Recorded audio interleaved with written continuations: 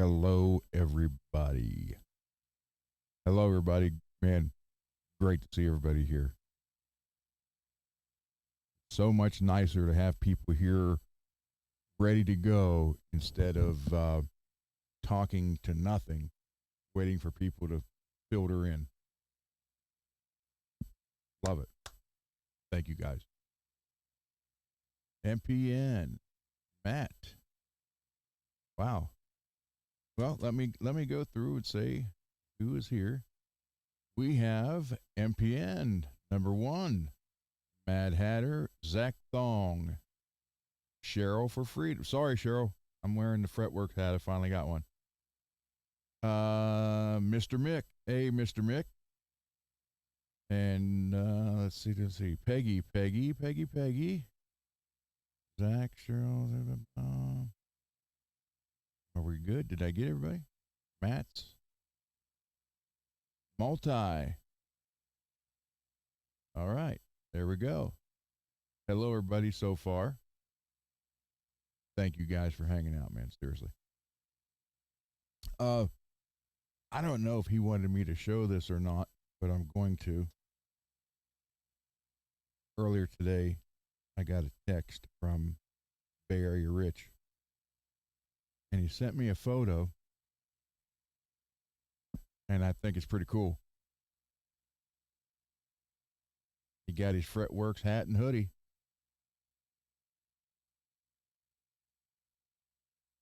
I think that's pretty cool, man. So thank you guys. Oh wait, I gotta send one photo to my wife.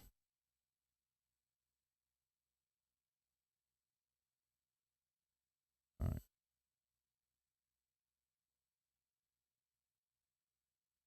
Sorry about that, everybody. I figured I better do that while I was thinking about it. So, hey, Lewis. So I don't know if Rich wanted me to show that, but he said now it's too hot for the hoodie, so he should order a shirt.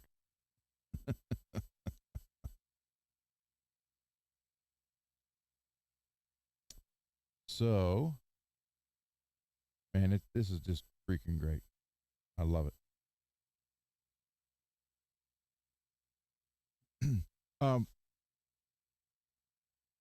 I have a question for you guys, and I want your honest opinion. It's about a song, and there's no words to it. Okay. Now I am playing the rhythm guitar. I am not playing the solo. That was my wife. I'm not playing the solo in it, but I'm doing the rhythm guitar. I wrote the song, and there's no words to it. And when we recorded it, it was kind of like leave it word free. But I'm thinking with these monster theme songs, maybe maybe the Wolfman or I don't know. I really want to do one for the Creatures of the Black Lagoon, but that would be so hard to do. So, but if you guys are interested, I'll let you hear it. It's only 3 minutes and 8 seconds long.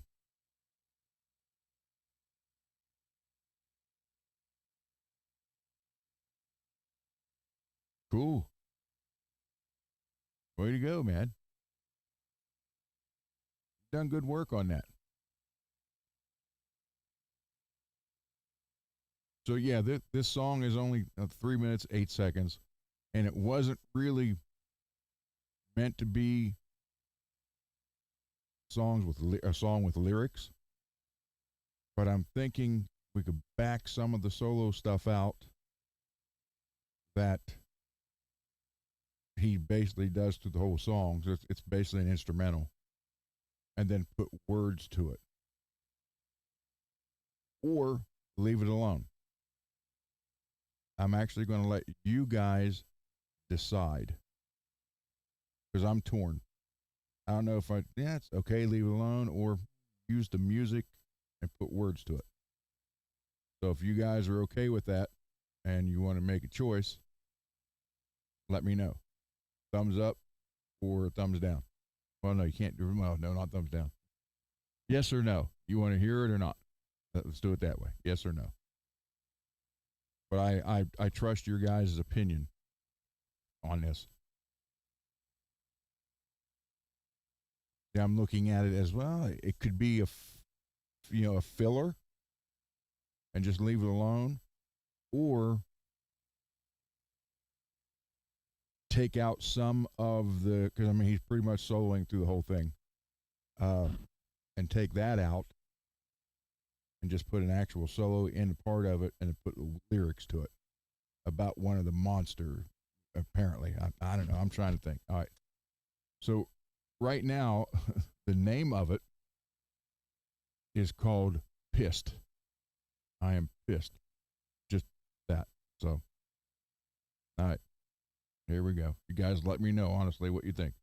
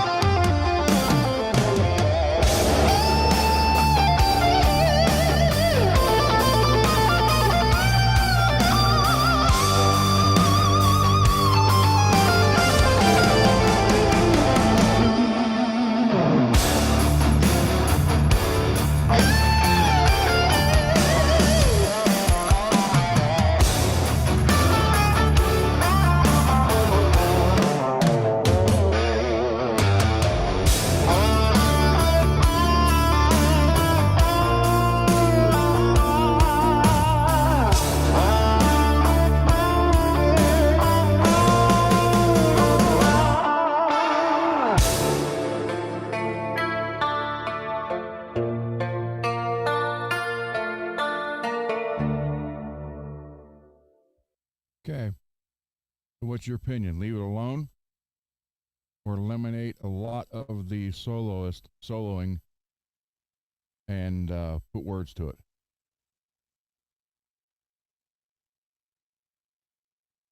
It's kind of the rhythm is kind of, I don't know. You like it the way it was?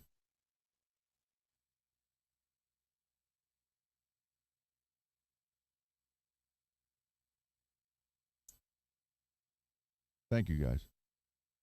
Yeah, I don't know. I'm like literally 50-50 on the fence.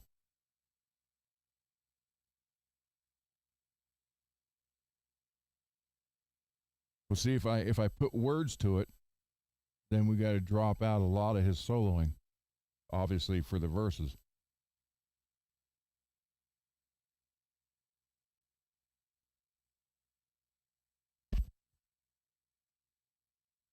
Okay, multi. How's that? That better? I am. Wow, I'm trying. Yeah, I thought about that too, Cheryl, but I don't know if I could get him to do that. I can talk him into doing, or well, I can talk him into doing it. I think. I don't know. That one I may have to pay for.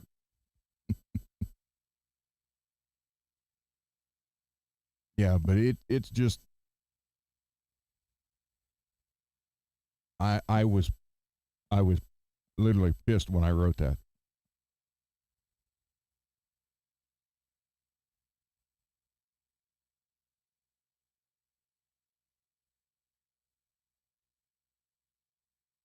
You see, I don't know. I mean, I'm thinking, okay, well, if we end up putting it out as actually as an EP, that would be a nice 3 minute filler. But if I put words to it, I would have to extend it like another minute and a half, or a minute, at least a minute, not a minute and a half.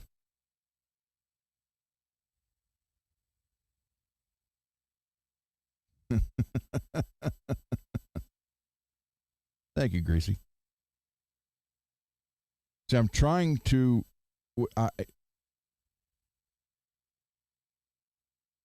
The sound I have now between the Ingalls and the Helix um, is a more heavier. I like to use the word brutal sound that I had in the '80s. So I know I'm not going to be in the '80s, or I'm going to be 80, in less than 20 years. But I look at it as that's past. You can't go back. So just do it this way and put it out there, and it's always there. And 99% of the time, I'm fine with it. Thinking, yeah, this is some of the best stuff I've written yet. And it took me another, 40 years to be able to do it. That there's that 1% that I sit there and think, am I, how can not recreate the past, but trying to, I don't know, maybe I don't know. I can't put it into words. So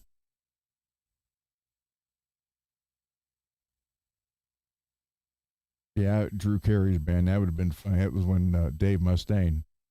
I meant to play it that fast. Yeah, right. Calm down, son.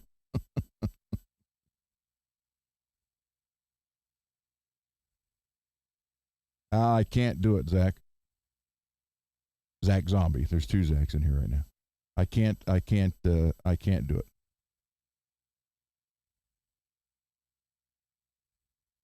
I physically couldn't do it anymore. But I wanted to bring that up because, like I said, I'm on a fence. Leave it alone. But if I put words to it, I'll have to extend it. He's already mixed it, so the deal was he didn't remix anything. So I don't know if I could talk him into that. Because technically, would it be a new song with words and then, at least a minute longer, or is it the same song just extended? And oh, by the way, well, since you've done this for free, I figured, hey, let's throw words to it. You can redo it. So I don't know. I just don't know. then I think about just leave it alone and write something else with the words I want to use, which I do have. Do I have? Yeah, I think I have them on here. I have the words for the Wolfman.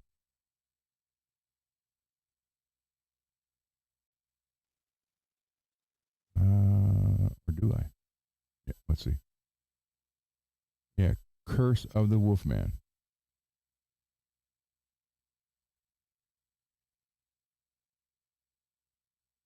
So it's underneath the blood red moon, something wicked comes too soon.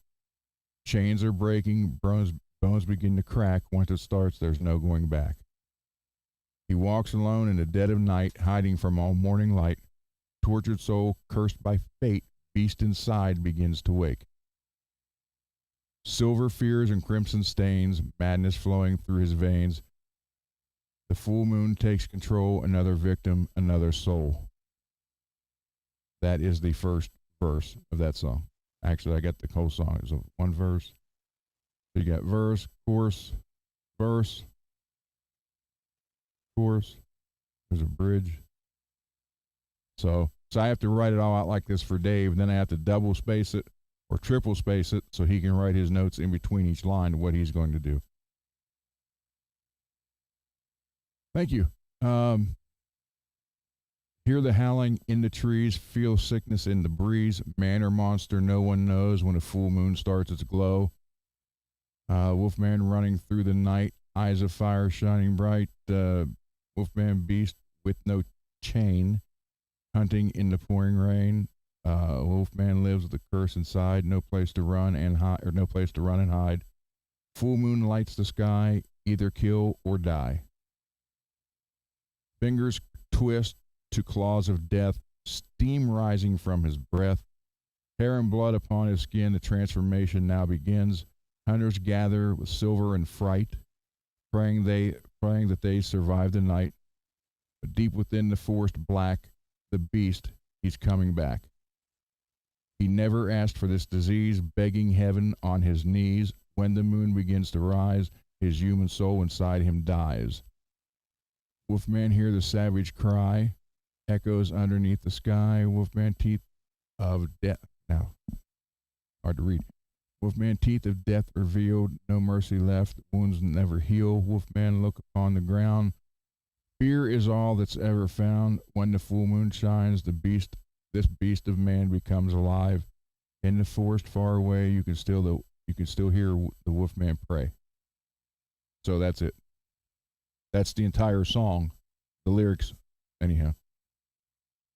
And I kind of went away from, the whole lichen definition and stayed more towards the 1943 Wolfman movie where he wants to die. He's praying for death. So I kind of, I just didn't throw the name Larry Talbot in there.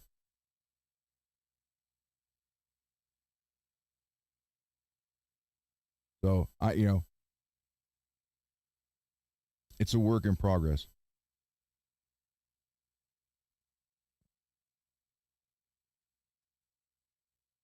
Thank you guys. Thank you, Zach. Thank you, Peggy.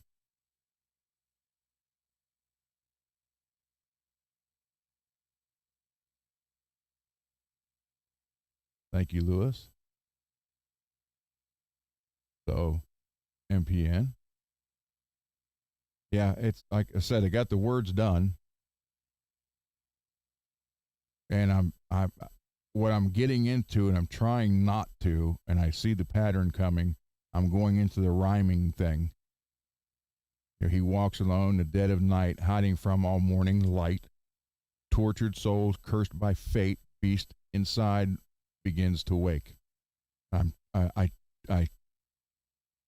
didn't want to get into that, but it's easy to fall into that trap. So, why is it telling me there's to review that? I think my mouse is going bad. Ooh. Oh, extra space.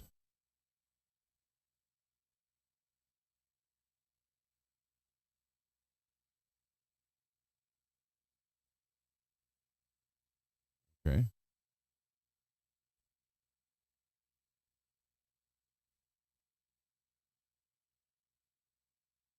Yeah, so that,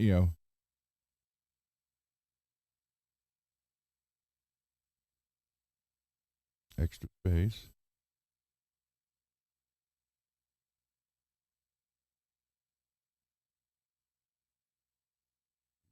Why is that one there?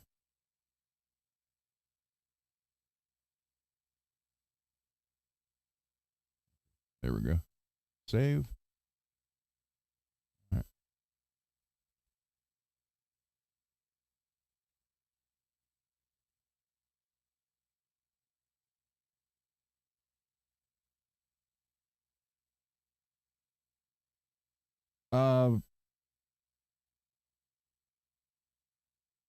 Probably. Greasy. Or like the thriller with Vincent Price. Oh, I would love to have Boris Karloff voice on something,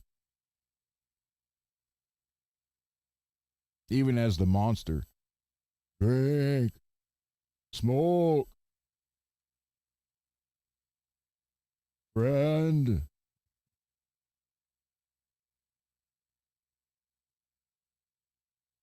Yeah, so I kind of patterned it after the movie The Wolfman, instead of just going through the dictionary to the whole explanation of the lichen.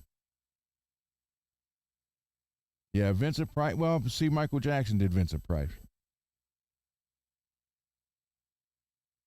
but Boris Karloff has always been my favorite uh, horror movie actor.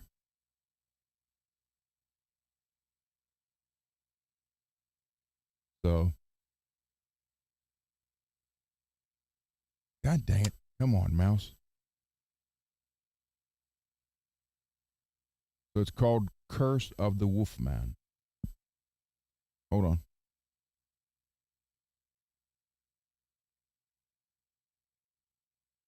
David. David in here?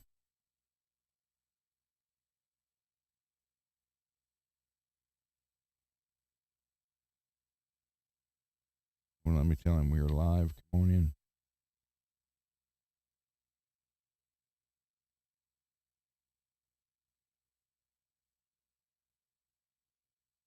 Yeah, James Earl Jones.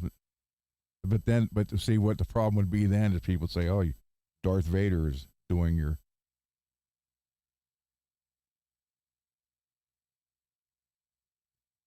I don't want the unmanageable brute. He's texting me.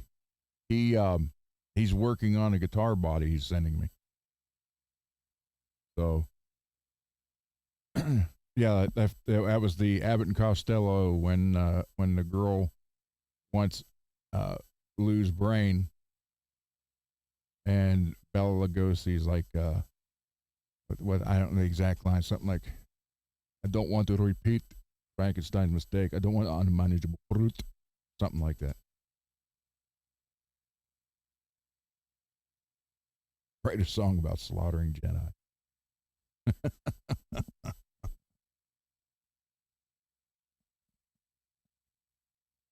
Yeah, David is he's making a got a Jackson body, and he's making the body and painting it for me. He just cut the curve out on the back. I'll show it to you. Uh, the neck angle. He's actually working on all this right now. He's sending me photos. Dang it. Can't see. Hold on. All right. You can see the angle he's cut on the neck right there.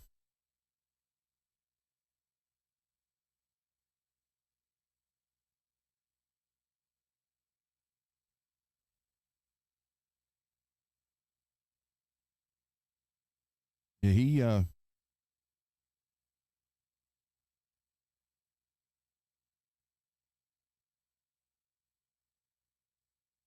hold on.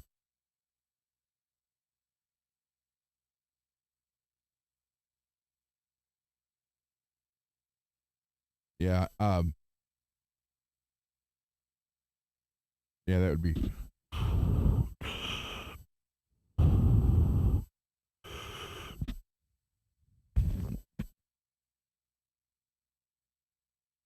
luck. I can't even do it anymore. So anyhow, I did want your opinion on that song. So I kind of like the rhythm and figured I could use that rhythm for a word songs with word, but yeah, 387, Peggy. We actually lost one because last night when I was on here it was 388. But um, who knows? So let's see. Is Brian still in here? Searching for tone. What I did, those pickups that I put in that guitar last night, uh, were very high. They were thick bobbins, and I couldn't get the bridge one to go down far enough. So I took them out and put in the Duncan Designs today. These are not ones that I rewound. These are actual Duncan Designs. So I put them in. And I tell you what, this thing, Brian, this thing actually plays pretty sweet, man. So thank you for that. It's going to go to somebody, but I am going to enjoy it first. Then I thought about getting a hole saw and taking that chunk out and make it look. So yeah, we got Duncan Designs in it now. Got the dark blue switch cover. I got to get 2 screws for the strap lock. So it is good to go. Frets are nice and polished. You can see, kind of. There you go.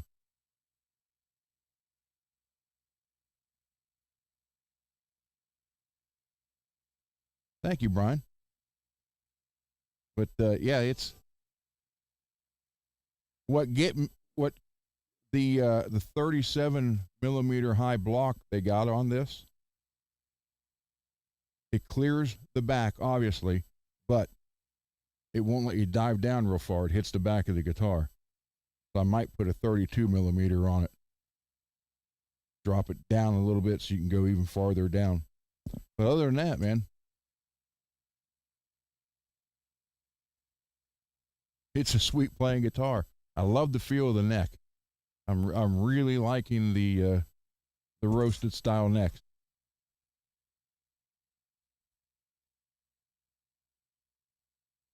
But I put those pickups in it, and I went to, it was just barely, um, the string just barely cleared it, and I went to take it down. And I already had it down all the way, so I was like, wow. So I couldn't do anything about it. So I took them back out, and I thought, well, I did wax pot those Duncan Designs, so I'll go ahead and throw them in, and I did, and I wired it up like it was, still the 3-way switch. Um, the idea I had, I was thinking, then I thought, no, that'd be kind of dumb, so I just left it like that. But I'm thinking about adding a metal kill switch down on the bottom horn and just have fun with it. It's what do they call it? It's got good foundation. Hey, Julian. So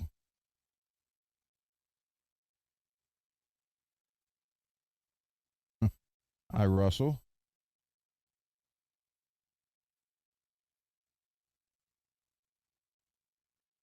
Just said an alert.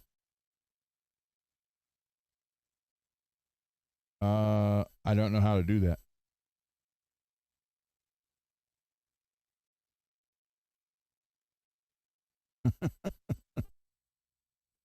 But at 500, Billy Ray is giving away a guitar. Hey, John.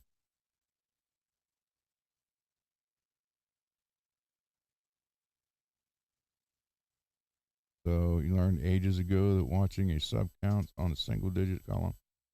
Well, yeah. Yeah, like watching paint dry. But we are, what, 120 some away from a guitar giveaway? And it's the yellow Strat from, hey, 100 and some away from the guitar giveaway from Billy Ray. There you go.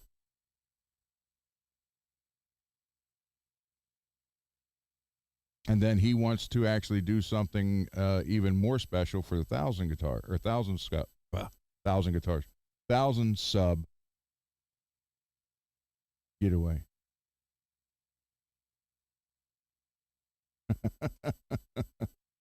Oh, MPN bought. Can I show him NPN?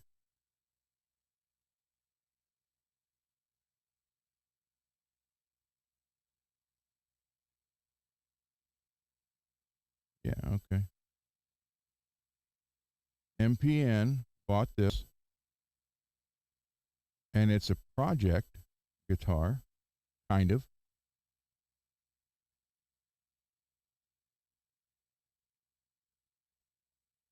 Oh, it says this item is sold. Well, I know it is because you bought it.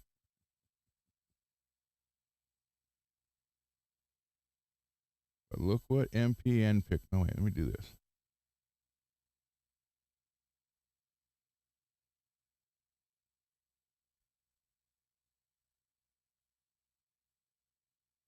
So we are going to make this better than it was. We can rebuild it. We have the technology. Come on. Yeah.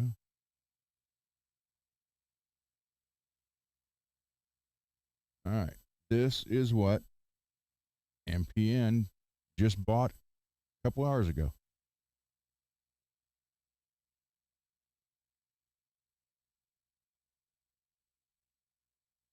So, as they say in Gung Ho, congratulations.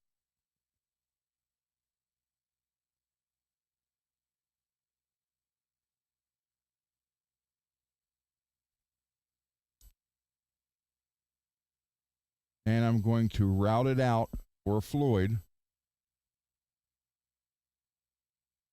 And MPN, even though it has a Floyd on it right now, MPN was generous enough to tell me to keep this bridge when I route out and put the Floyd. That is a Floyd Rose rail tail. It's kind of it's more stable than a Fender Strat. It's like Floyd's Rose. Dang it! Why can't I talk? It's Floyd Rose's answer to the Vega trem, but you can't pull back on it.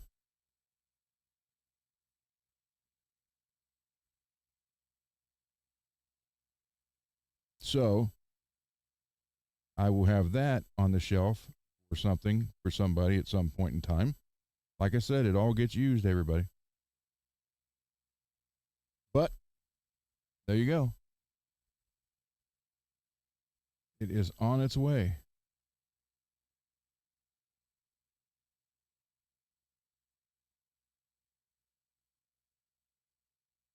We get my channel ID and then activate developer key. Oh, okay. So, and you notice the switch that Randy used for a kill switch, basically, is up on the top of the body.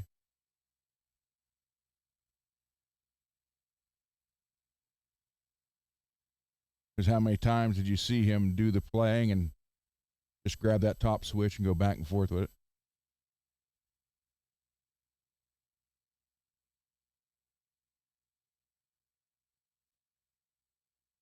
And then this photo came up, and Jakey Lee's original blue Charvel from '86. Came into the shop to just get tuned up. And why it was there, Grover Jackson showed up to the shop. That's Grover with the white beard. And he built that guitar in '86. So that guitar is 40 years old, and look how nice shape it is. I knew there was a reason why Jake and I got along.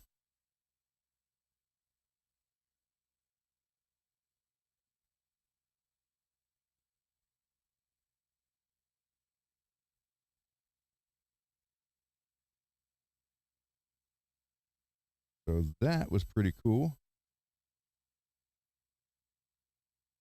And I showed you Greasy got his hat and hoodie, which I'm wearing a hoodie today because John, can I show this? Let me look first. Oh.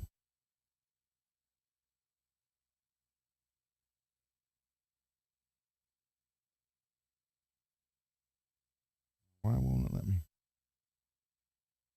There we go.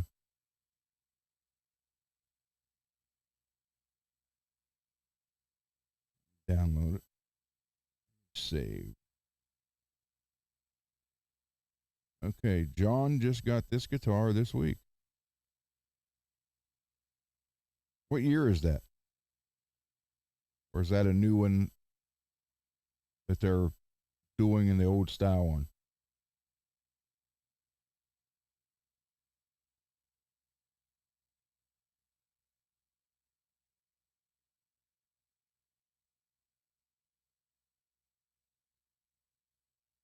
Come on, stop, done. Here we go. Not sure it's older. Yeah, I was gonna say it's either an old one or they're reissuing the older style. But John just got this one. Check it out, man. Vintage.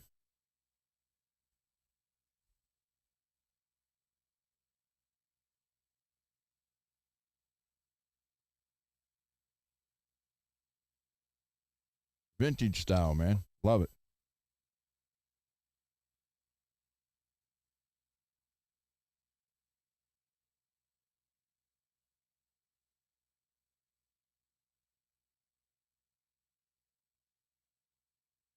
Greasy, buddy yours. Oh yeah. You know, again, and if you look at it that way, you don't think Fender, Charvel anticipated the demand. Think why that would be. Because Jake is a footnote in rock history. No, Jake is loved immensely in rock and roll and heavy metal. He just got shoved under the rug by Sharon.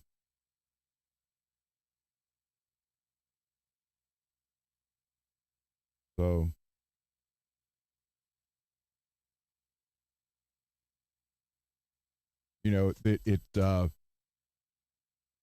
Jake, I mean, Jake is still very much loved. You just talk about bad luck. I mean, getting in with Rat, then Rough Cut, then Ozzy. So he deals with Sharon and a jealous bass player, which is one reason why he also got out released. Then he does the Badlands thing, which should have took off. And you had grunge, and then Ray doing what he did. So the Red Dragon Cartel he had was it. I liked it, but they weren't a commercial success. They just played like bars all over the place, and then getting shot. So when he,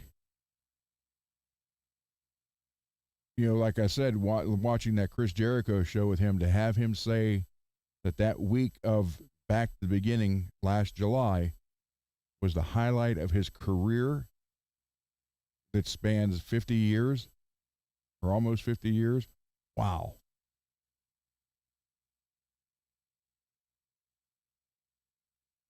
Yep. And I think Jake was an awesome guitar player.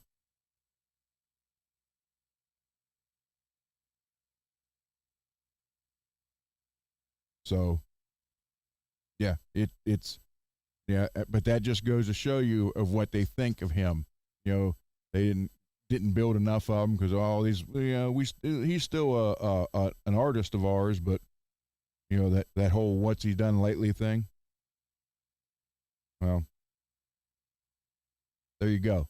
Back to the beginning, and look, he had 40 some thousand people screaming his name. And the best part about it is he's so humble, I guess you would say. He's not, he never had the rock star ego. Everybody I've ever talked to that has met him said the same thing, you know, and you know, I only got to spend the one day with him, but how many people would hand you, you know, their main guitar because he had that blue one which I didn't play, and then the white one with the black pickguard. It's in the Bark of the Moon video. That's the one I did play, and you know, even though it was just one day, still there were a couple times that he could have got mad at things that happened that shouldn't have. I mean, not with me or Ray, but within the show itself. And he was just, he was, you know, level headed. So,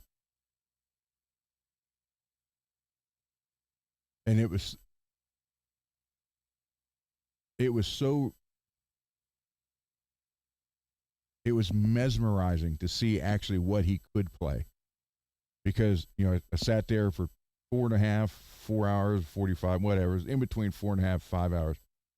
And not only did, you know, play a bunch of the old stuff and straightforward heavy metal, but he started going into like some jazz and a little bit of classical. And it was like, I just, uh, a little bit of flamenco, even guitar style. I was just like, wow. So,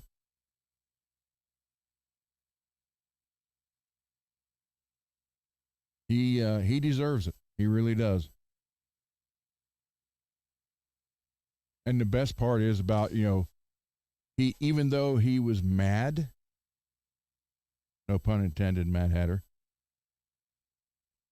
about what happened, you know, the royalty rights off the Bark of the Moon album and the song. He did get money for the second album, The Ultimate Sin. But even everything that happened to him, he was never bitter. You know, he never, you know, gave the finger up to the record industry, you know, and the whole thing that went on with Ray Gillen and the lawsuit. He just quietly accepted it and went to find something else to work on. So you gotta like, you know, gotta respect somebody like that. You really do. And like I said, I've been a big fan of Jake's. Because I used to listen to Rough Cut all the time. Paul Shortino, the singer, is from Ohio, who was actually singing also on the Weird Stars album or song from Dio with all the other guys. So, anything else you guys want to talk about or questions you want to know about? Or you want me to look up something? We'll look up things. Then we're going to go to the bench and we're going to go through the Leo jams. I forget what it's called, but it's like a rough offshoot from the Jackson Alien or Roswell guitar, I should say, which is an offshoot of the Concorde, Randy's guitar. So, but I would love to have Grover on here on the show. I would love to be able to interview him on here. You know, we talked to Bob about Randy. Now let's talk to the man who built Randy's guitars. Well, all but one.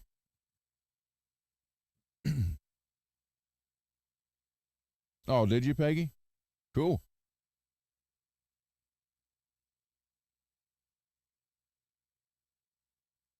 That is cool. Swifter, Swifter, Swifter. My wife's got one of those. She spray the stuff on the floor and it mops it up. That's a Swifter.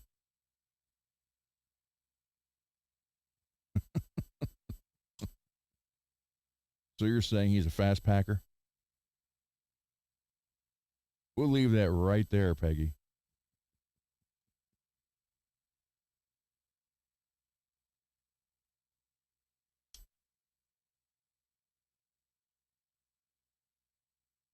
Yeah, they were like the flying saucer aluminum color.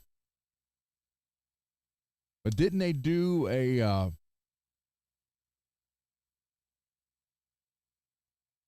they do a chrome one? They actually chromed the metal.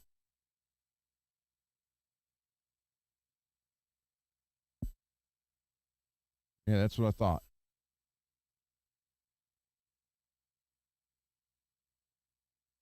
Yeah, those were different. I would like to have one to hang it on the wall, but I would never play it. But I don't think I could because the whole thing's curved. There's no flat spot. You have to literally put your leg in between the archway.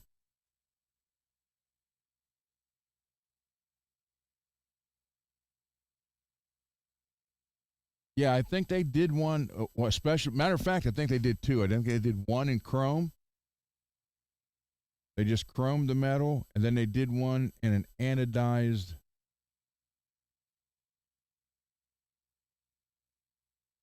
Dang it! I want to say for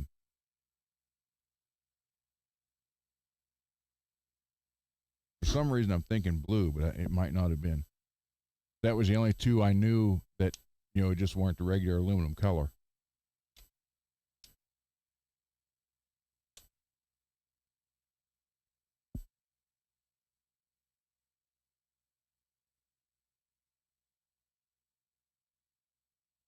I don't. I don't. For some reason I'm thinking blue, but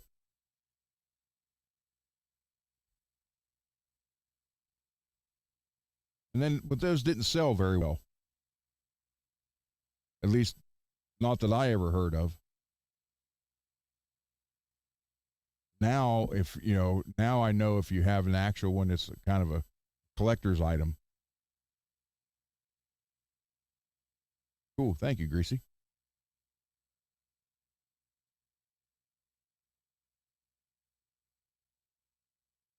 Yeah, I remember seeing a photo in a magazine of an all chrome one, and it was a one off. But they did an anodized one, and I'm thinking blue, but I don't know. That's been a long time ago. But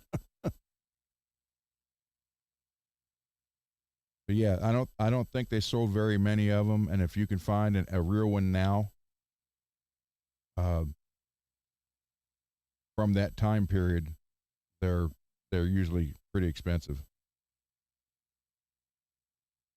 Like the Star Trek logo.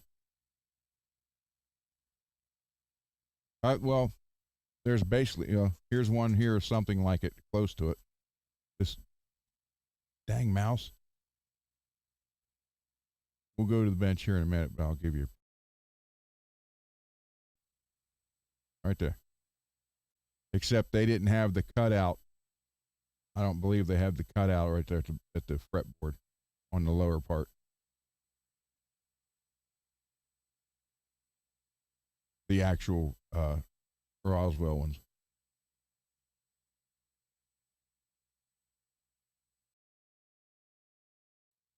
Yeah, that's not one you can easily just sit down and play.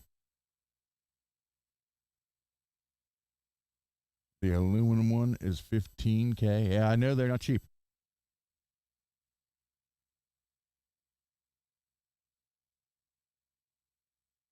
Then the ones they did make with blue, they did a lot of or wood. They painted those like real dark blue, dark green with a lot of metal flake in them.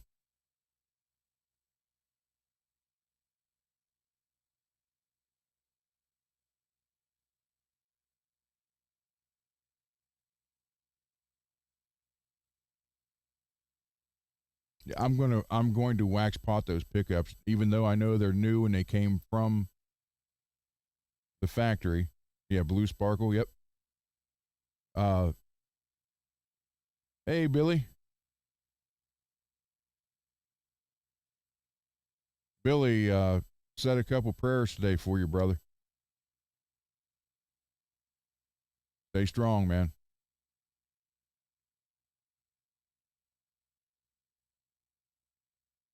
New Lizzie Hale model. Oh, is that the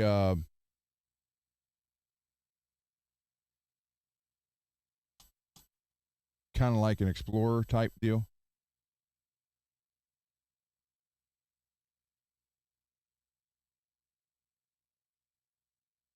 No problem, Billy. I'm worried about you.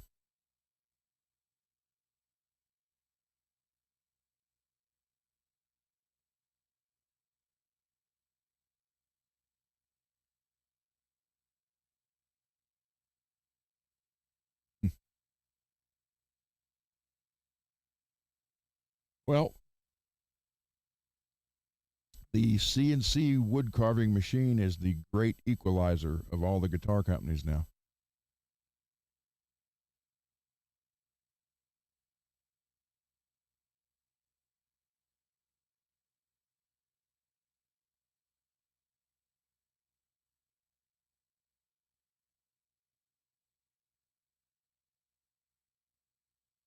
The ghost flames, like the ghost flames.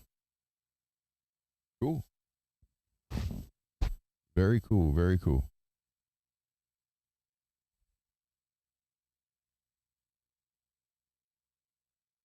All right.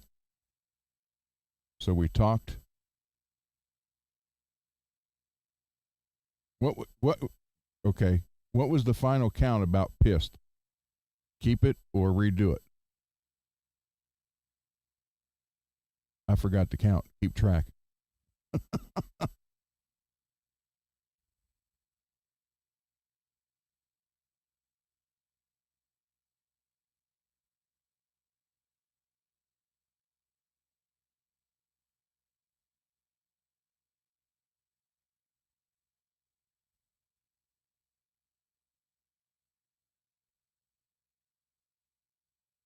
Yeah, just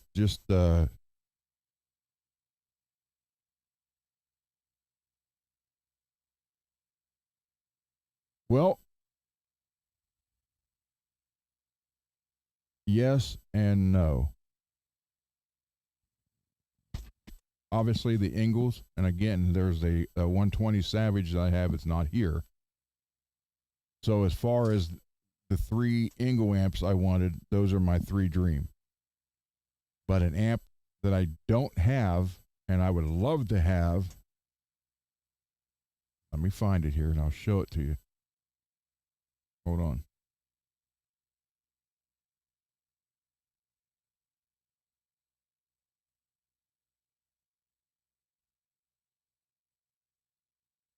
Oh my God, this mouse. I guess I'm buying a mouse.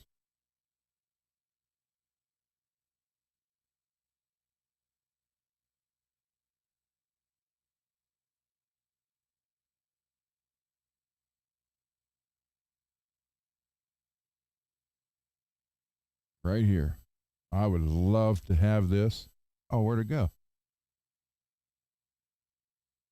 There it is.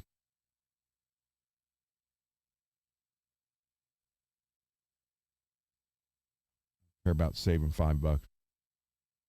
On this one, it doesn't matter. $5 will not touch this at all.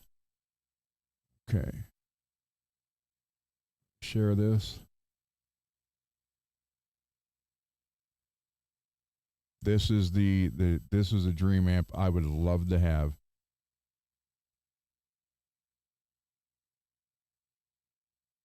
And I would be done with right there. The diesel.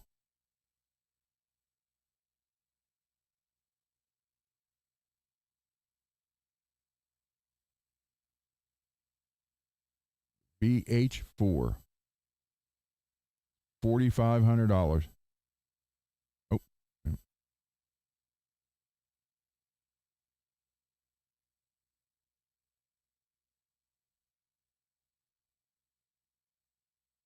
I would love to have that baby.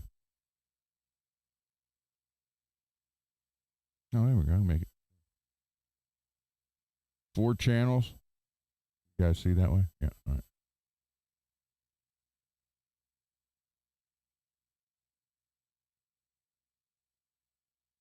They're $44.99. So $4,500.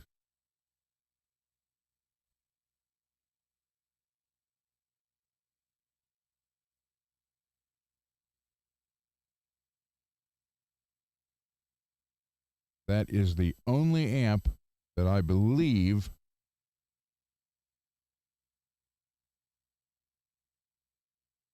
sounds better than an Engel.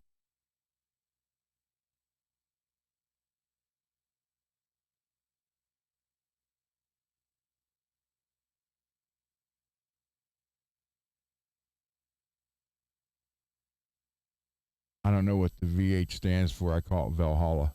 Valhalla 4.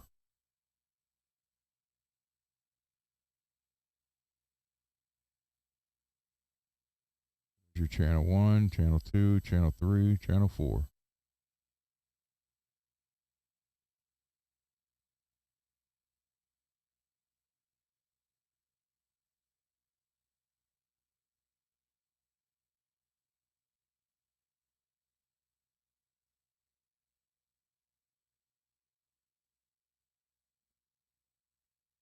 Now let's look at this. Maybe.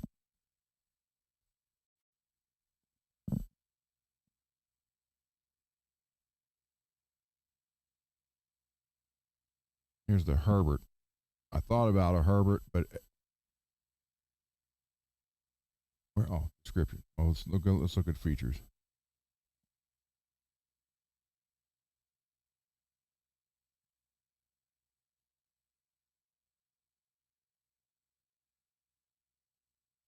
Preamp tubes, info not available. Preamp 2.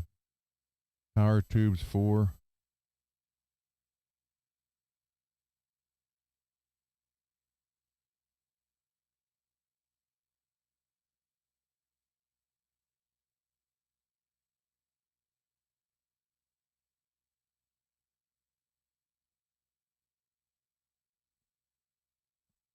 Headphone output.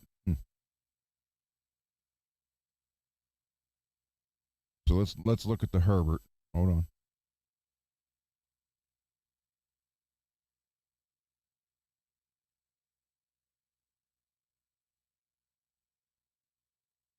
Come on. Get up.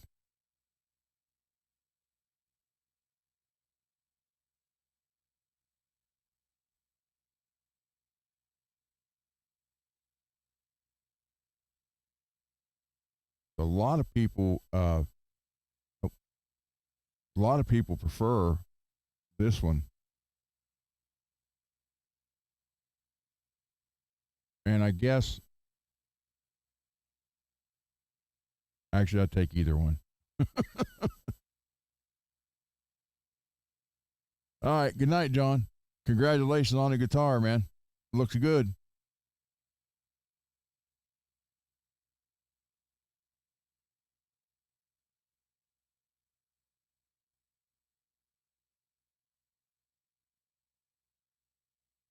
Yep. There you go, man.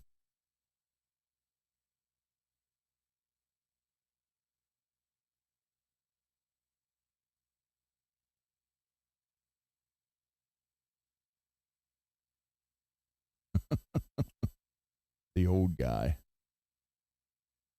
Yep. Herbert MK3.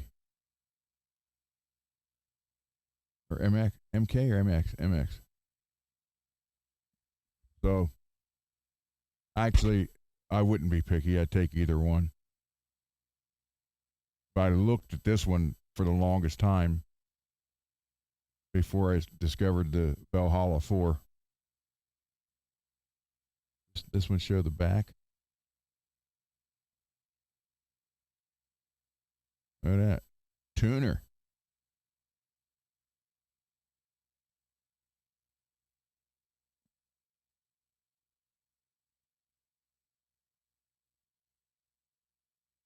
Replace tubes and fuse.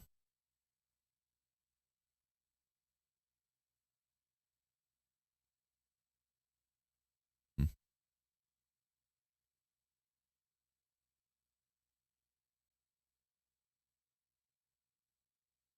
I had a guy almost trade me this one. Of course, obviously it wasn't brand new, but for my Invader 150. And I thought about it. I really, really thought about it. 240 volt. That's if you're over by Julian.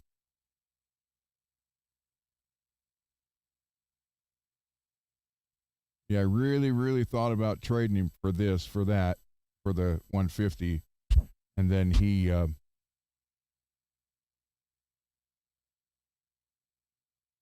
at the last minute he found one on Reverb.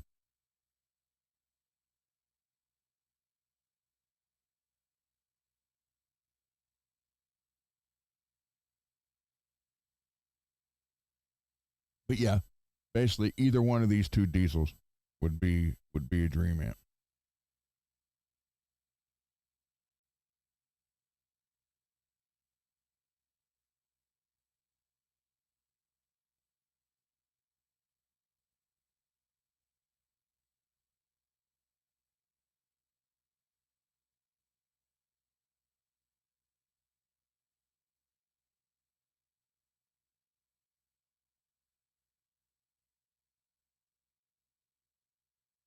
Yeah, I don't care for Marshall amplifiers.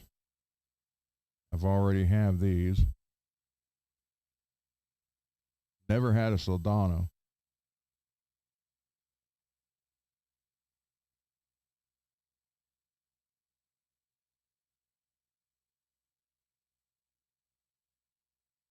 God, now they're up to 2100. They were 15 when they came out with them.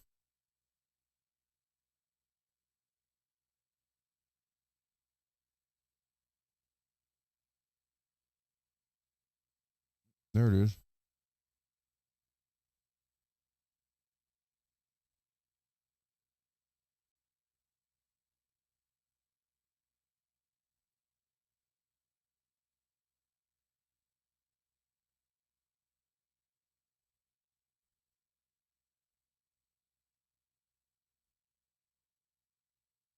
Hmm.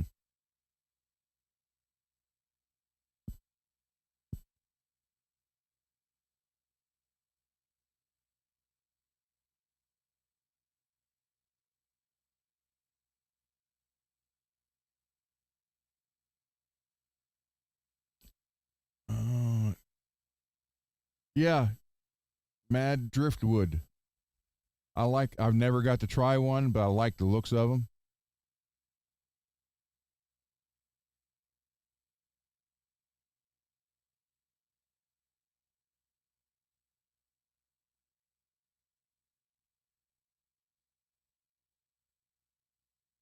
Yeah, that's pretty much the same as the back of the one I have.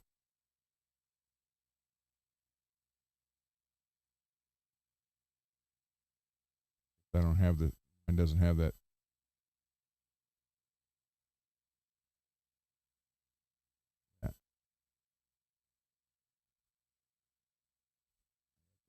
Or do I? Wait. No, I got the USB-A.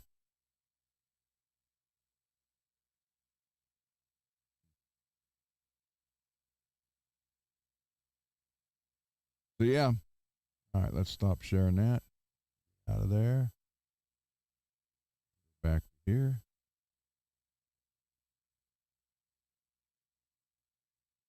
Yeah, the Helix. Yeah, I used it as a interface for almost 2 years.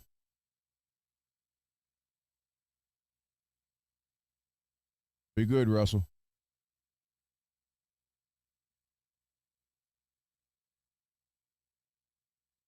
You can use it as an interface, and it's got basically every pedal, and I think I could store 1,400 settings in here, creations. So, all right, let me switch cameras, and we'll go over and the LJS.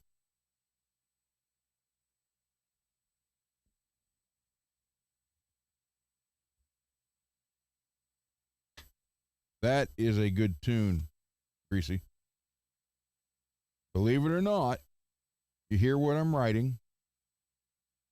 And again, I did study classical in college, and I love the Eagles. Never get tired of the Eagles. 50 years of Hotel California this year. All right, so let me get everybody on here.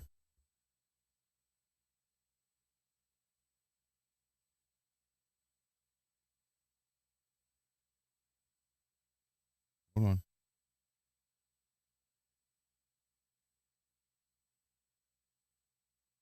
Go to YouTube. Let's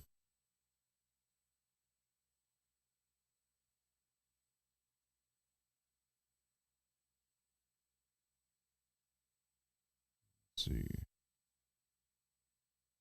So I still on the other one. Subscriptions.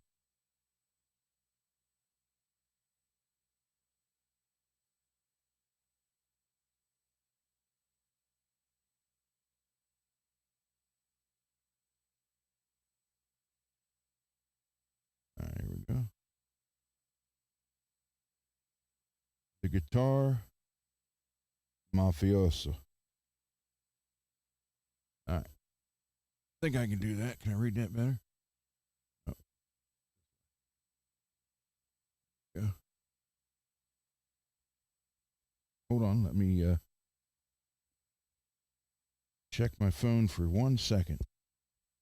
I just got a notification that I won in one of the auctions on MacBid. I don't even know what I won.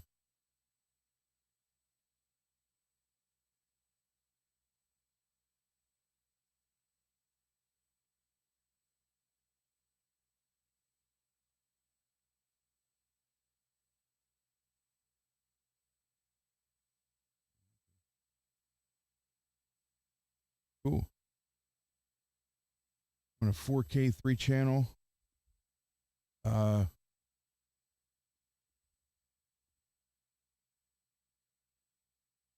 4K Wi-Fi dash cam for $12.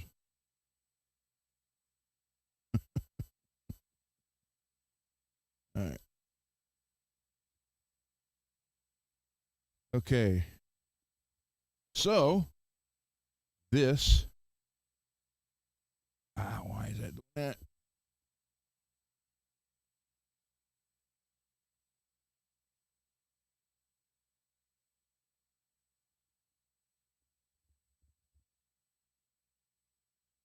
Garguts, hello, man. White guitars like crazy. So this is going to end up with the White Invader style, and we're going to put this adjustable treble bleed in it, and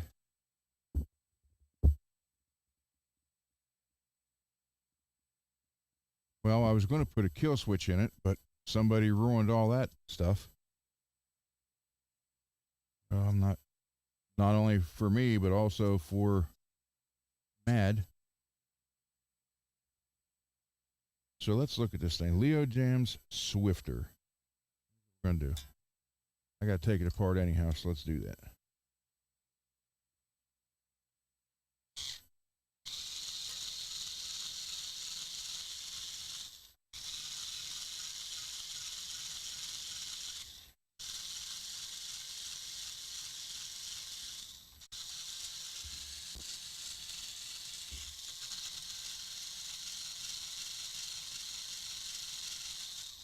I don't know, Garguts, what your guitar, Alex's guitar, this guitar, uh, my Warrior, and then I did a white bass for the store. So yeah, 5. These I need to stop the Snap-on truck next. I've had these since 1990, and they finally got a little spot on them that won't that kind of see through a little bit. Oh, you can't that right there on the end. So I got to track the Snap-on guy down, give them to him, and have him give me a new pair. Hope they last 36 years too.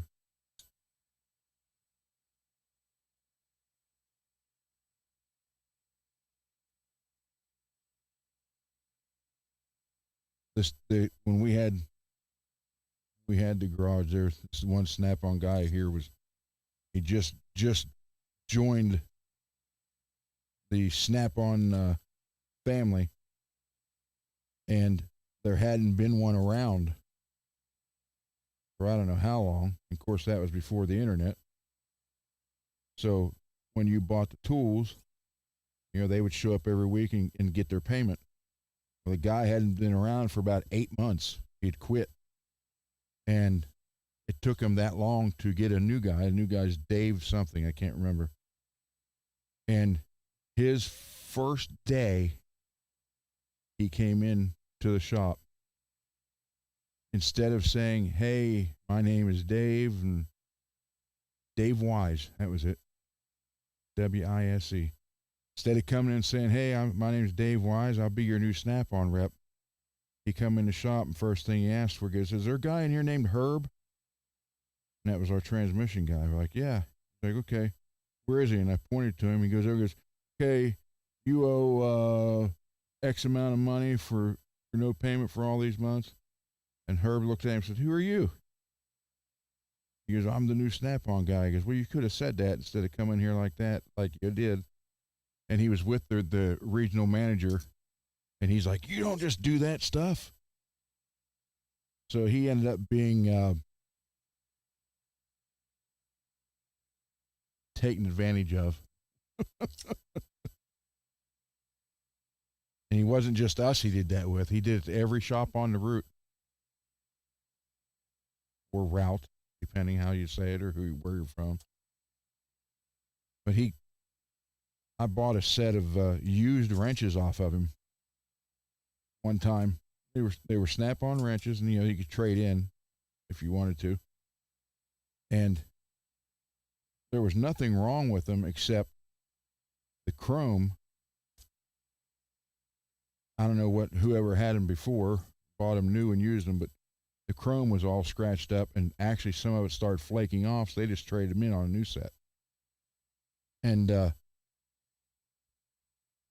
so I got them for like really next to nothing compared to, I think they were like $600 for the whole set new, and I got them for like $150, like that. And I had them for 3 weeks, and I never said anything for the whole 3 weeks. And on the third week, he come back. He's like, "Anything broke? You need replaced?" I said, "Yeah." I said, "I got this whole set of wrenches here." I said, "And the chrome's coming off of them." He's like, "Well, let me get you." So he gives me a brand new set of wrenches. So someone else bought the used set again.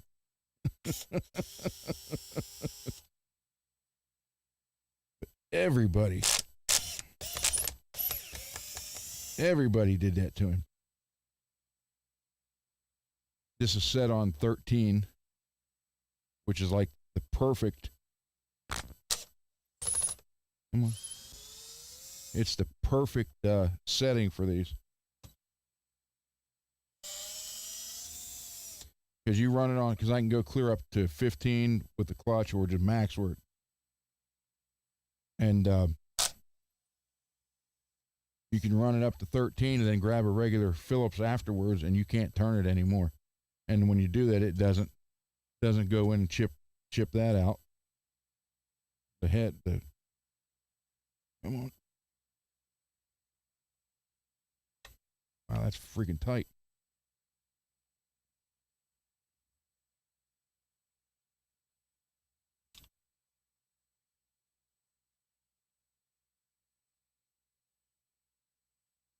Leo jams. Oh, those look exactly like Geiger tuners. Almost said Geico. And one come out. There. Yeah, I was planning on putting a kill switch in this.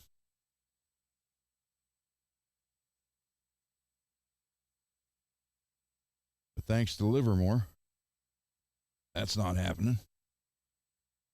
And I don't have any more.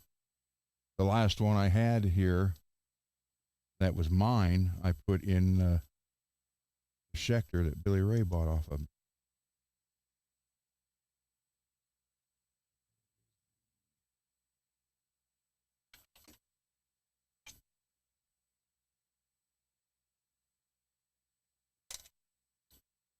There he is, David.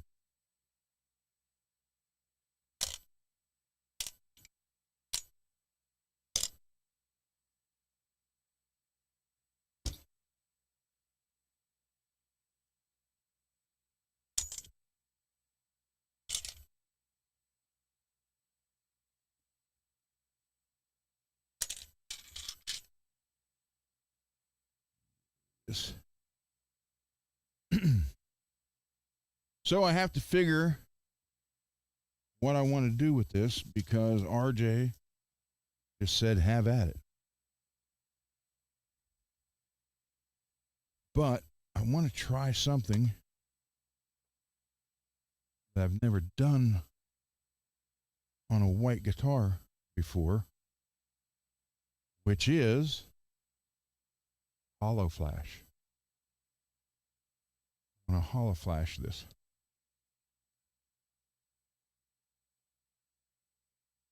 And the white pickups go in it, you know, like I said.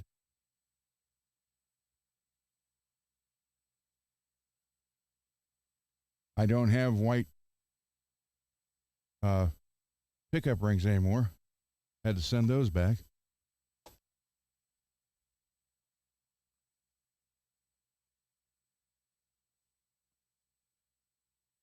I can hollow flash,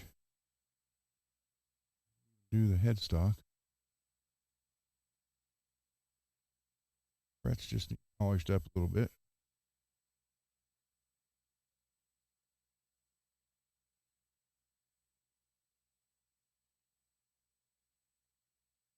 Yeah, this like this.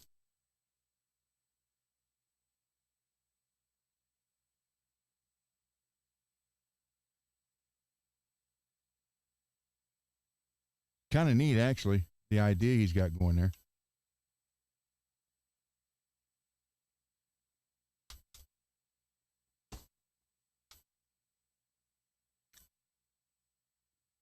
See, we got some popped up there, and there. Just to paint.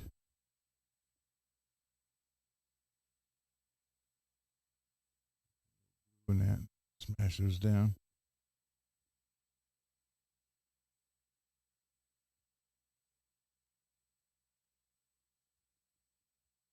So yeah, I think I want to hollow flash that and the headstock.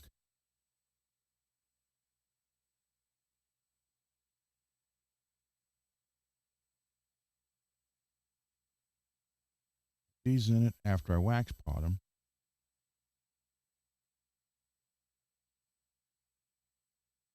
Maybe. What do you guys think about this? Honest opinion. Swap these around. Put the switch up here and the volume down here. Because you're going to be down anyhow for the bridge position. So even if you hit it down, that way you're not right here with the volume in the way. Down here.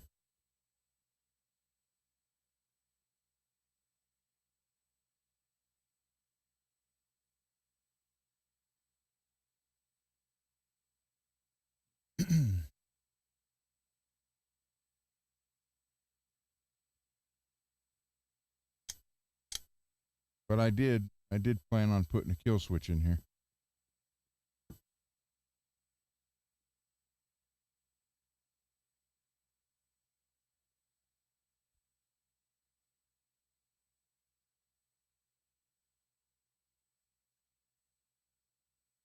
Lewis, you still in here? Your winnings go out tomorrow, sir.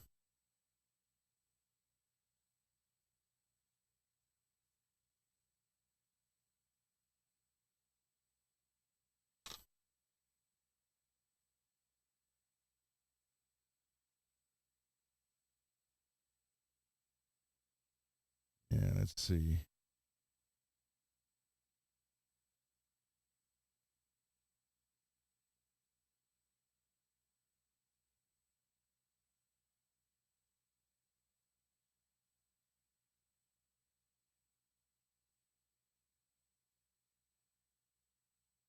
These look a lot like the Geiger. Ah.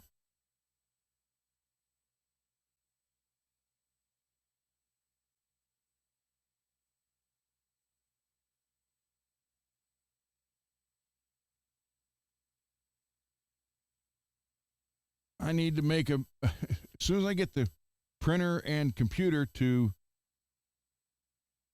recognize each other, I will make a stand for this MPN.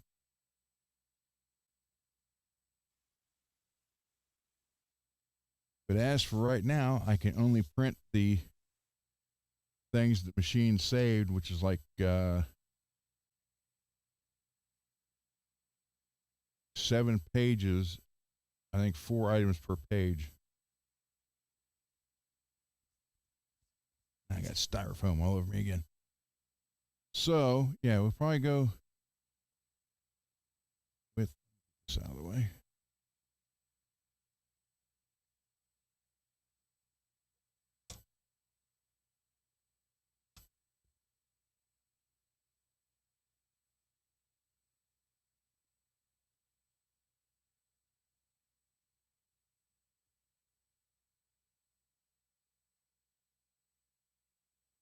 Let's do this.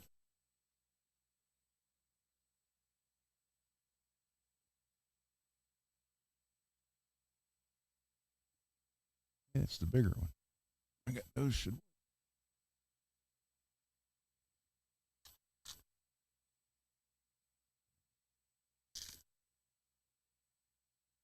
colors.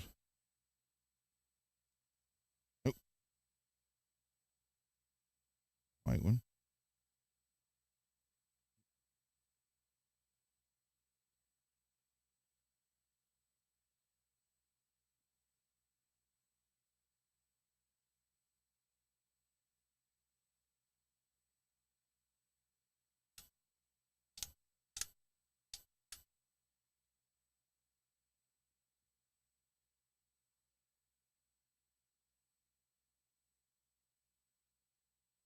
Yeah, so with white knob.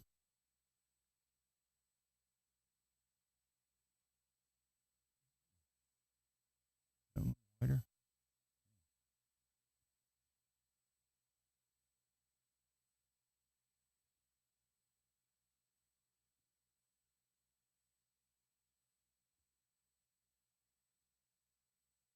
Or go green or red or blue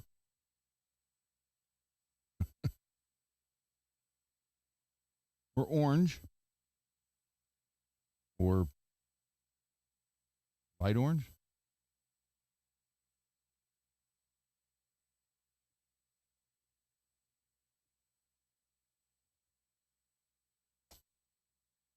Gonna fall again.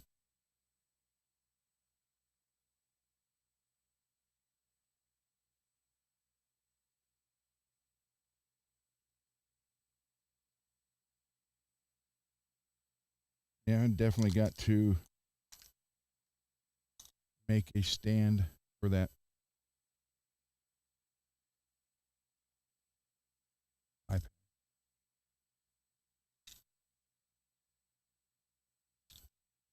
Okay.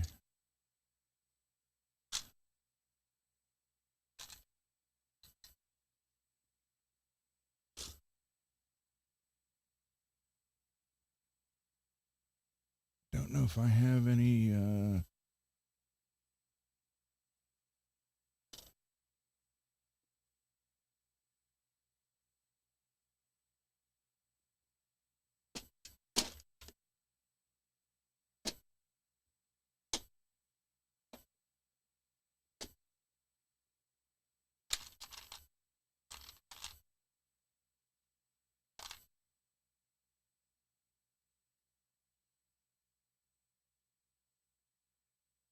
Hmm,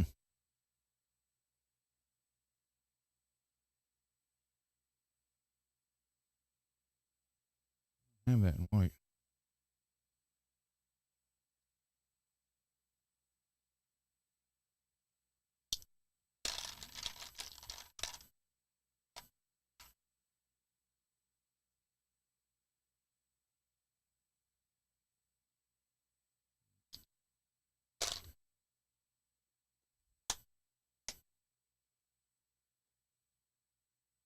Yeah, we'll figure something out there. Yeah, so I'll put the switch up here, the volume pot down here.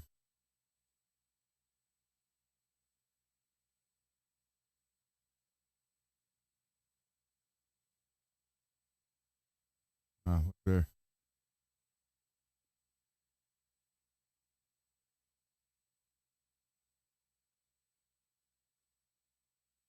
Why is there a. Oh, never mind. Duh. God, I took the. Why is there a hole in the back? That was where the strap button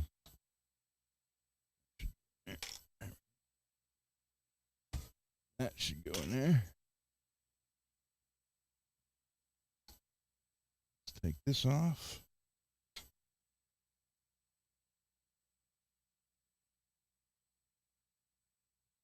Styrofoam.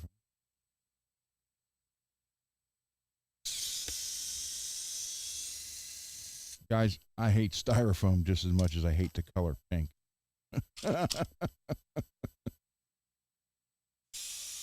Because of the fact it just goes everywhere and sticks.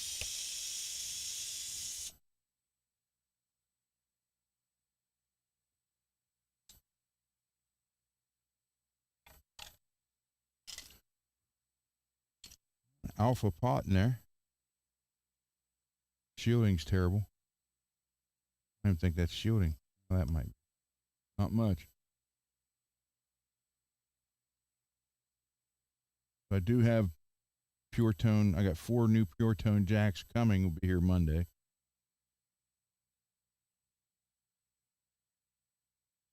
So, man, wood chips are falling out of this everywhere. So let's do this. Let's get this all stripped down.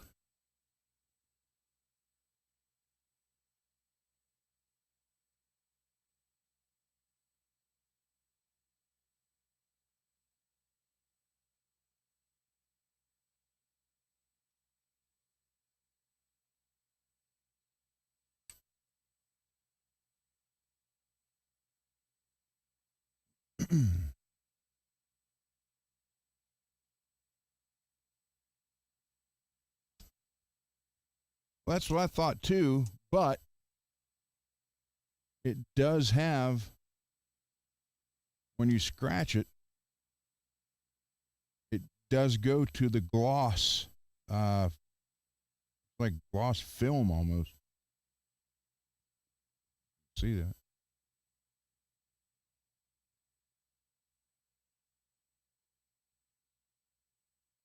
Wow. Like putting the jacks or the wires right over top of the pot, and then you can't take the pot out.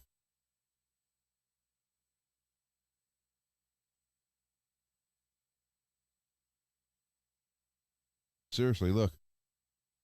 Yeah, take the.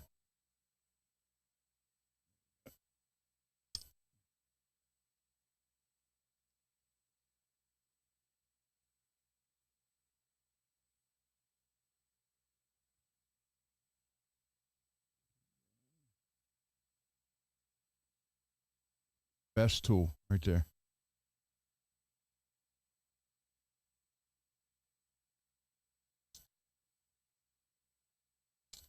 If you work on a lot of guitars with the three-way Gibson style switch, man, you cannot beat that.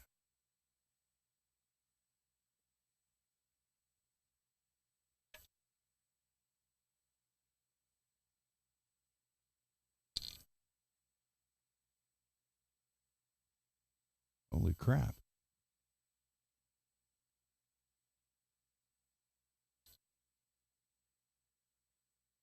All right.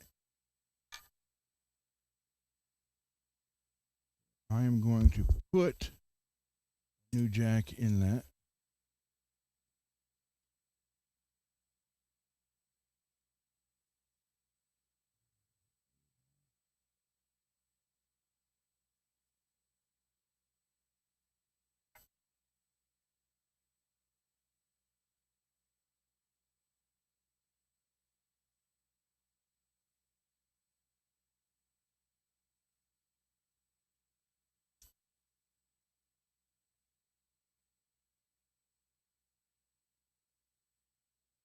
Come on, ground.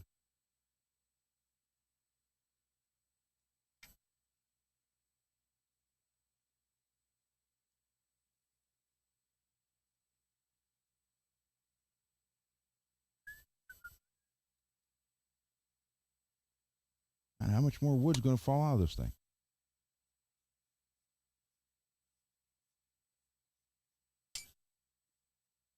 It's kind of, I mean,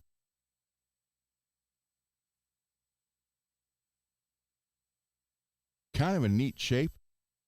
I mean, I really think it is.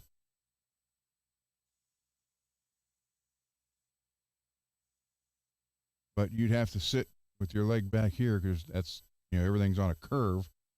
So that's what the warrior is so comfortable to play sitting down.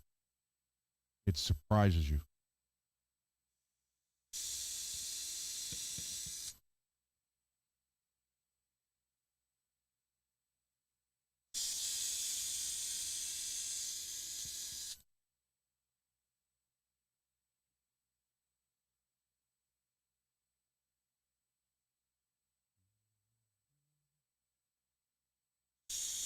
Yeah, one night we did this show and I had the music playing in the background.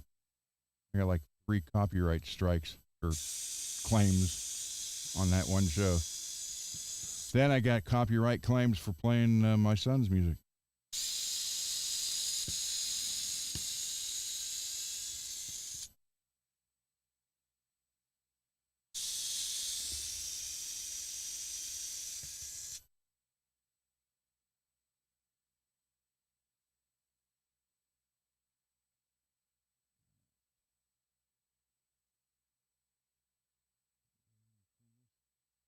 Oh.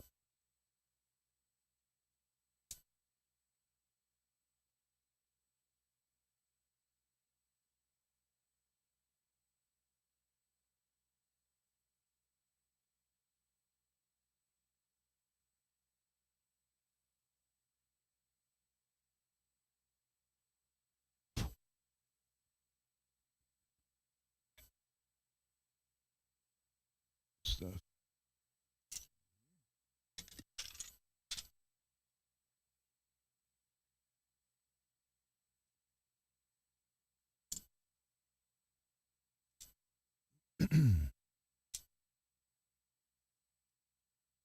So yeah, I'm pretty sure there's not many, if any, hollow flashed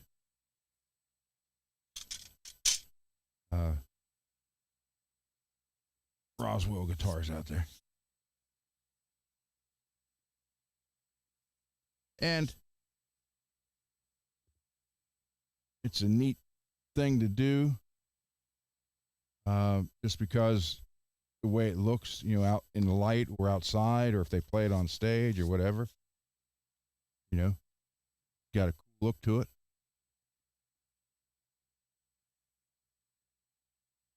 And right now, I don't have to work. It's raining for the next so many days.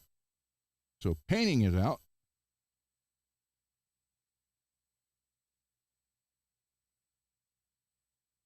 some kind of shim in there.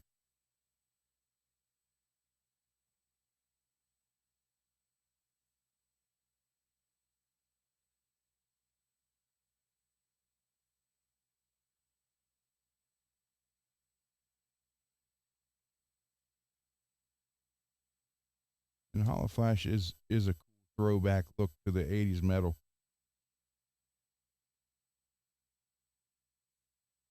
Actually like it. Like it a lot. And sadly, I don't own one myself now.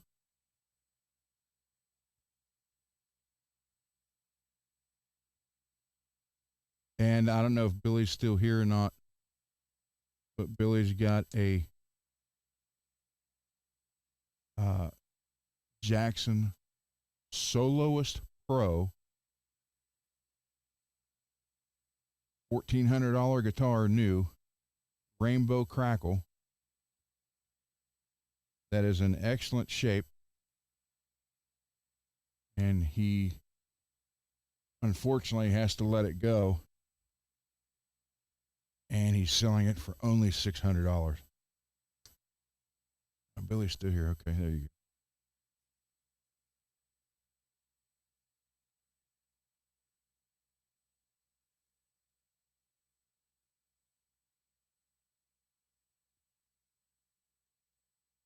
So if you're looking for Rainbow Crackle in really good shape with a maple neck on a Jackson Soloist, not the ebony like on all the rest of them.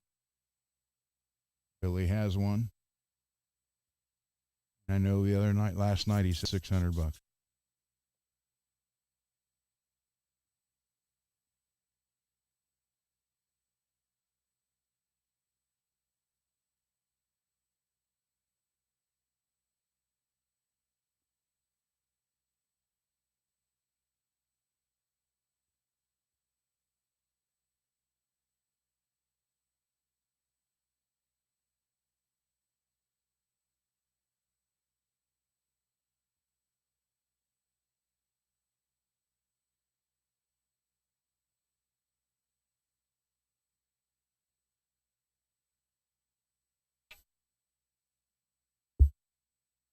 So that's a good deal. They're usually on Reverb anywhere between 8 to 1100.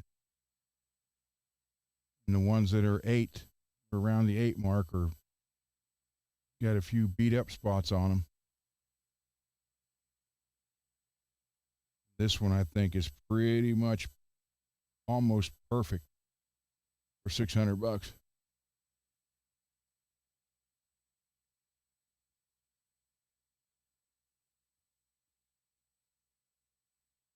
So if you guys are interested, or if you know anybody who's interested,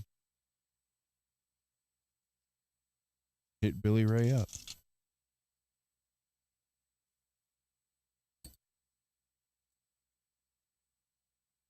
I mean, that's basically a steal.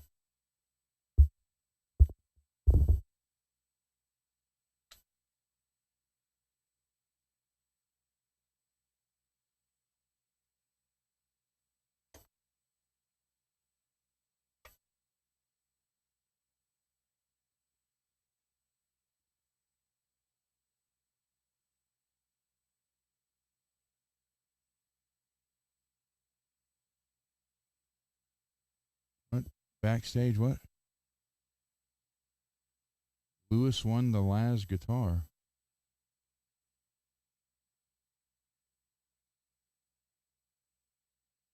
Oh, he's giving the red guitar away now? He wasn't going to. He was going to give it to some girl he's teaching guitar to, which I still haven't figured that one out yet, because how can you teach guitar when you can't really play it?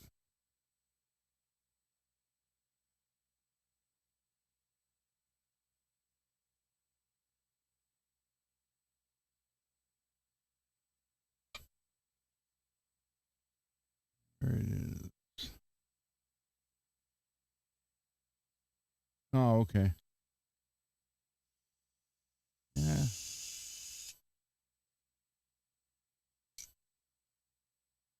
Oh well.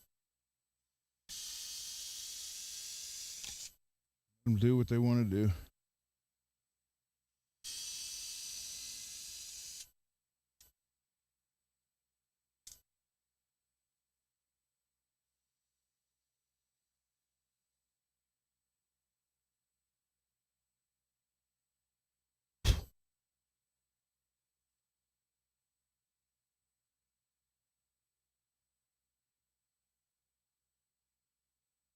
All right.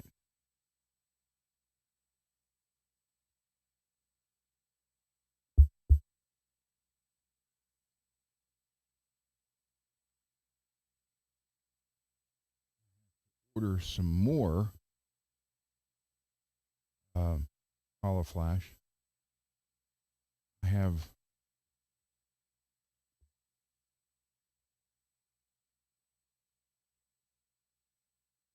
one.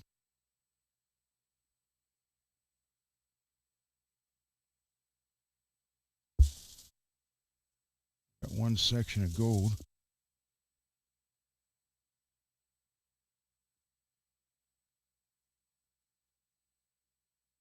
I want to do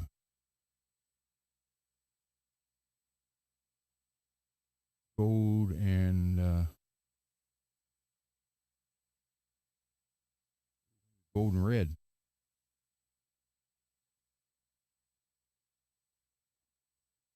That'd be kind of cool. And I really need to get a new iron. Oh, wait, do I have that? Yes. Thank God I got that extension cord here. Oh, piece of tape flew over.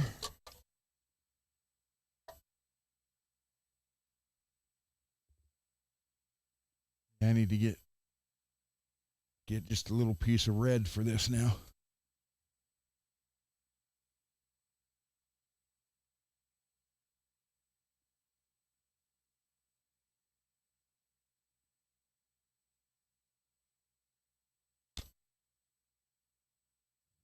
Stay up there.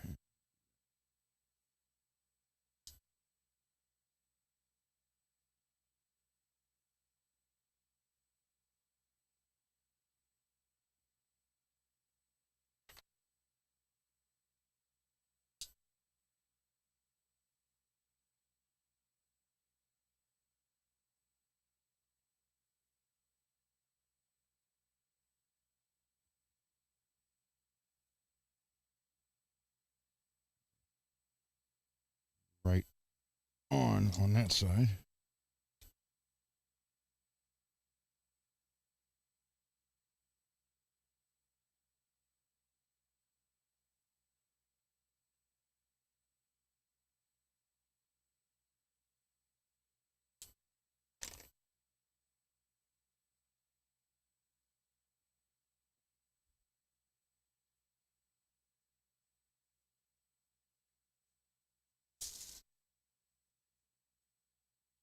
I don't blame anybody for trying for free gear or free guitar.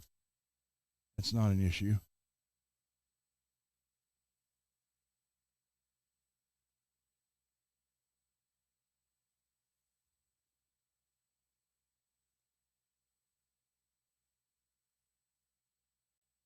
I mean, who doesn't like free gear? So, not an issue.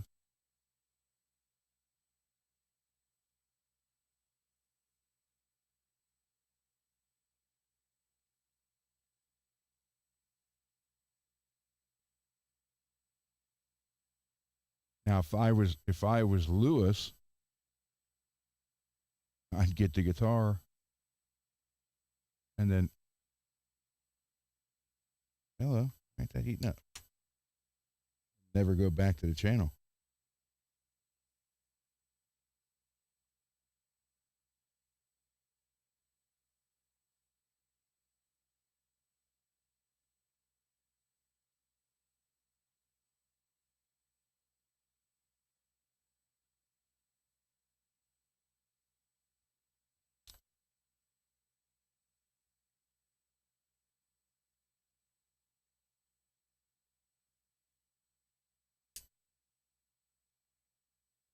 I'm not going to hold that against him.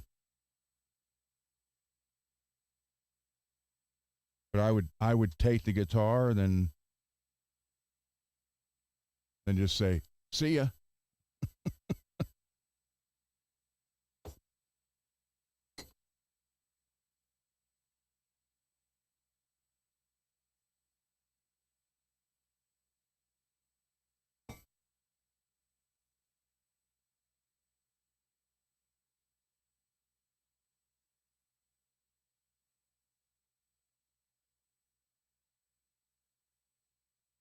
I'm just glad someone we know, won it.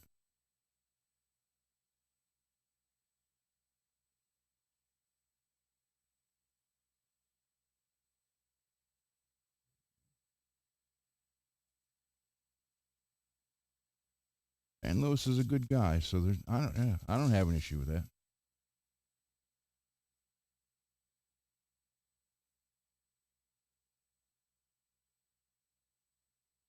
I do know he didn't want MPN or Billy Ray to win it, which is why he banned those guys because they spoke their mind and they're free thinkers, and apparently uh, Spazlo is the only one that's allowed to do that. No one else can.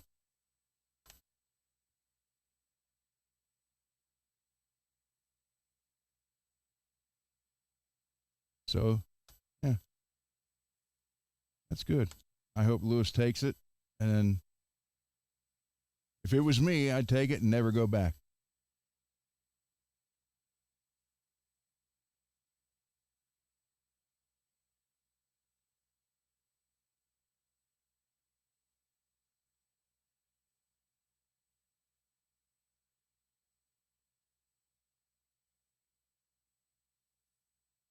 But either way, he's got to pay a couple $100 after he just spent over 1,000. Maybe he'll learn. Maybe he'll learn a lesson.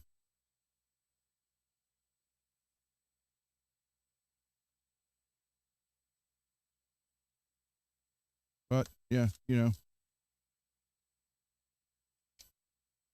get stuff like that.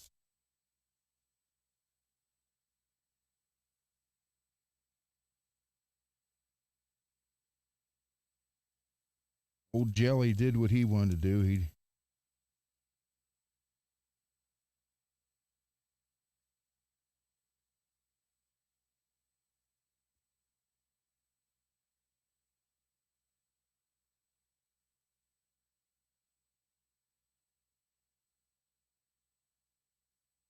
He well the plastic kill switch that's all, was donated to him. That was only like $16. Everything else he actually paid for because it all came here with the receipts, which I threw away because I didn't think And he got mad at me because I didn't have the receipts to send him back. I said, "Well, look at your card statement. It's on there."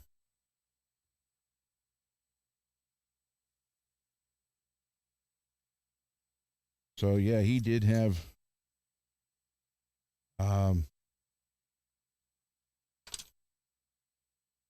around 250 in the pickups, 80 in the switch. I want that not cut that. All right, that's nice.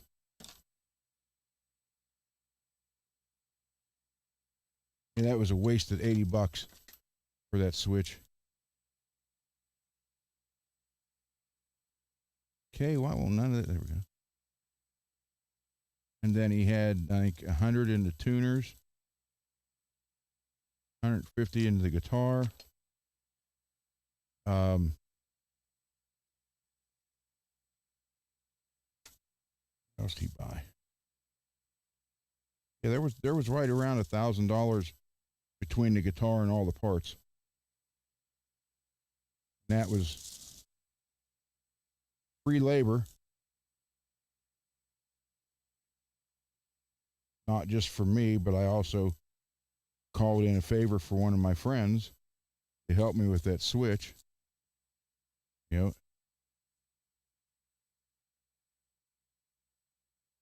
and he's getting ragged on too. Thank God he doesn't watch the show and know about it, or he'd be a little bit on the upset side. Because T-Bone is a great guy. I've been friends with him for years. Even our bands even did a couple shows together 40 years ago, or 36 years ago.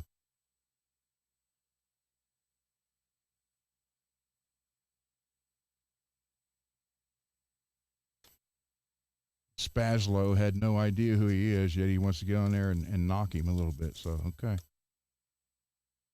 That's Mr. Watch My Therapy show, and I'll tell you all about how to fix yourself. You need to learn how to do it yourself.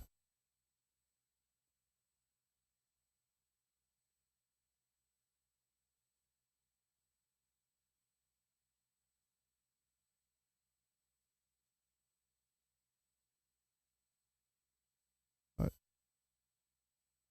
anyhow, Lewis got it. That's cool. Take it. Take the guitar or whatever, the money, and run with it.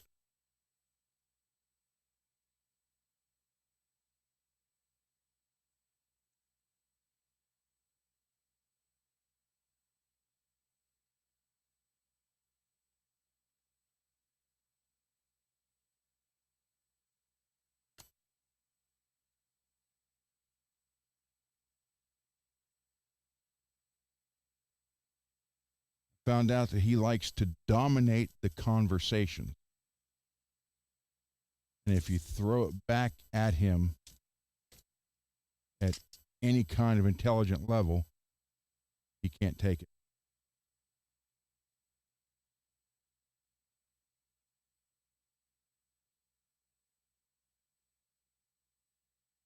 I really should get a bigger iron.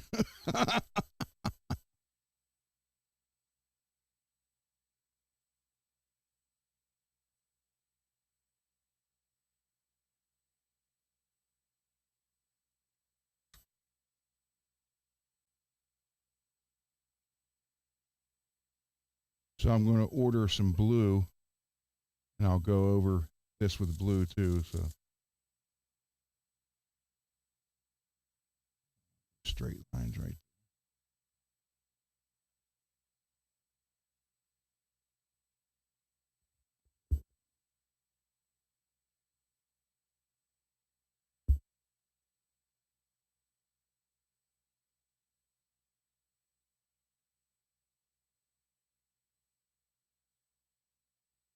Yeah, I don't,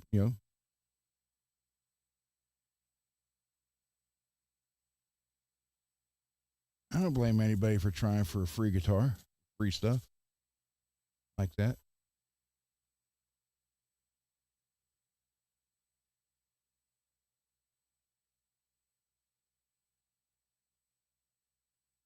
I understand,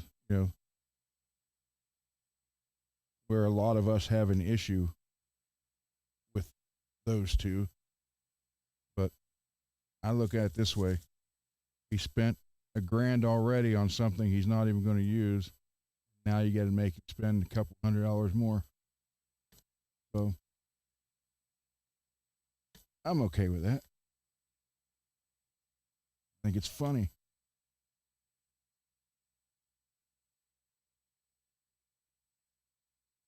And I am a very true believer in karma. Very, very big believer in karma. So what gets me about this, I know I got a straight edge down here on the sand, but I'm going to cover that up some more. What gets me about this is he actually had me fooled. I thought he was a decent person. That one got by me.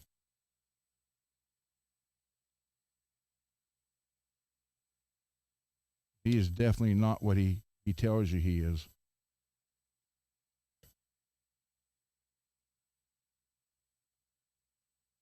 And I sure that God would not listen to anything he had to say about therapy and fixing yourself. But yeah, he got me on that one. He had me fooled. I admit it.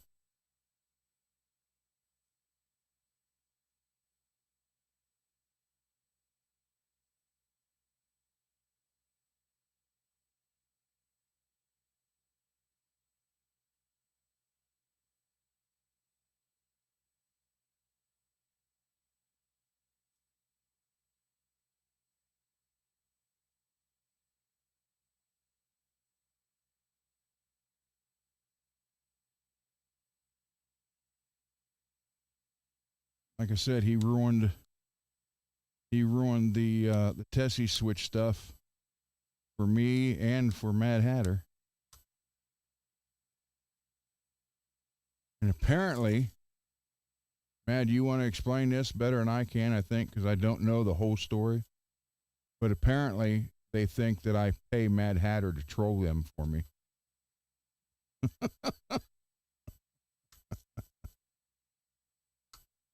Talk about conceited.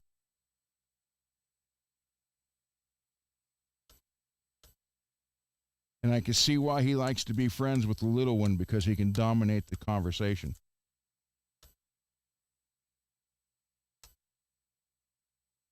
But I'm telling you, literally, I was sitting right here in this chair.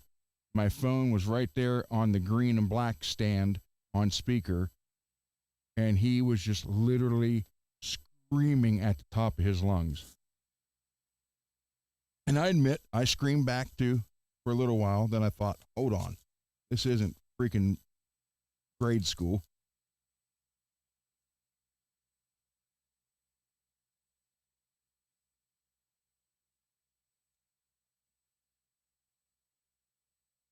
And if you don't agree with him,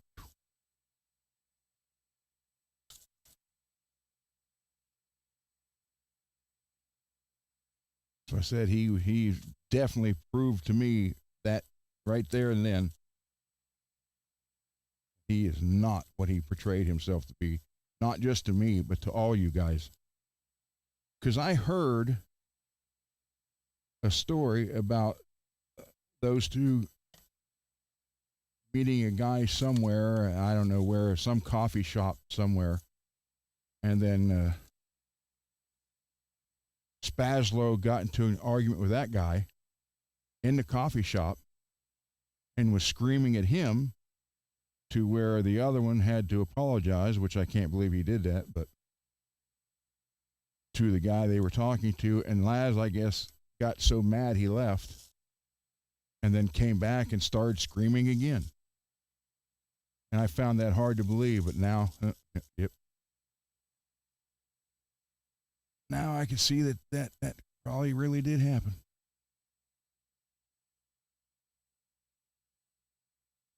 It's like he would ask a question, and if it wasn't the answer he wanted to hear, he just interrupted you and started screaming at you or at me.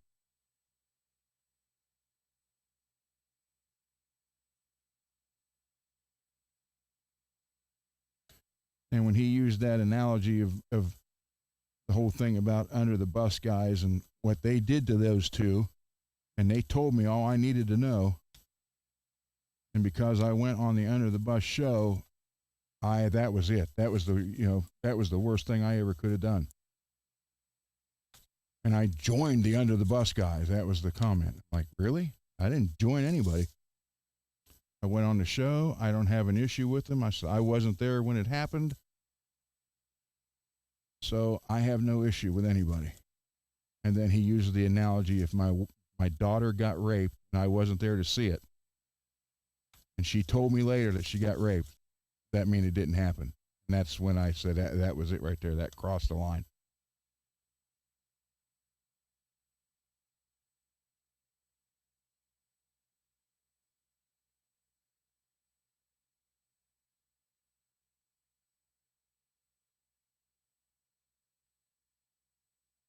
I said, Charlie Manson told people a lot of stuff too. How'd that work out?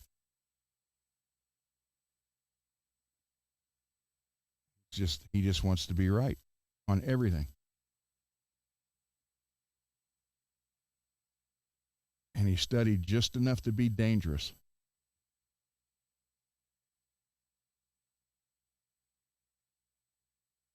Yeah, Brian, that was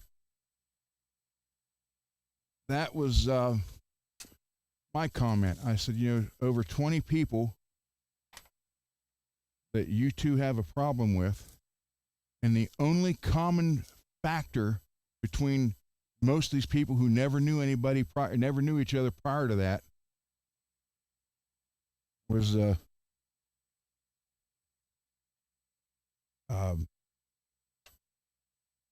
Napoleon. And He's like, yeah, they're all crazy. All crazy. I'm like, oh, okay. Yeah, whatever.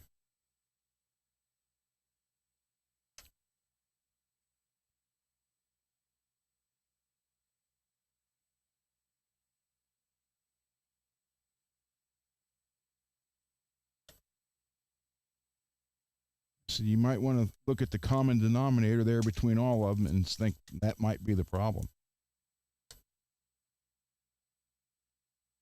Oh, how dare I say that?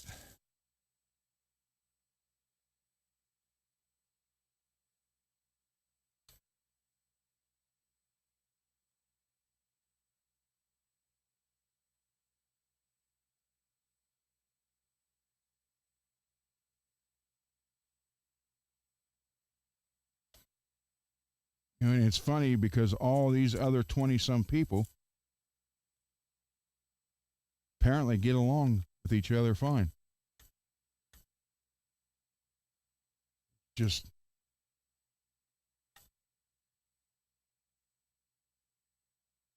those two that they have the issues with.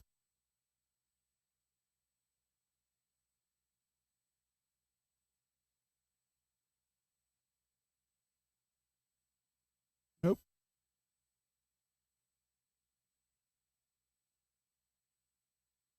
But again, Lewis won that. That's cool. Take him for another $200.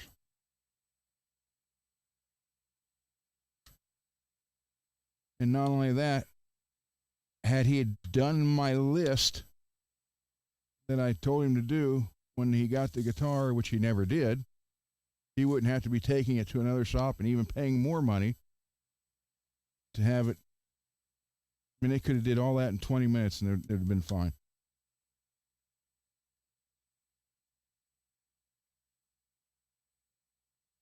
So, Tweedledum and Tweedledummer. I'm sorry, but that's just how I feel about it. I don't mean to upset any of you guys. Actually, I don't want to talk about it anymore. Now I'm starting to get upset. But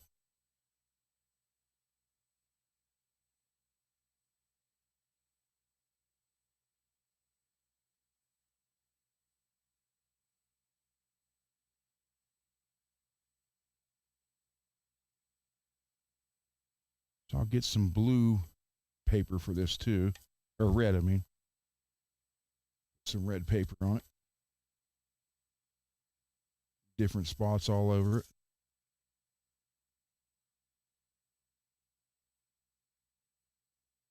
The trick with this hollow flashing is you got to turn the paper. Do not leave it the same way all the time, or you won't get the effect like you could or you should. But I do need a bigger iron. This little craft iron here, not exactly doing its best. That's hot.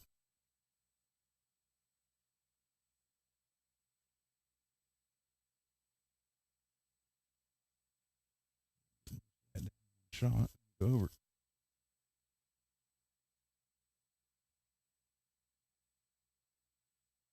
Yeah, I never had an issue with 40 grit at all.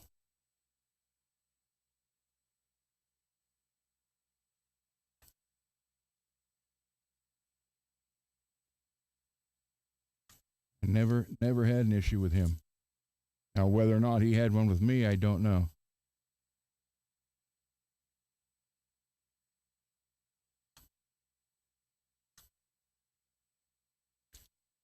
Now, unfortunately, Robbie and I didn't hit it off.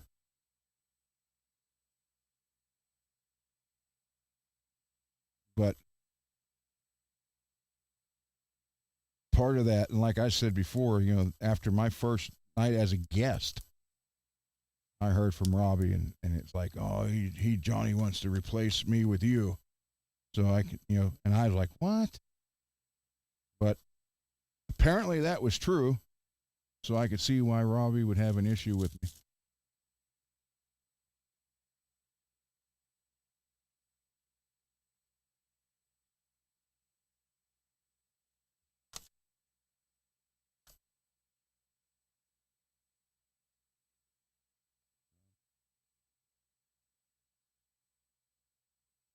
Yeah, but 40, I know 40 just, kind of just went with Robbie.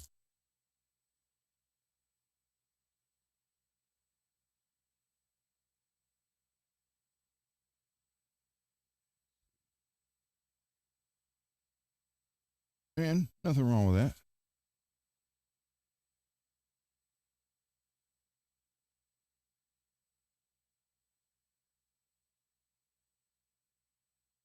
Everybody can't like everybody.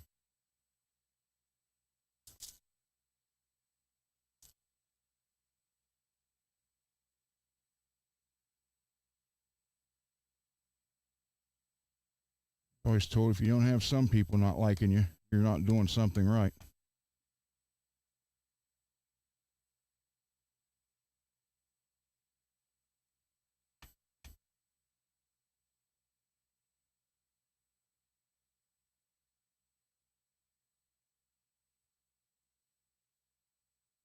You would have to ask Searching for Tone about that, Multi.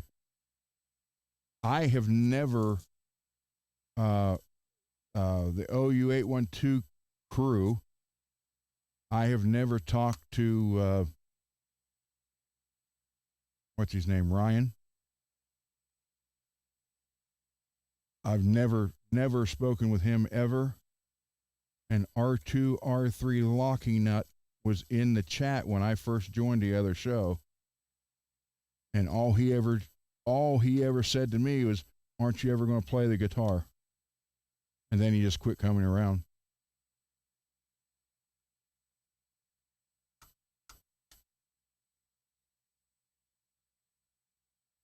But again, that wasn't my show, so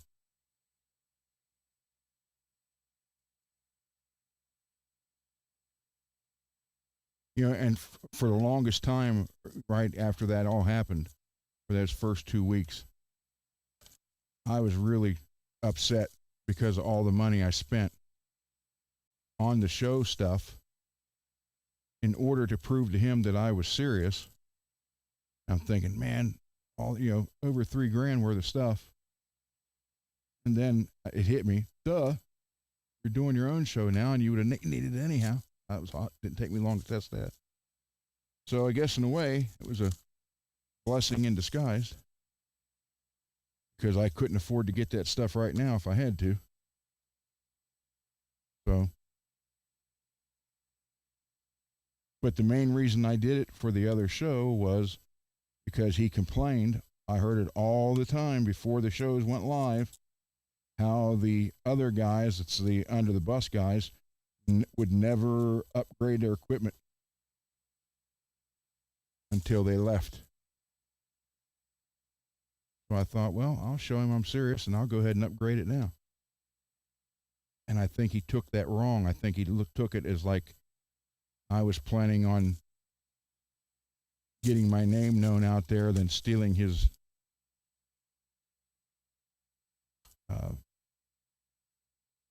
chat. And that's not what I had planned. Oh, I got accused of being competition now too. And I'm like, I didn't create the competition.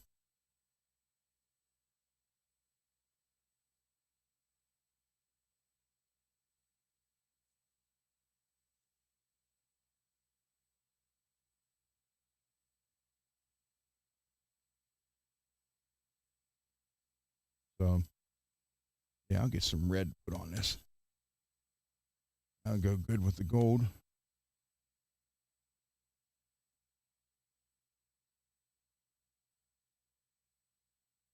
I don't even have any silver left. I used all the silver on the other ones.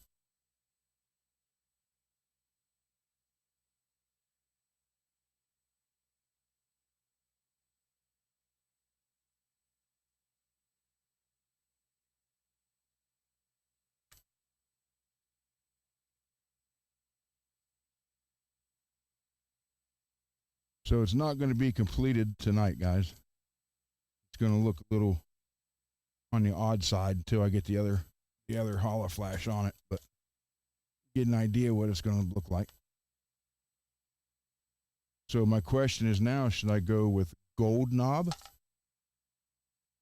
or black or red? Get the red on here.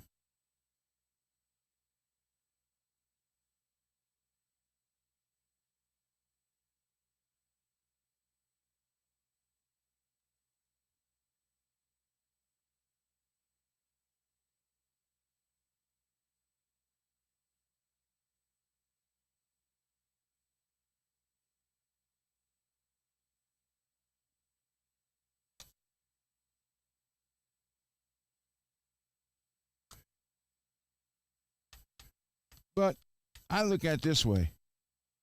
You know, I mean, I know not everybody's going to be a friend. Um, but man, when you build your channel on lies and then they've like, I don't know, the bench shows on the other show brought out the truth behind all that. I didn't bring it out.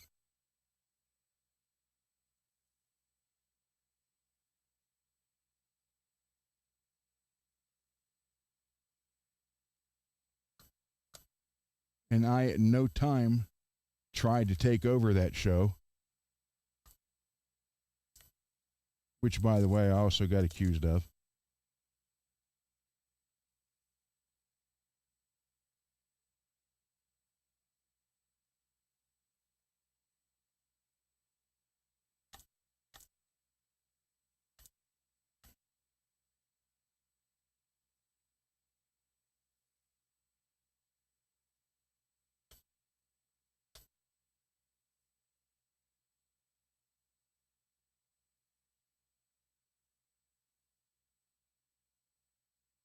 I just wanted to go on the show and do this and help everybody. It's not my fault the other person spent 10 years telling you how he did all this stuff and then gets on a bench show and doesn't do a fifth of what he said he used to do.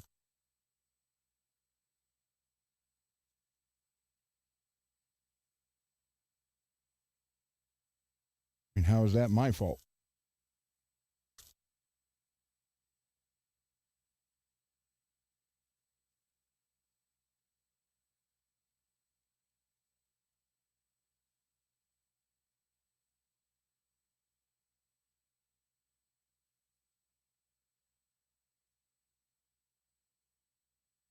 And again, I've never claimed to be the best at this. And I've always said, hey, I can learn anything or something from anybody. And I told you if I don't know it, I'm never going to lie to you and tell you just make something up. You know, I said, if I don't know it, I'll tell you I don't know it and we'll figure it out together. Now I'm really serious about you guys. You know, you guys are on the ground floor of this entire channel now,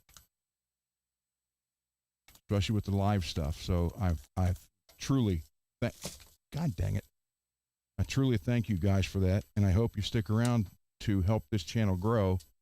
And again, I'm not monetizing anything, and I'm not doing any of that stuff.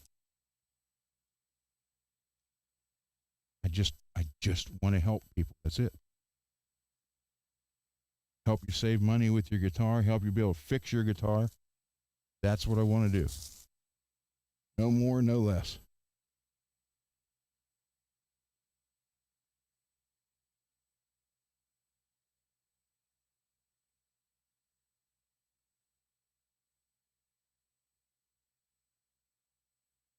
You guys are all here on the ground floor. You know, you're hearing my music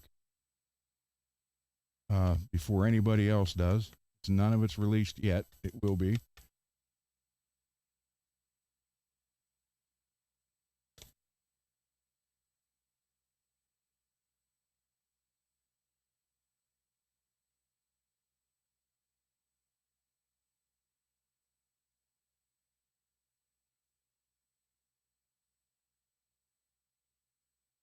When I was told, well, most of you guys don't know this. A couple of you do. When I was told don't answer questions like I was doing, or don't bring them to that other guy's attention, put him on the spot because he wants super chats. He wants the money to highlight the question to answer. And again, when you do it for your life's job, well, obviously you might have to do stuff like that. But I would never, I personally would never put myself in that situation where I had to depend on this as my life's work.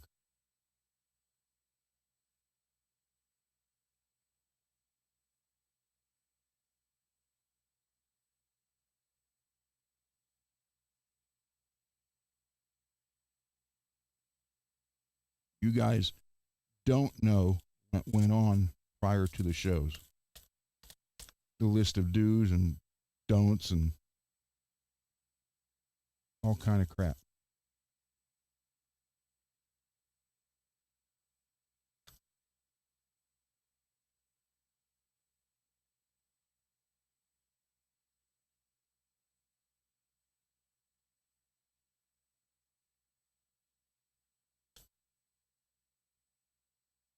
And what both of those shows will end up getting a new crop of people.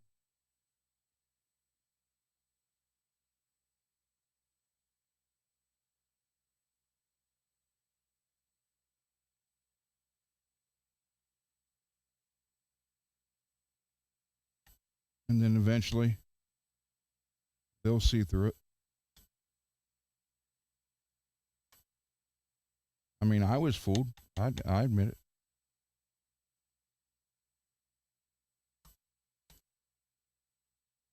And then it occurred to me if this was a biker gang, he would be considered a hanger on.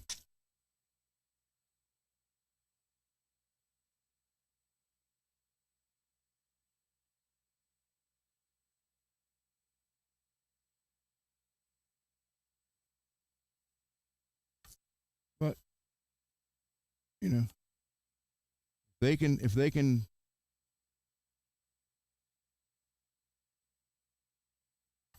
get people's interest and keep it, then more power to them. I was really upset for the first month, but now, it's like the chains are off on as far as me personally, and I can pretty much do pretty much anything and not sit here and and ask you guys for super chats and subs and thumbs up, all the other stuff that has to do with money. Like I said, I didn't even plan on shirts or anything like that. That just happened because doing Mr. Mick Charvel, which by the way was set up perfect. I did tell him he would probably have to make a neck adjustment because of shipping, the time of ship and a little truss rod. And he said it took about a quarter of a turn. And it was fine. So, and just as a thank you, for doing that, they did the shirt, hat, the shirt, hoodie, and sweatshirt for me. And I thought, man, that is really cool. But and I still had no intentions of doing anything with it other than just me wear it. But after I posted the unboxing video, I got a bunch of messages. Dude, that's cool. Where can I get one? Where can I get one? So I just literally text Mr. Mick and said, hey, apparently, people's interested in these. And I have nothing to do with the store or anything. That's all Mrs. Mick. She set it up. She makes the product. She ships it to you.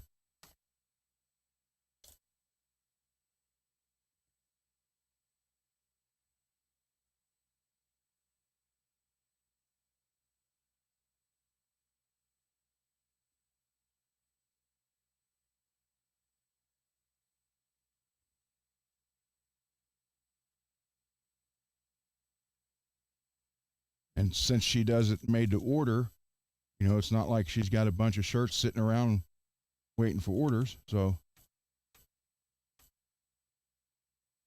and I think she does a fabulous job. I've told Mr. Mick, give her hugs for me in a respectable way. I don't need, I don't need anybody coming here saying I'm trying to hug their wife. But yeah, I mean, it's just, you know, when all you do or all you have tell everybody, and that was another thing that used to get to me all the time. Never asked. Go over and do this. Tell them I sent you. Go hit this. Tell them I sent you.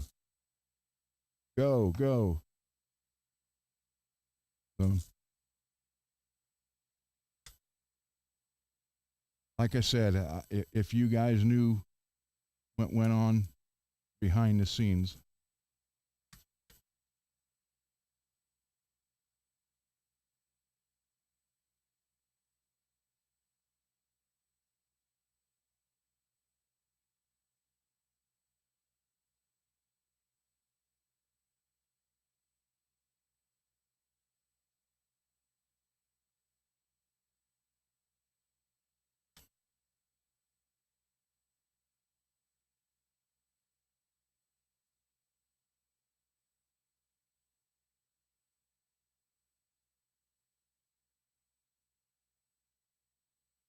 but the worst part about the whole thing is it didn't have to end the way it did.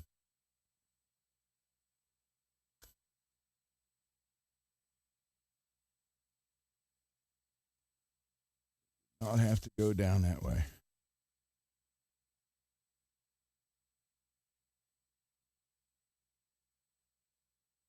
Like the whole thing with the donation from Tessie Switch. You know,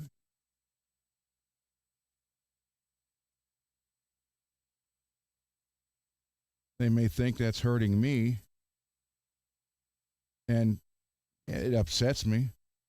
But it's what it's hurting is the people who was going to benefit from the donation, and then having to send everything back off the Red Kramer also after he was on here live saying, "Oh, keep it for all that."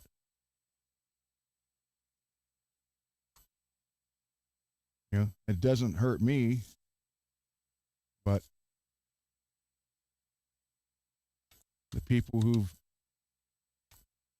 have come to trust in me being able to do something for their students are the one, and the students are the ones that's getting hurt, or the veterans.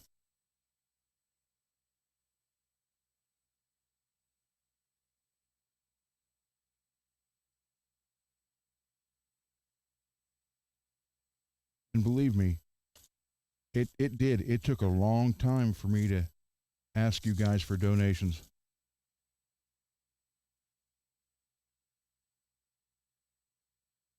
Not to mention, I had to get permission to do that on the other show too.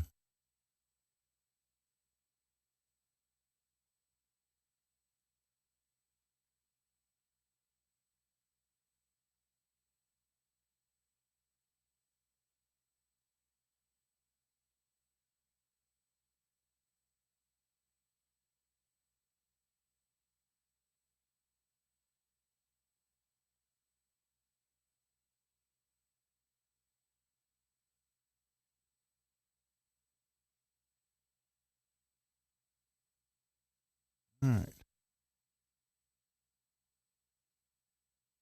so I'll get some red and put red throughout it.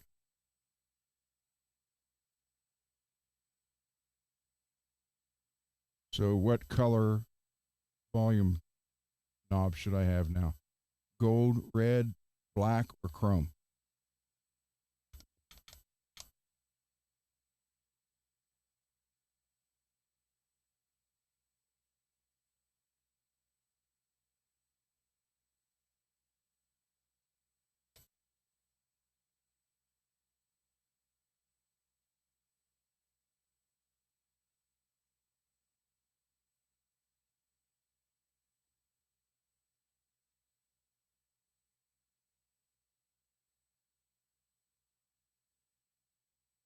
I read your comment, Peggy. You know, to me, I look at it this way: lesson learned.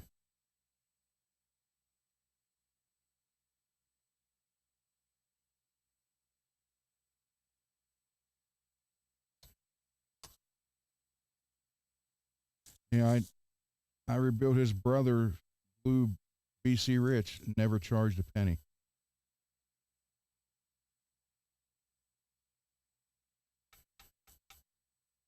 And that thing was perfect. Great. Playable for the first time ever. Because it was supposedly never playable when it was new. Been a wall hanger for 30 plus years.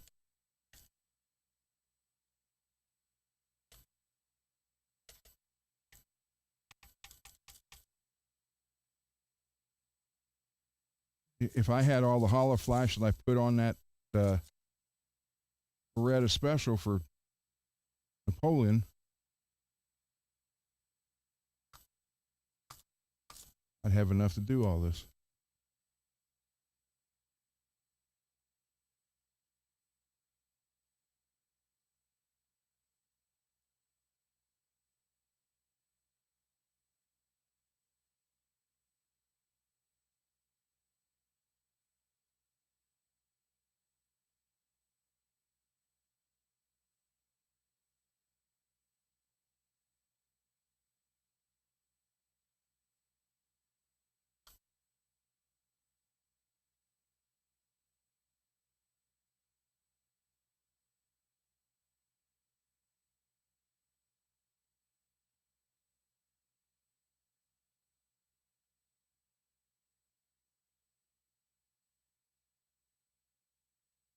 Oh well, like I said, lesson learned.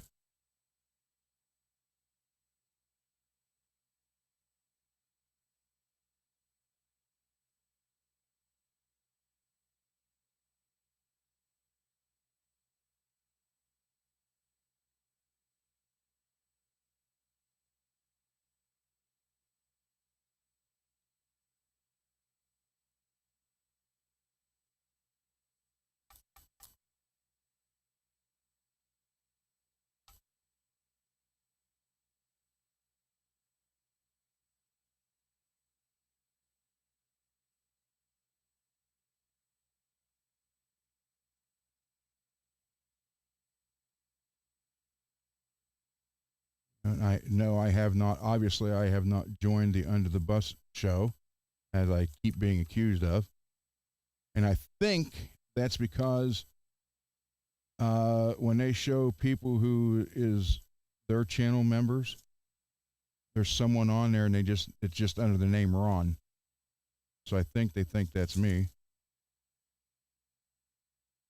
which it's not. I don't know who it is, but yeah, I think they perceive that as being me. That'd be the only reason I could see him saying, you joined them," when I only did one show.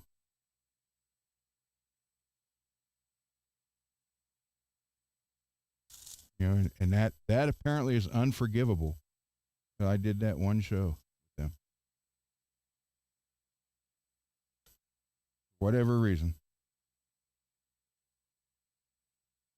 Like I said, I don't have an issue with those guys. It's um, it's not my type of humor that they use, but that's just me, you know.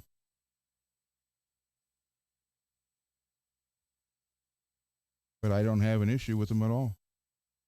Matter of fact, I found them to be very nice and friendly when I was on the show, and I have since been keep in touch with Kurt. Text, every week or so. So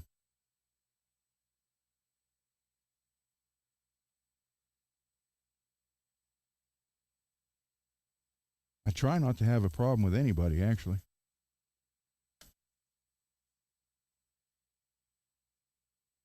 don't.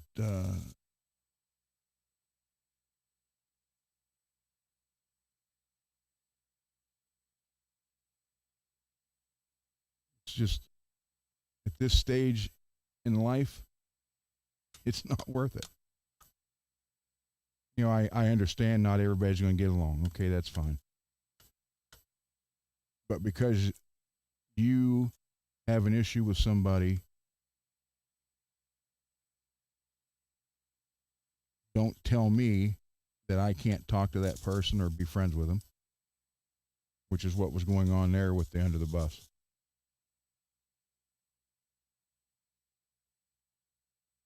I even made the comment. I said, wow, what are we in third grade?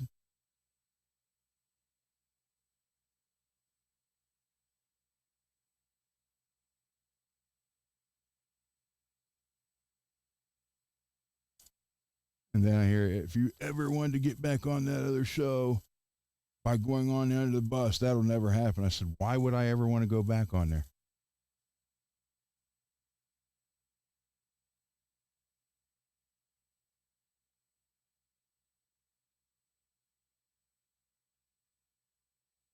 Sorry guys, I'm not you may be telling me to shut up. I'm not following the chat.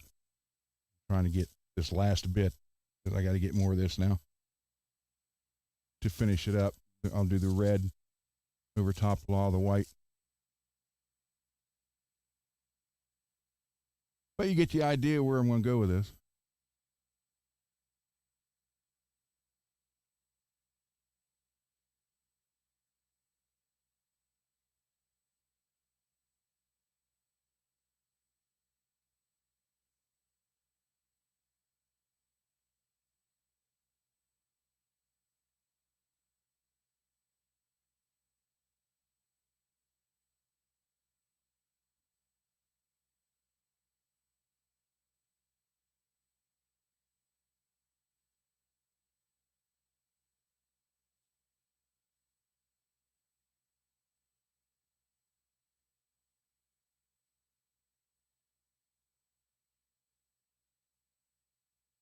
So, Matt, how much do I owe you for trolling now?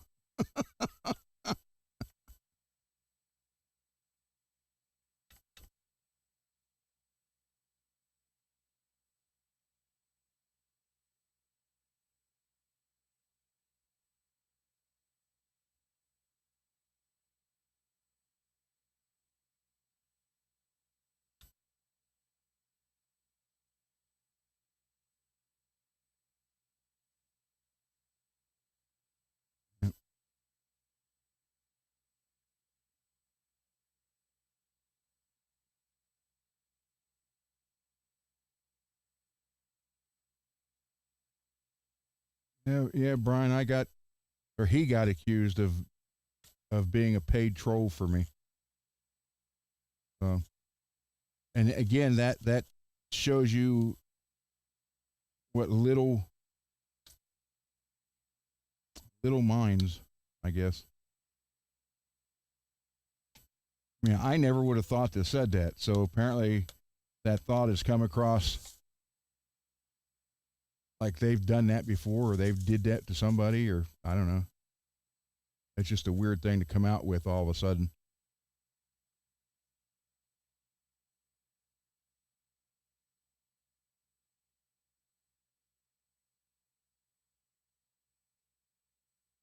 But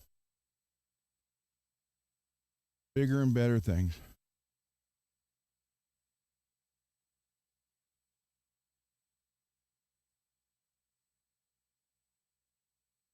And I still want to get other people who work on guitars on this channel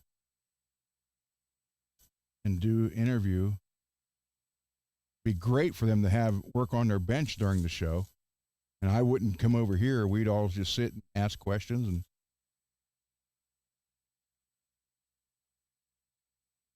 And God, I'd love for Sweetwater to send me some tools.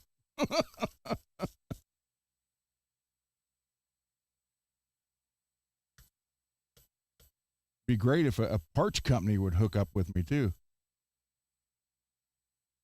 You know, again, not for my guitars, but for the project. Be like, hey,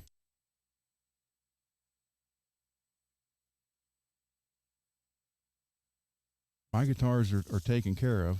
So I don't need.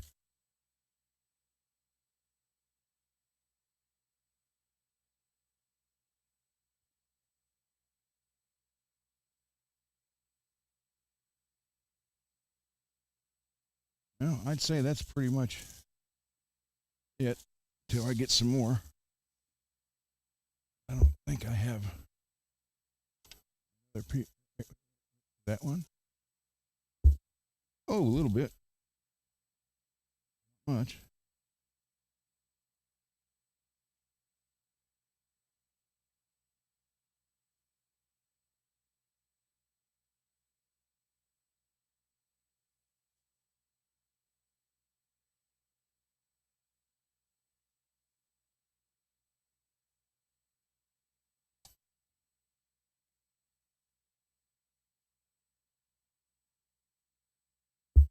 Try Geiger.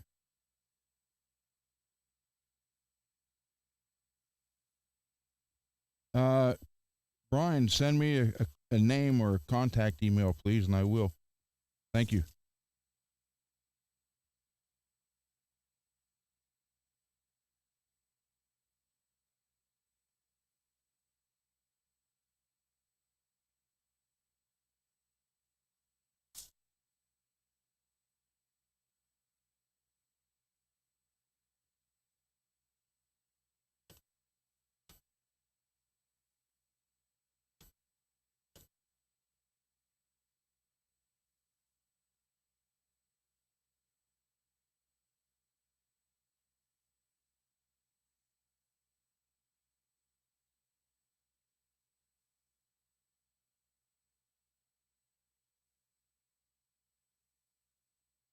It was so much, it was funny because you would think that the firearms industry would be hard to work with.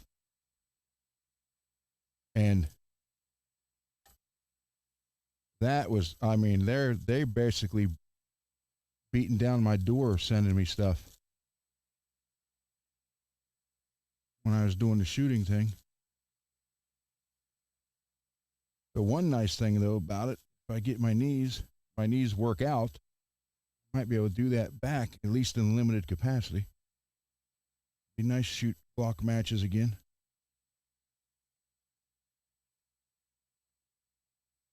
That's the reason I had to quit.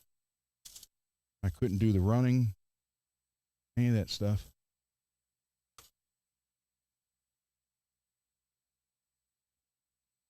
But I mean, yeah, Wilson Combat, SIG, Glock, BCM, is a Bravo Manufacturing Company, veteran owned. My God, Surefire, Accutech, bipods. I mean, this is all stuff that's not cheap, man. I was getting boxes delivered weekly and never had to pay for any of it. But you can't even get a company to sponsor you for a box of 25 strings, 25 sets of strings. When SIT is right here in Ohio. SIT is in Ohio. StuMax 2.5 hours away from me here in Ohio. You'd think, hey, here's a guy in Ohio going to use our tools or our products on guitars for people who can't afford it. You'd think they'd want to jump all over that. And that guy for the Nutbuster, he's up by Cleveland. He's also another Ohioan. And I can't even get him to answer.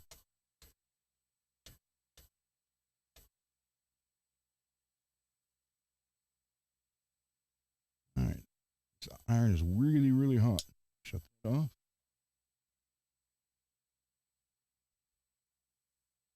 All right, now I gotta order some red paper. And I can finish this. Sucker is hot. It's wet. Nope.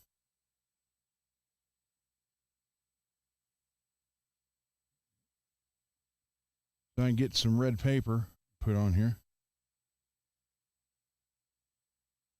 But so, tone knob or volume knob.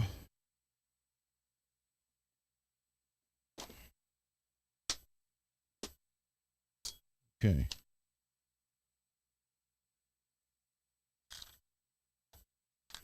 Here's the choices.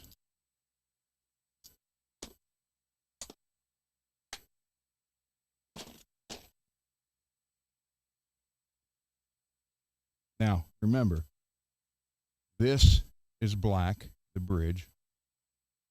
So we have black,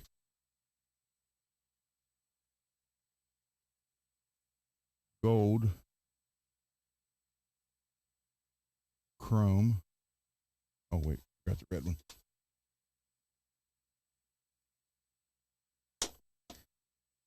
Because I'm going to put red on it. So, dang it.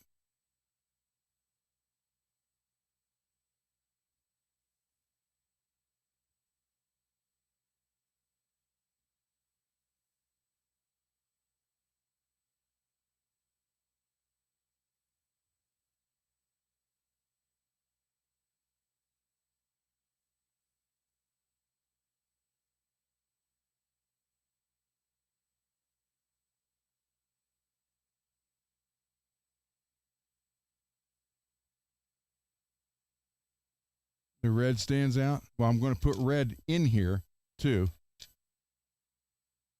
So this will be, this is black, although the holders are out. But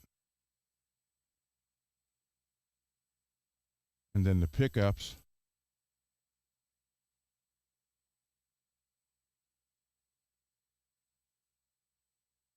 White ones. Like I said, I had white rings, but not now.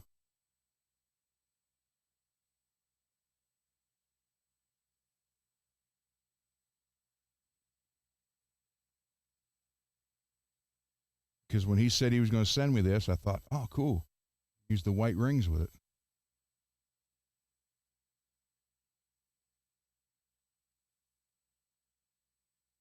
Or wait a minute, do I have a gold one?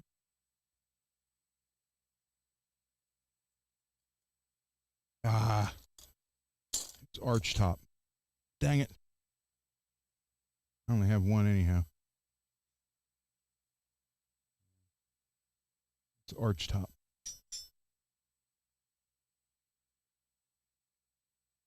Actually, this came from one of you guys.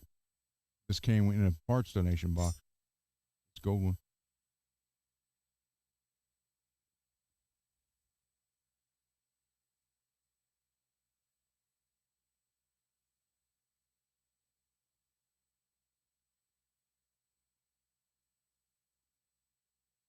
Yeah, I'll be putting the red over a lot of the white that you're still seeing through, but I do want to leave some of the white. Not all you see, but I do want to leave some of the white come through. Like I'll put red here, down in here.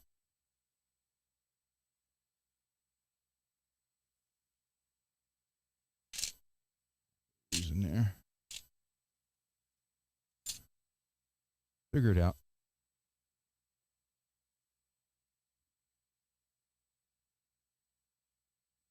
But the red on it will make a big difference too.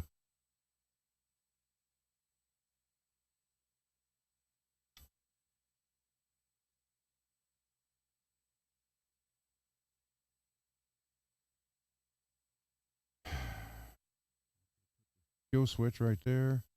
I'm going to move the three-way switch here, hot here. Because if you're playing, you hit it down the position, you're hitting it, hard. Doesn't matter. It's already be in the bridge position. Red. These out. I do have, well, there's the black. These, it was on these. So, who was it the other day in the chat asked me if I had a thin black pickup ring? And I told him I would look, and I found one. So I got,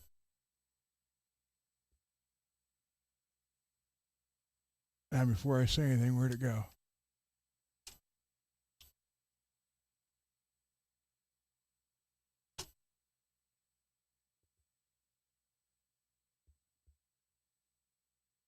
is. I found one. That's the thinnest that I have. Somebody wanted this, and I told them I'd look, and if I had it, I'd send it to them. And I haven't seen them. Can't remember who it was. So Mad, here's your pickup and pickup ring. Here's the ring somebody wanted.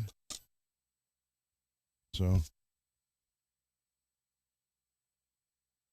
hey, puppy.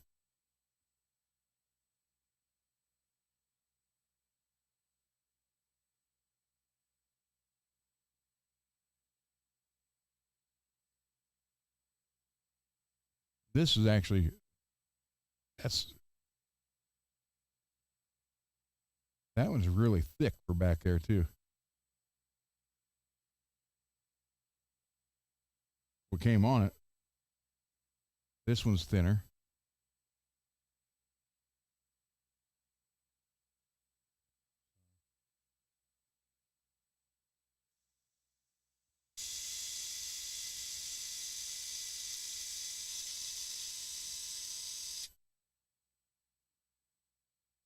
Yeah, I always wanted to do that, Russell. I do, well, I don't have the oven anymore. The oven died on me. But I do powder coating. I got the setup for that.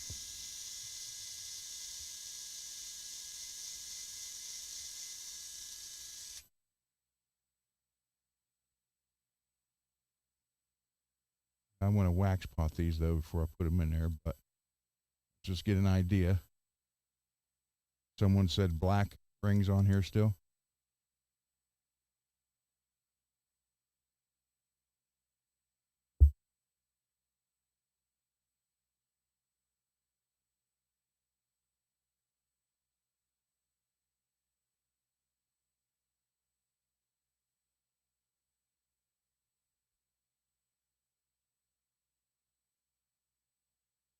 Yeah, I did powder coating for probably 3 years. A lot of car parts and gun parts. I did the slides on the guns, some metal triggers,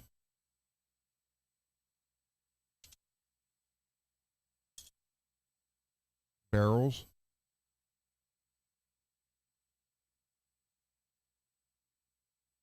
I had a nice oven out in the garage, used it for 3 years, and one day decided it didn't quit completely. It just wouldn't hold a steady temperature. I forget we had to have it at 425. You'd set it 425 and it wouldn't get above 350, so you'd have to go up to like 500 to get it to 425. Then all of a sudden it would shoot up to 600. Like, holy crap. So need to say a bunch of stuff that last week got ruined. I unplugged it, scrapped it, and never bought another one to replace it. But I still got both powder coating guns and all the stuff out there. So, yeah, we're getting there. Not done yet, but it will be. Let me go back to the desk.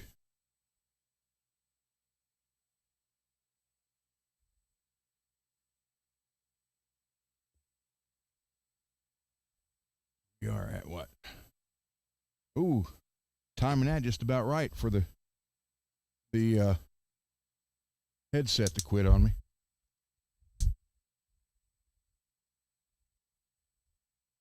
Here, let me take care of that right away.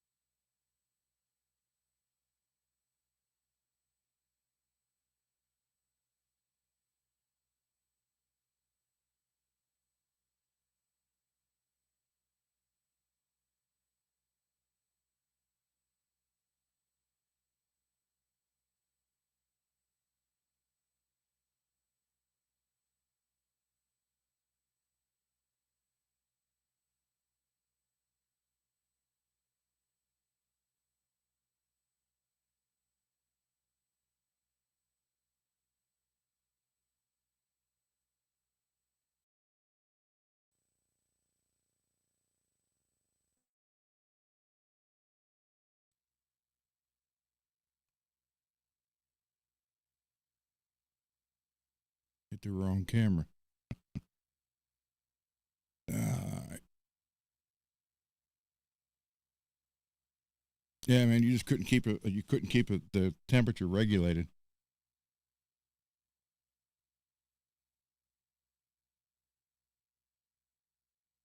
Yeah, I don't know anything about that.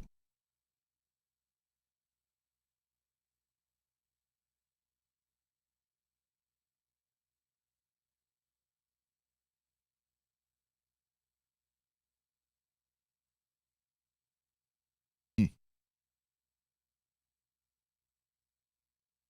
Uh,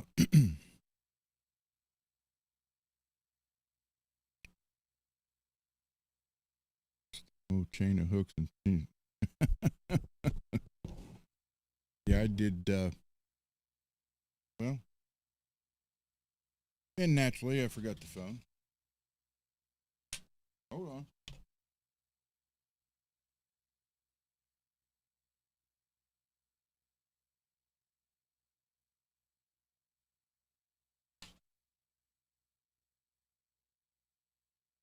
I did my Weatherby long range rifle. I had bought a. Well, actually, they sent it to me. A MDT chassis for it,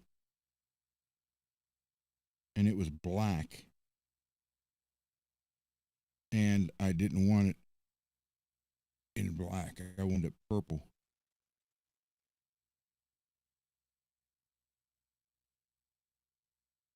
So I think I have one photo of the back part of the chassis that I did in the purple.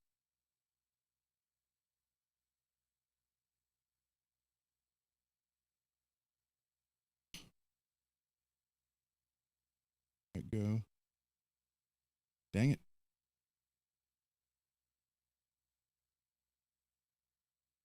But I did it in chrome first, the chrome powder, and then put the translucent purple over top of it.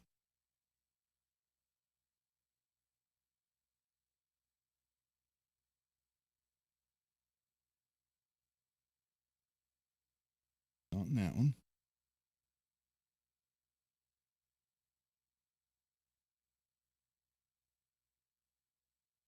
Hold on, I have it. I know I have it somewhere.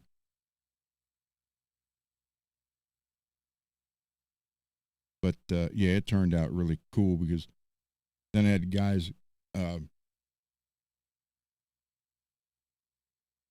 bringing, I did a bunch of valve covers, intakes, all kind of stuff. So that must be in just a regular library. Then let me go up this way. But yeah, it turned out. I actually had a photo of the chrome, and then after the purple. But the only photo I saw on here the other day was just after the purple was on it. Here it is.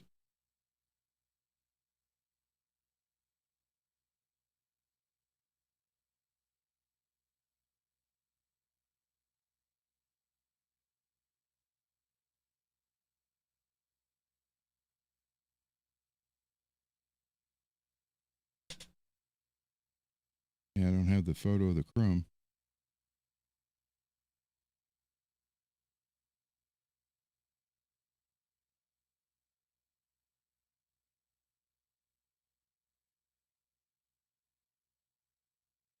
I did wheels before.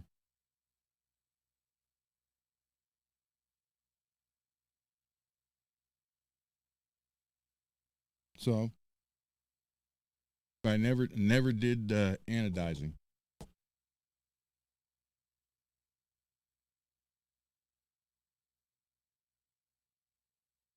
That was a rifle chassis I had.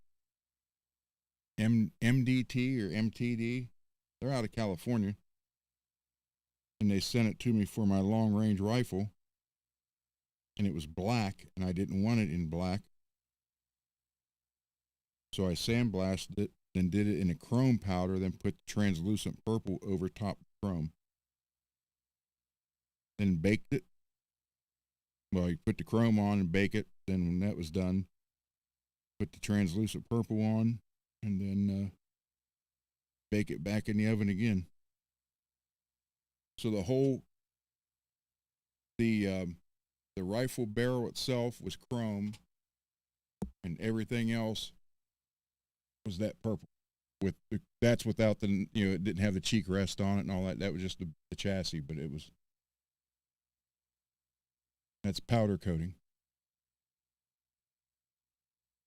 And I thought about powder coating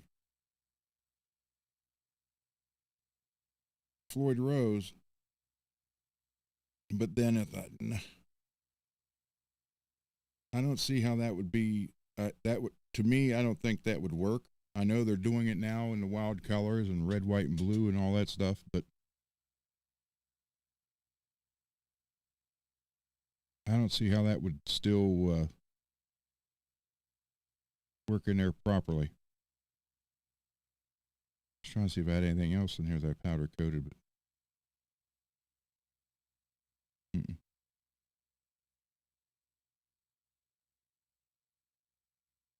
And it's funny, Mad, you still here? Because I swear to God, I got the shirt. I'll have to dig it out and show it to you. I called the powdering coat business the powder coat mafia. I swear to God, I got a blue shirt that says that on it.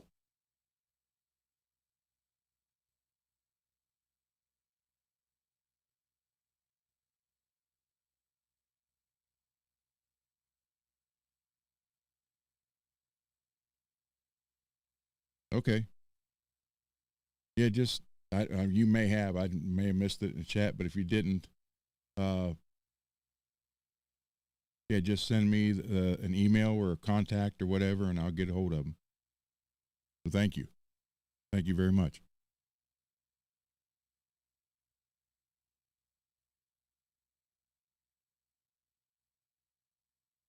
So yeah, I mean, I did. Like I said, I still have the gun. The powder's no good now, but hey, puppy, the powder's no good, but I still have the guns, and I had a little booth for that stuff, which is also the paint booth I got now. I literally can do, bumpers, fenders, individual fenders, doors, all that stuff in there.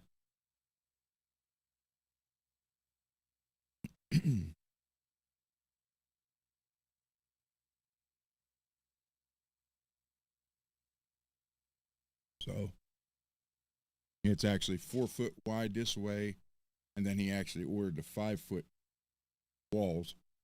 So this microphone picks up like crazy. So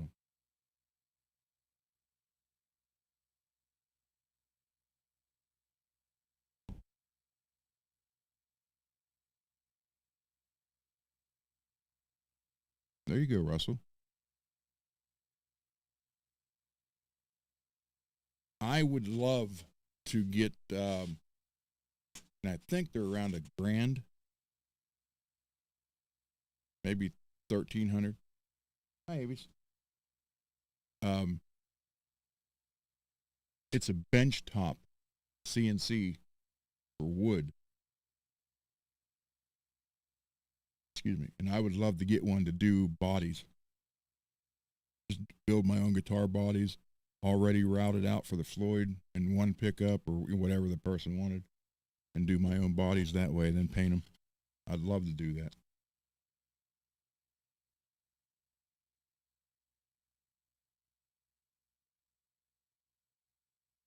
But the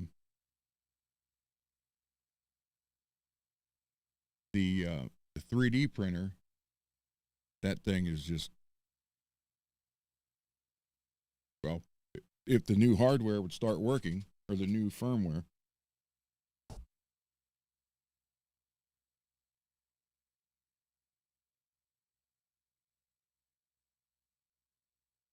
Oh, thank you, RJ.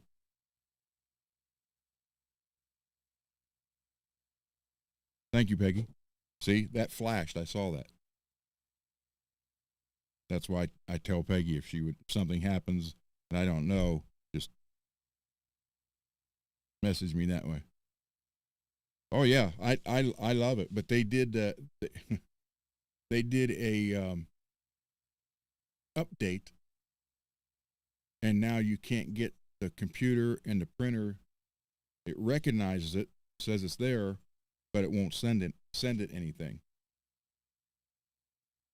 No, I did not see that in the chat. Thank you, Peggy.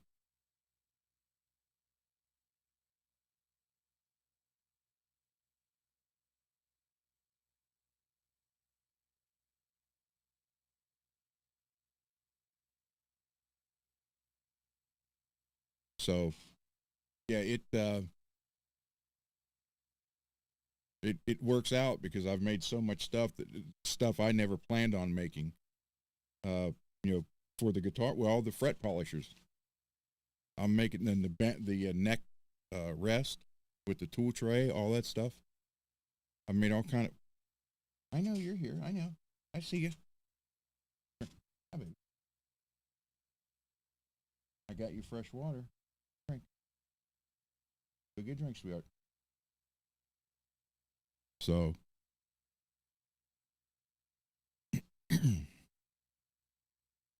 but I would love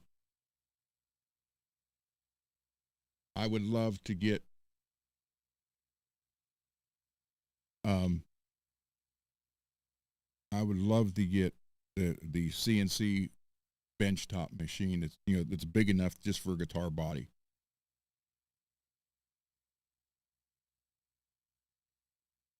Or use it for making the necks too. But I would love to have that, and then go from there. And then I would just completely make custom body, custom necks, paint them, and do all that from there.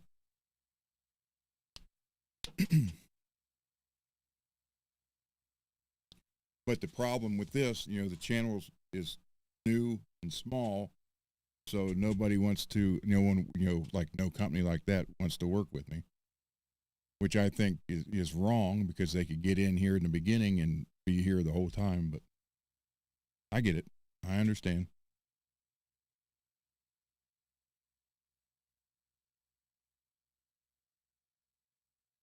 So, yeah, I'll order. Matter of fact, let me see if it's still there. Red.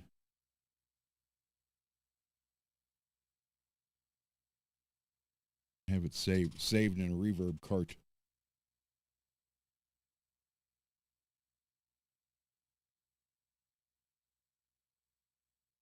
Wow. Okay, I had the ESP M1 Custom, and here is one here, but it's the Mirage.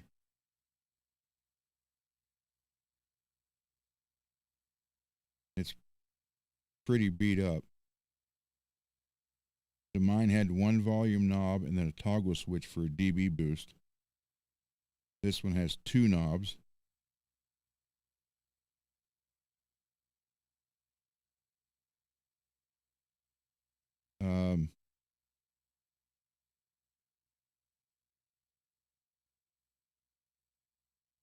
Hey, MPN, you still here? Anybody know where York Haven, Pennsylvania is at? I've never heard of it. So this one's really beat. I mean, look here at the end. Look at the headstock.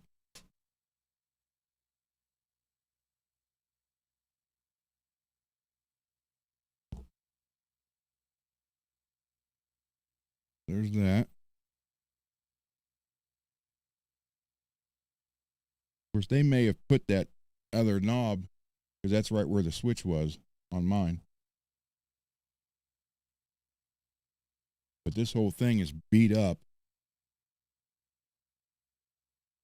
But it would take a this would be a complete strip down and fix and repaint. And actually, I'd go back with the yellow that mine was. But this one is routed out, and they have the D-tuna on it, which shouldn't work.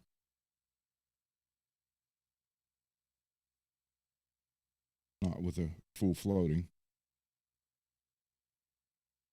But free shipping.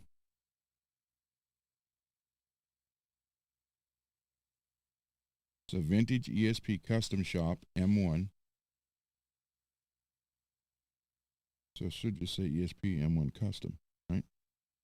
Yeah. Okay, so they don't know what they have for one. Chip, a little chip in the tip of the headstock. That's a little chip. Guitar plays flawlessly. Frets are in good shape. Also equipped with a FU tone Floyd Rose with some titanium appointments. The trem was installed by FU Tone, has a decibel boost, and comes with an older aftermarket case. So they must put dial on for the decibel boost instead of the switch.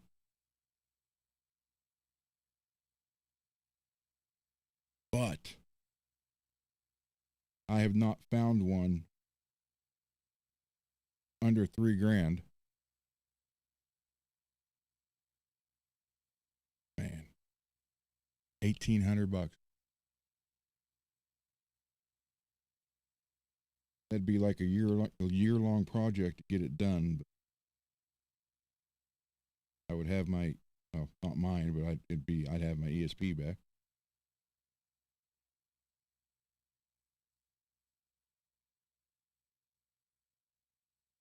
See, I should. Oh, I was looking for the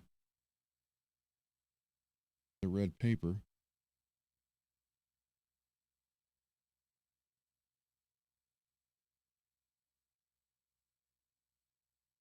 Oh, hey, Greasy, they must be back at Squid. Because now all the listings are back that I had saved.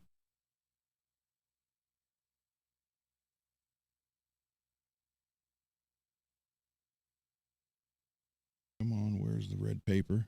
Or did someone buy it?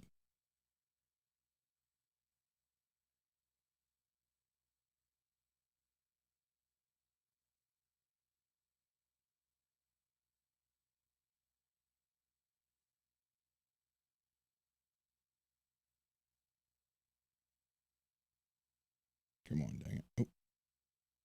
Green, gold, blue, red, right there.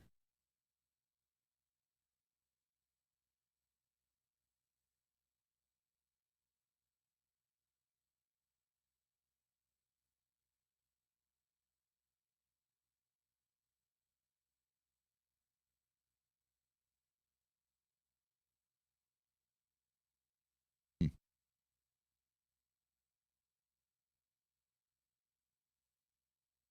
Yeah, hey, Billy, send me the link to where I knew you were getting it where I was, but I haven't bought any in a while, and I don't remember what the place was.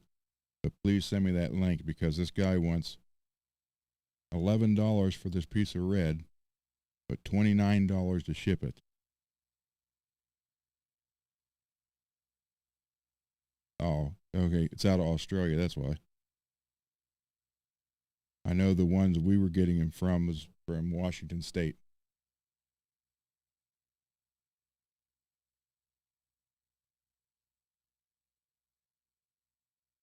Yeah, I just need it. I need some red.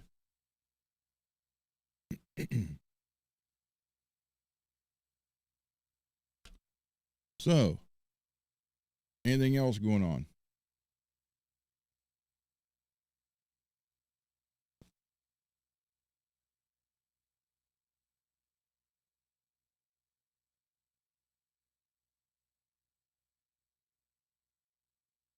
Found your MMV1 mini. Oh,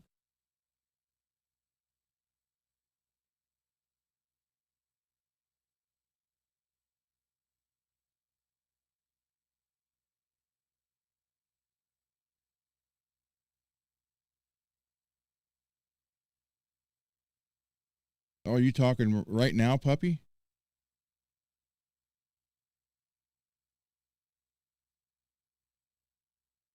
Yeah, I can do that. Hold on. Invite guest.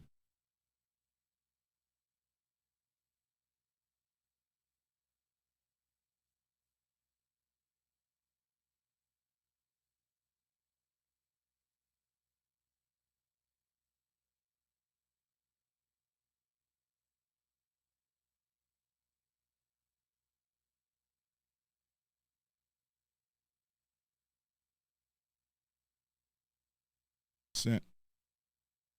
Oh, that's bright.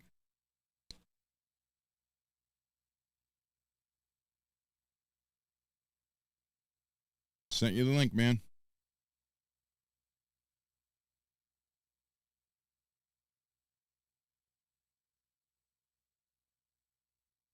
And everything, the retractable arm broke. That was a frameworks or Gator framework. This one is broke. Like everything that I need is breaking on me.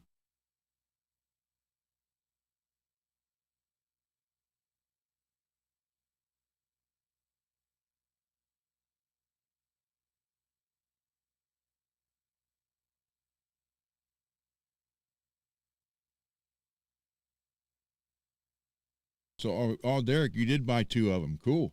You bought the blue one and the red one. There you go.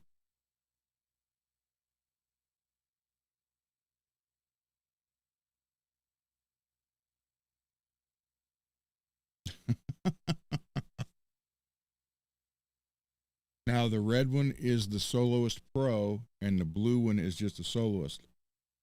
So there's a little difference between the neck, but not that much.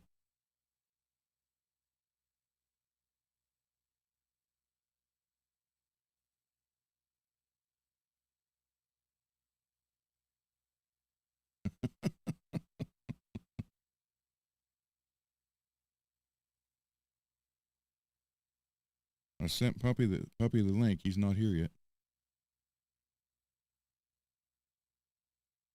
I knew what you meant.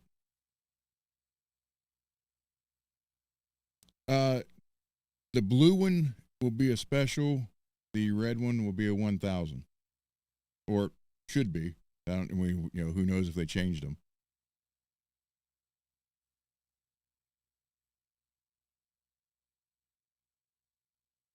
All right, Mad. Be good, brother. Yeah. If they changed it, you don't know what you're going to get. But they did put the blue pickup in the blue one, so maybe they upgraded the tremolo too. Or well, wait a minute. Well, let's see. I'd have to look at watch list. Ended because I had those both saved, I believe.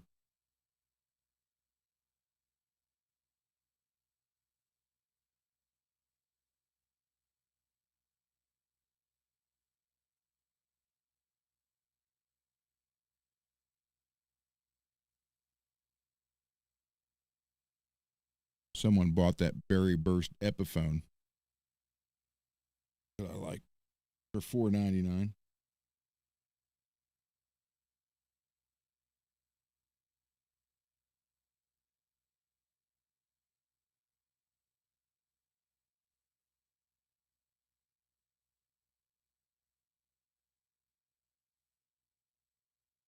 No, I don't have them.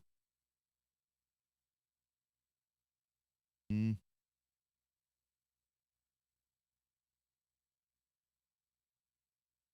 I thought I did.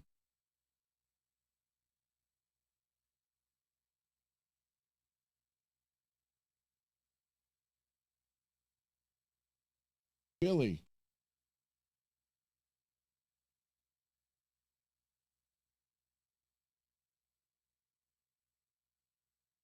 You know, well, I didn't play the EVH that much. Um,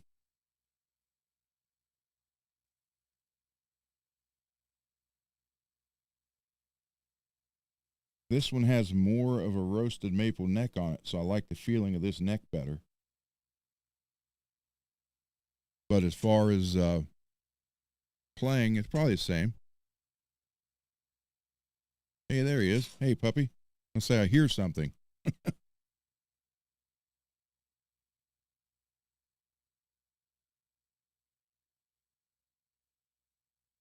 Hold on. Let me get this.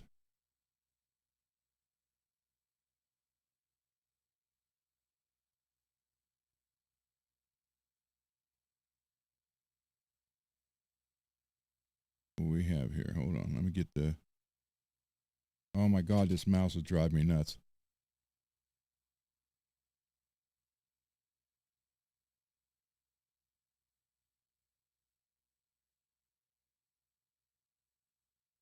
Hold on, guys. We'll be right with you.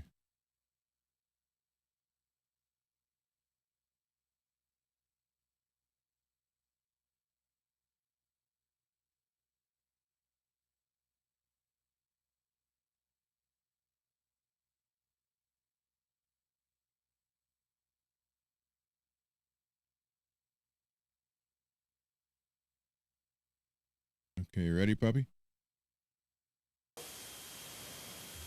There you go. Can you guys hear him okay? Hey, how you doing, Ron? Pretty good. Later, Brian.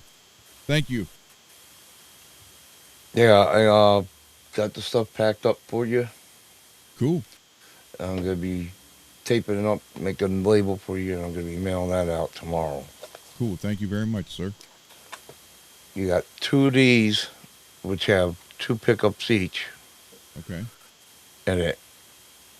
Okay, All and right. then you got four humbuckers, about four pots, A A500K, and a couple other things in there. I didn't write no note to it, that you could check out and everything. Let me know how these work out though, Okay. because I saved one set for myself in case I can use them if they're good. Yeah, but that's fine. Hold on. Let me shrink these things down here. Figure out how to.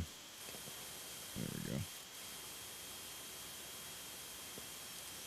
Let's see if I can. All right, let's see your chat. Custom. There we go.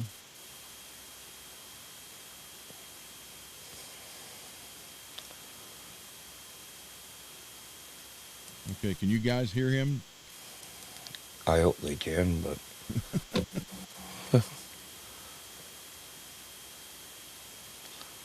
because I can only read the chat to a certain point, because unlike StreamYard, they have your chats on one side and you got the little levels, so I'm trying to figure out exactly where people are speaking so I can read it. Yeah, it is different than StreamYard. Yeah. That's what's wrong. Lights off. There we go. Sorry about that, guys. Yeah, so I wanted to let you know I got those packaged up, and I'm going to try to mail those out to you tomorrow. Okay. Thank you. Okay, Kush the email, and Okay. I'm not sure if he's mailing his out tomorrow. Okay. Well, thank you. You're welcome. Keeping the music going, guys. Tim Rock says, look at Puppy. Hey, Tammy. So, How you doing, bud? Like I said, these are from Timu, so I don't know how good they are, but I figured you could check them out and find out yeah. for sure. So I said everything gets used eventually, and I never know what's going to come across the bench or down here in the room, so I'm not picky. Well, I figured the best way to is to send them to you. You use them, you find out if they're good, how well they work. Because if they work pretty well, at times it's another way for me to get good stuff that might work for a little So cheaper you price. said you're sending two sets? You got, yeah. Okay. There's two of these in one box. Okay. So you got So four. You go have four of them okay. So all what together. Two I'm two sets of that. going to try one Four, experiment. I'm going to wax pot one set of them and not the other, and see if how much of a difference it makes. yeah, because I don't know if they have wax underneath the strap or not. Yeah. So Okay. you can check it first, the ribbon to see if they do or not. Oh, I've even wax pot Seymour Duncan's one, so have it. It never hurts them. Yeah, because if I need them wax pot, I don't know how to do that stuff. So if I need these wax pot, you say they're good. I'll send these to you and ask you if you can do that Okay, for me. that's fine. Yeah. But Let me see. Ross, good music is severely lacking in light blue trembuckle. Oh man, don't do um, pink. just wanted you to know, 2 days ago, Jeff from Rip from Mods and Review, his dog passed away. So That's sad. Yeah. yeah, and Yeah. I hate death.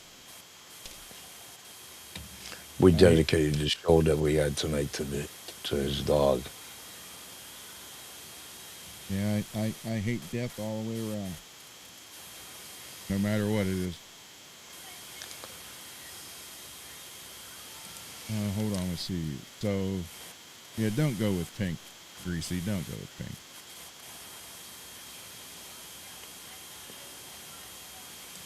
I know they have the blue pickups in there though. You know what? Wait a minute. Hold on, Greasy. There is one.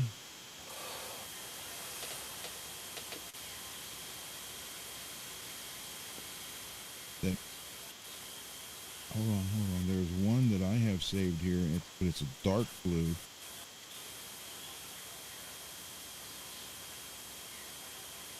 Yeah, it's a dark blue, and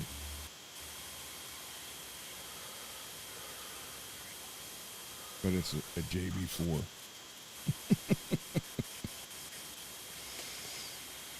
Looks black, but it's dark blue.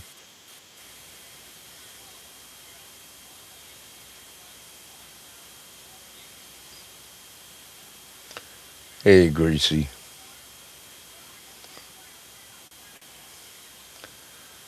Greasy's going to be my guest on this upcoming Sunday show, There you go. Ron. Yep. Cool. Looking Yes, forward to it. yes, David. They are up and running.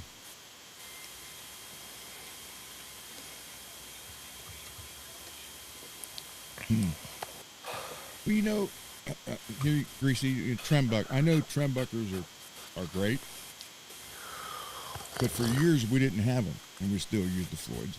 So, and I never really took, I never really experimented and see if it actually makes that much difference. But to be fair, I run my bridge pickups very high. I mean, there's not a lot of clearance between the strings and the pickup on the bridge. So I think me having mine set that way, I don't think that would make that much of a difference, if any. I could see it making a big difference if you have yours low, but who knows? What time's the show Sunday, or Ed? 12 p.m. Eastern. Okay, cool. I'm going to watch Standard it. time. Oh, that's good. Well, we already have plans down the road for you to be on the show, so Well, thank you. which I'm really looking forward to that. I remember we set a date for you. Yeah, it was August something, right? Yeah, I believe so. Yep. I'm looking forward to that. I really am. Well, thank you. Yeah, Greasy, I mean, I could show you. Look here on the green one I had out last night. And thank you, Peggy. I appreciate that. Look how close. That is awesome. I mean, I have them on the bridge pickups. They're right up there. The neck down about twice as much as the bridge. But you can see. So I don't think the fact that the trumbucker would make a difference when it's this close. But if you had it down here, where it had to, go up a half inch or quarter inch, yeah, it would see that. So, yeah, trumbucker, it's not, because when it first come out, when they first started doing that, my first thought was, is this a marketing trick?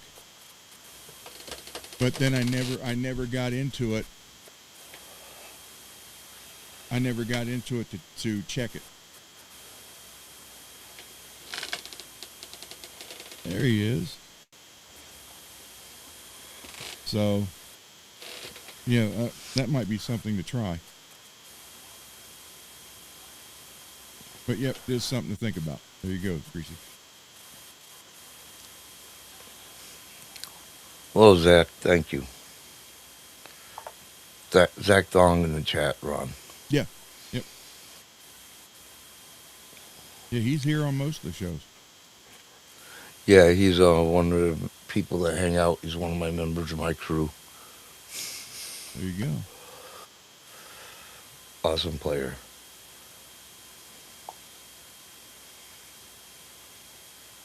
Russell, your first Friday. I've been on here, Russell, and to where I had to free. I was trying to free EV Mux, and apparently it had a time limit on it, which was 6 hours and 4 minutes. Because we were here and I didn't even realize what time it was, and it kind of glitched a little bit, and apparently that was the 5-minute warning. Then all of a sudden it just ended and said your time allotment ran out. I didn't even know there was one. So, who knows? My wife asked me today. We were sitting up there, and she goes, "So you're on 6 nights a week?" I was like, "Yep." She goes, "2 is a very short show, and you're doing 4 or 5." I'm like, "Yeah." She goes, "So, what do you talk about every day?" I said, "Well, you, dear."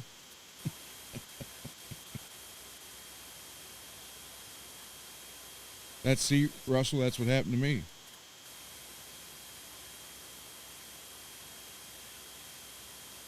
There you go, Greasy. Let's see, who Derek, Ron, is there a difference between the soloist and pro soloist? Next.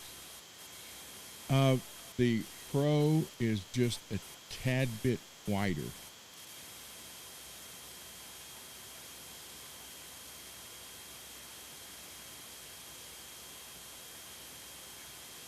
But it's not that big a difference. It's just they're not identical. But yeah, I told her, I said, "Yes, dear, we talk about you the whole time." She just rolled her eyes in her head, like, "Uh-huh."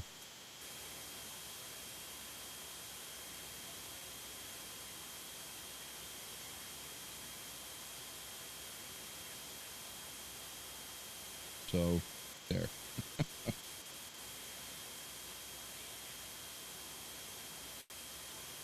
Yeah, the pros have a little bit wider neck.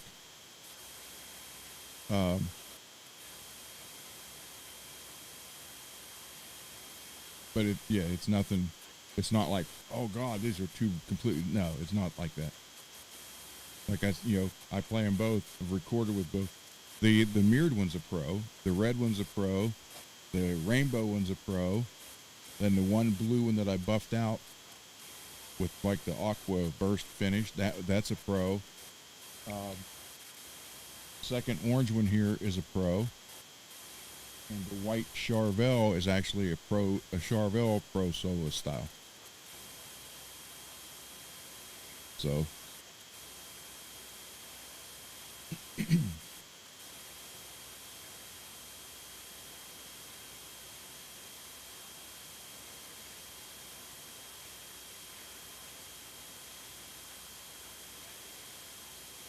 yeah, Russell, I had 3 surgeries on this shoulder, 2 on this one.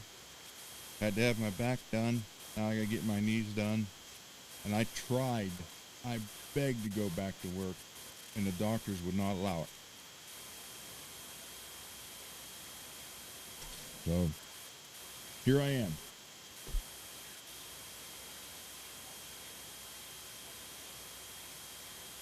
You're fascinated about what?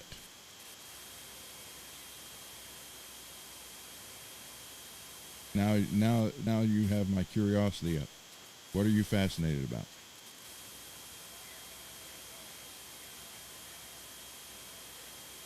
And David, I gotta tell you, what you did on the back of that neck or the back of that body is killer. You do great job. I'm telling you, all you guys do great work.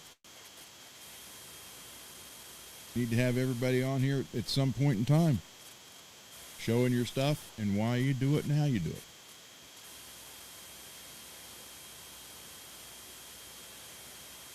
So I can't wait to get that body,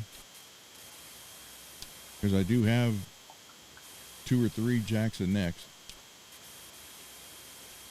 So we'll go from there.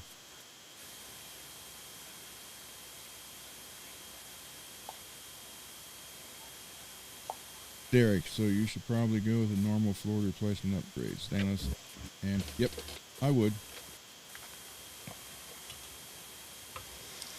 Derek and David, you guys didn't hear the song Pissed, did you?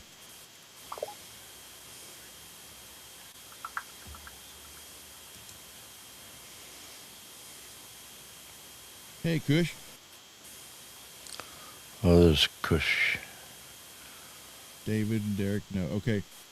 I'm going to play, it's only 3 minutes and 8 seconds. And my question I put out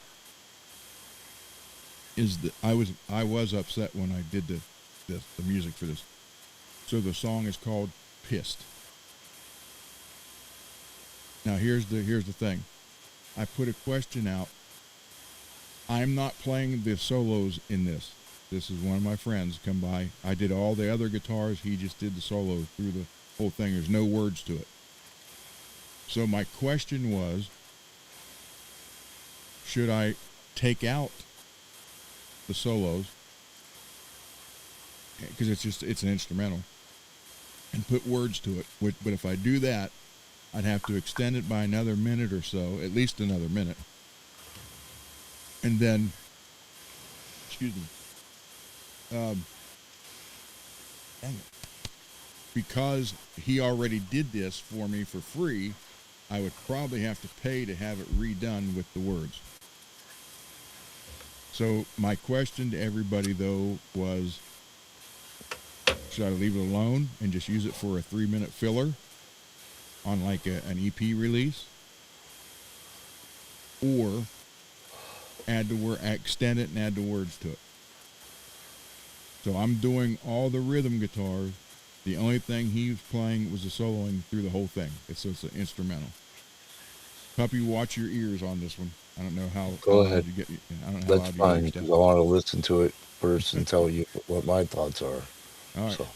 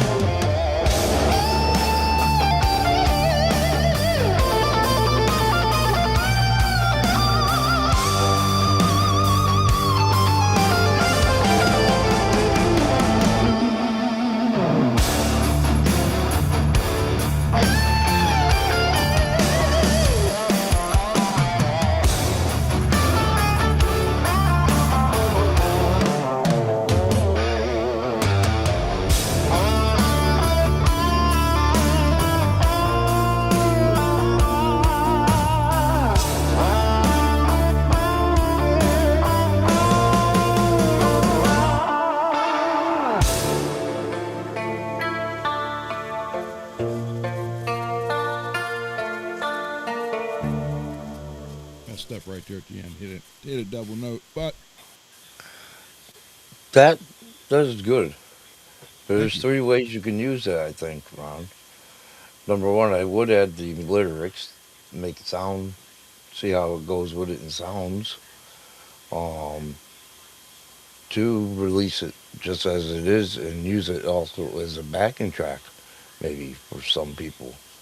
I wouldn't mind using that for a backing track on my show. Yeah, you can. I'll send it to you. I'll send you the MP3.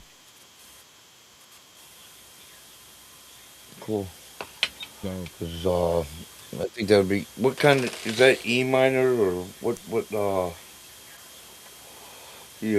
it that was would be? well, that was drop. That was in D. It's drop D? D. Yeah. On that. Yeah, And that one I was think you still could use that in with some of the other pentatonics, but that would be a good one to go to. You did an awesome job on it. thank you. Instrumental, stay Well, instrumental, stay. Thank you guys.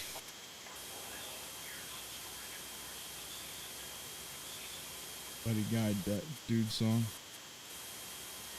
or what you could do is you can add the lyrics and hear it for yourself, or add the lyrics to it and Well, see how everybody likes the lyrics at times. all these songs that I have been finished now are Yep. a friend of mine who recorded us years ago, 2 out of the 3 times, and two releases out of 3 we were with him. So he did all these for me Yep. basically for free during his off time, trying Yep. things he never really messed with before, or new equipment or old equipment that he hasn't used, or just sampling stuff. And the deal Yeah. was, it doesn't cost me a dime to have him do it, but I get what I get. I can't send it back and say, hey, well, can you take this out or can you take that out? I can't do that. No, no. So I it's want. what I I get. want. I wouldn't take anything out of that. Um, Thank you, Jim. So, but I mean, because what we're doing is we're recording everything here, and then Okay. I just send him the dry stuff. Then he's the one that's making it sound like we're in an auditorium. But if there's Yeah. any female backing vocals, keyboards, or Yep. violins, that's all him. That's what Yeah. he's adding to it. We didn't do it. And one of the songs, he took the guitar out altogether and put clapping in it. It's like, Yep. well, he didn't do that. So Yeah. he's getting a chance to Experiment. experiment, Yep. and it's not on anything that someone's paying for to have, So it's Yep. kind of a win-win. He's getting to do I'm getting my stuff done for free. Yep. He's getting to try stuff that he never got to try before, or hasn't Yeah. tried for a long time. So, Yeah. So you get to experiment, yep. learn something new, and if he has to adjust for something, learn how to adjust for things. That's one. It's like playing guitar. Yeah. Same way, just like when you work on guitars. Sometimes you try something different and everything, and if it works, it don't. But if it does work, that's great.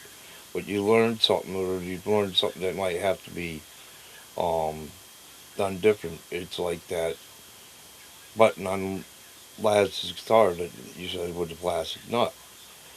If that nut was the whole thing was metal, Been fine. it would have been fine. It wouldn't have been turning around like that. Plastic nut, you can't turn that much. As like you said, it would break. Yep, I know, And because I broke the one in Cece's guitar and I had to buy another one. yeah, so anything that's made out of plastic for something like that, I wouldn't buy. That's one thing. I'd see if they have something with the metal, so it would stay on. So You know what I'm saying? yeah, so like I said, that I and again, he didn't do what I told him to do. He Yep. said everything can be tightened. Check it. You have to adjust the neck. I'm sure, and nothing Yep. happened. So, Yeah. but and I can even overlook all that. But when he accused me of stealing the neck pickup, Yeah. then tried to tell me on the phone, well, I'm not doing that. But I guess during his show, he admitted that he was accusing me of that. Yeah. That and, that switch is loose. The other switch, he accused me of breaking the switch on purpose. And okay, whatever. Well, I didn't mean to bring that up. I was just using No, something that's as an fine. example. But usually, because there is some new people here. yeah. So I usually end the show playing some of these songs, and I think they might not want to hear them, but they keep wanting to hear them. So I guess that's a good thing. That's a good thing. Yeah, because everybody likes to hear something new, something that somebody else has tried out and done, and it's great because the one thing is, in a way, you're getting your music out there, and people are giving you an honest opinion. It's the best way to do it, especially with this community. All the people out there will be happy to tell you if it's good or if it's bad. They'll be honest with you, and they'll love you for it anyway. So, um, I will say to Lewis that's out there, I don't know how to pronounce the rest of his name, but he did win on Laz's channel. So congratulations to you. Yep. It sucks that he took the one thing that was really worth something and decided to do something else with it.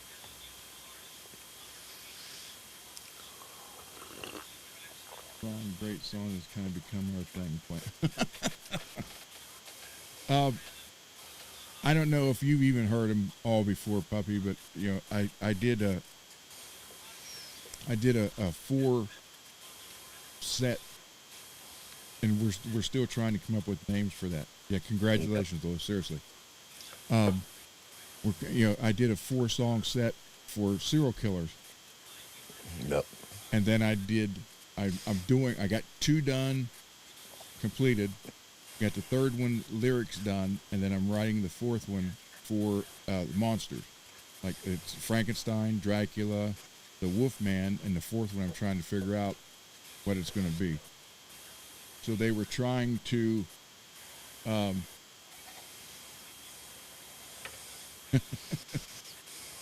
right, MPN, good night, brother. So we're trying to come up with a name for if this was an EP, and we had Uncle Raymond had Pendulum something, and Terror is thy name. All right, so I'll do Jack the Ripper.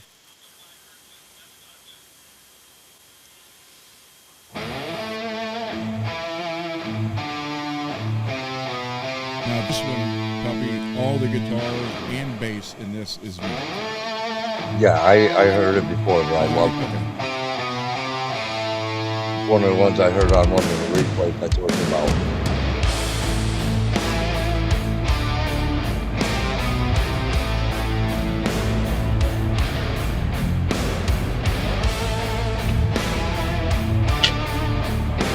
Later, Jim.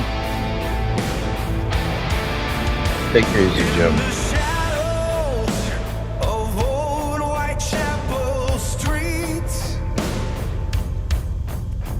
Where the air hangs heavy with deceit,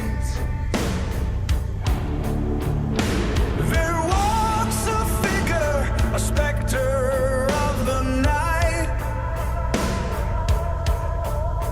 Jack the Ripper, with a thirst for blight. Oh, Jack.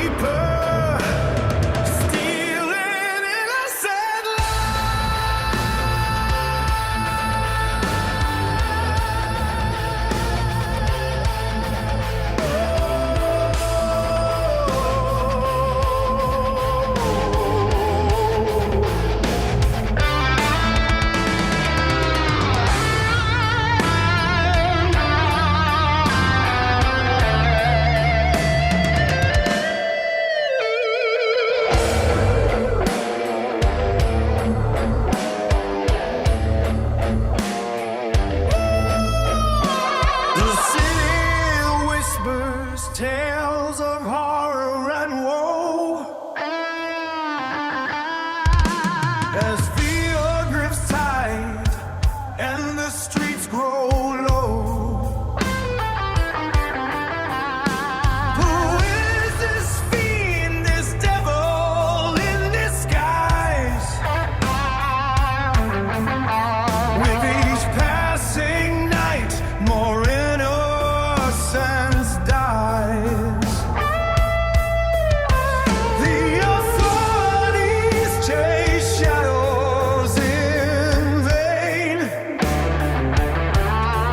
as Jack the Ripper eludes every chain. Make Derek happy. A ghastly legend, a nightmare's birth, spreading terror throughout the earth.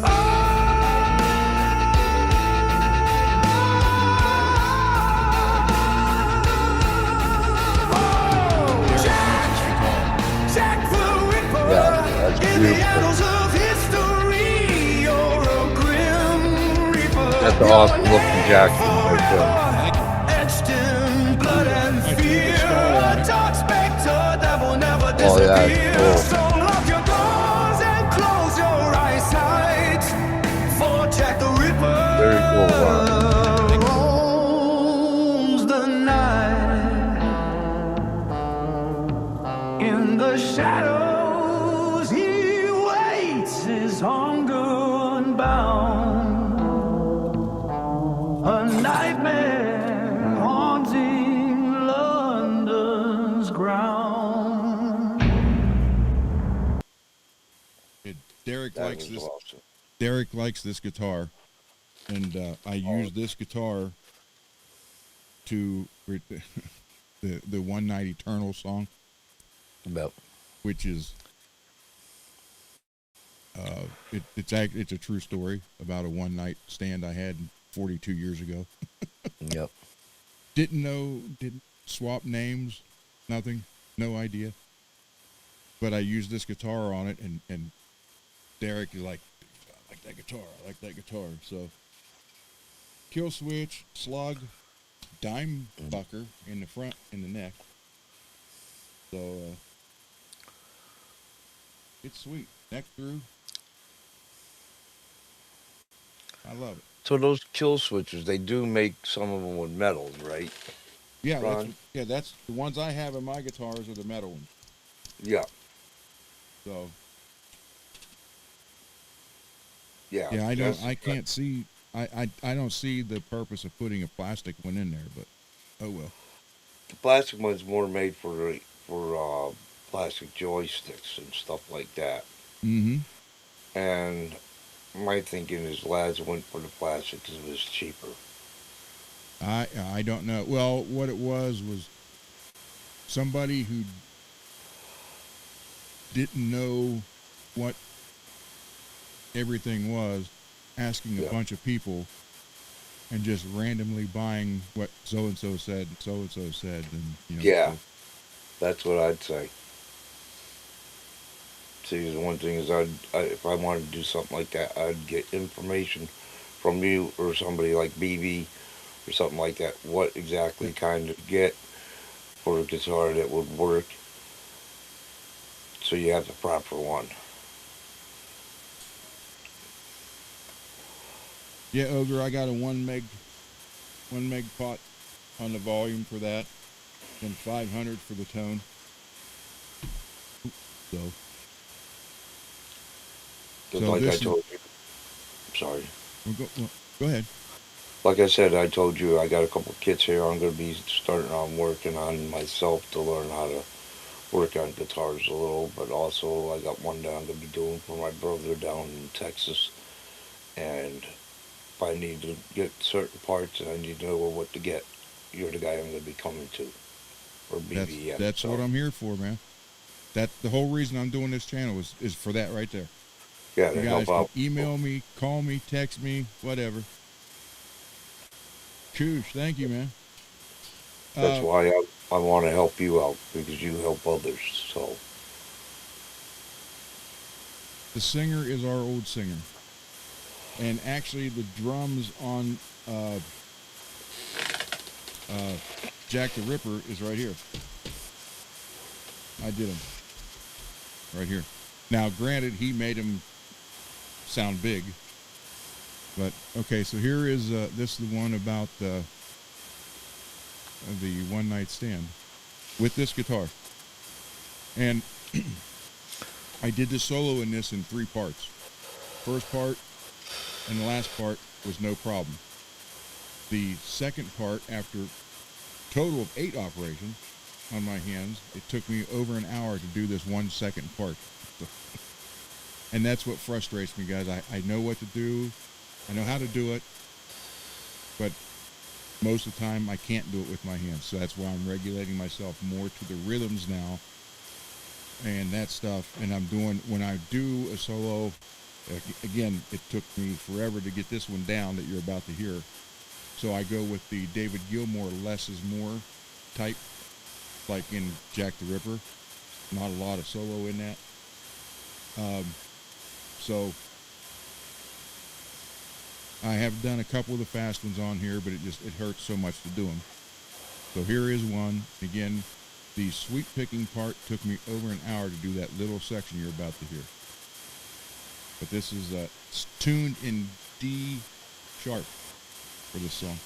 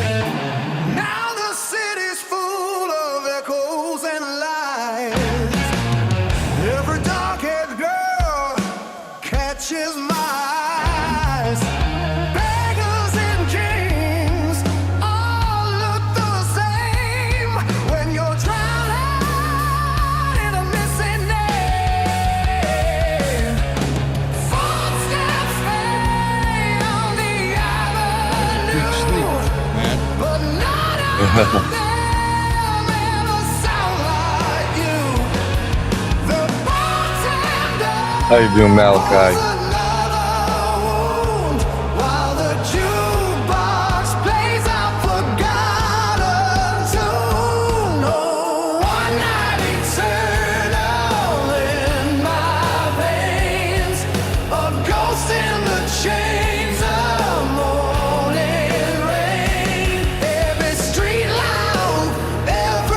Right, Lewis.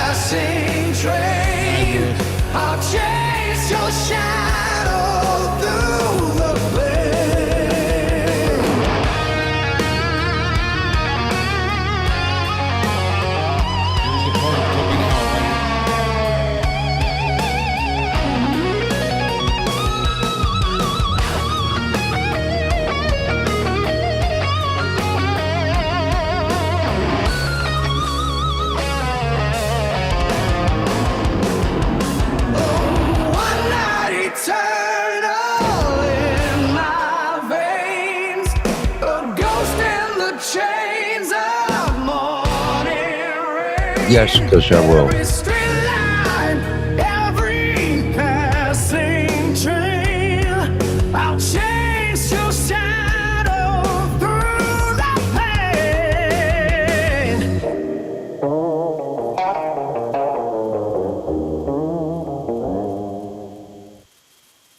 That's it. The whole song.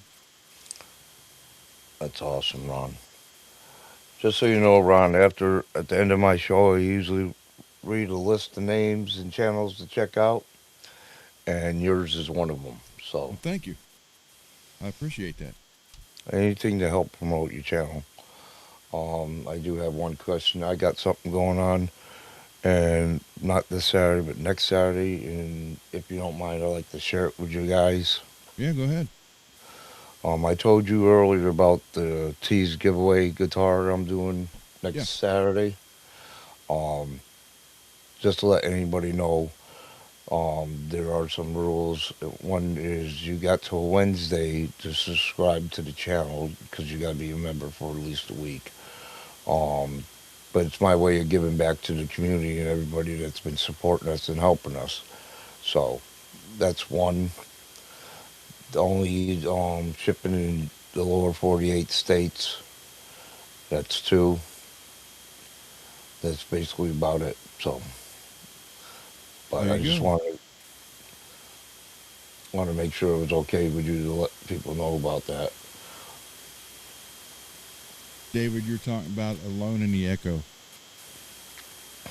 I'll do that one. I'll do that one, then All the King's Men. Oh So- yeah, it's awesome.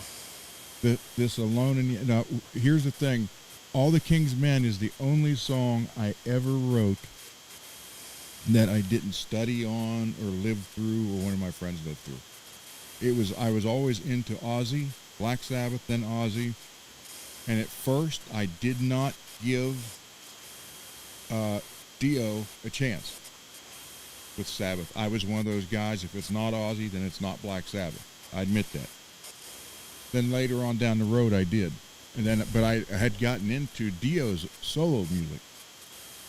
And so, 1987, I sat down and wrote a song called All the King's Men. And it's a completely made-up song about knights in shining armor and kings and queens and that kind of the Dio-ish type thing. So I'll play that after this one. This one is Alone in the Echo, which David loves. So what this is about, my dad dying, Ozzy dying, then Ozzy's song,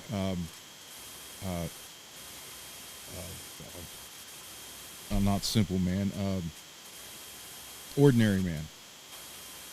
And it occurred to me, you go through life, you try to fix things that hurt you or whatever, and then when it comes to the end, it's like you look, and I'm using metaphors in the song, like I see the line in the sand, meaning the end of the road, because again, I'm closer to my 80s now than I am from the 80s.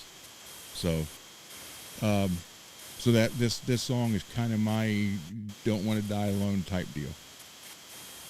So here it is, called Alone in the Echo.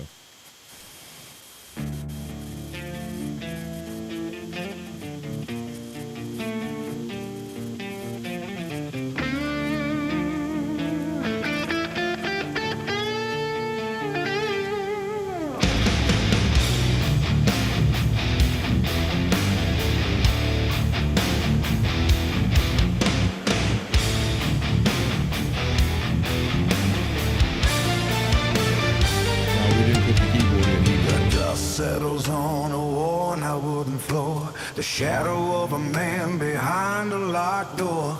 I watch the seasons change through a cracked pane, counting every drop of the cold winter rain. There is a hollow sound in the empty hall, waiting for a voice or that phantom's call. I buried my secrets in the backyard dirt, tried to hide away all that hurts. The clock on the wall has no sound, looking for the melodies I never found. My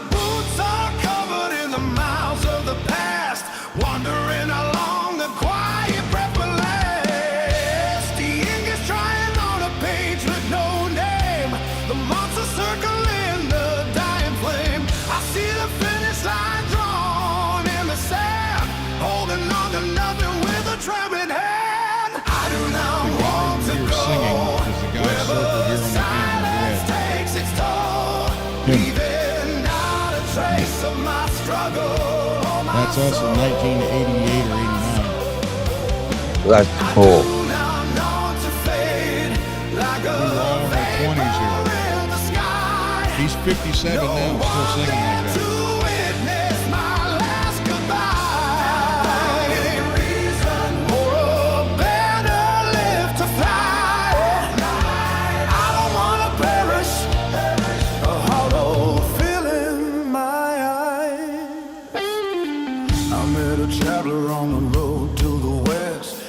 Silver metal pin to his chest. He told me that the glory was a bitter pill to swallow, and the heart inside is jagged and it's hollow. He had 1,000 stories, but no one left to hear, trading all his triumphs for a single human tear. The prophets in the street are howling at the moon, singing frantic and disconnected too. They talk of heavy burdens, the price of being free, but none of them can offer clarity to me. I am looking for a spark in the middle of the night, something more than shadows dancing in pale light.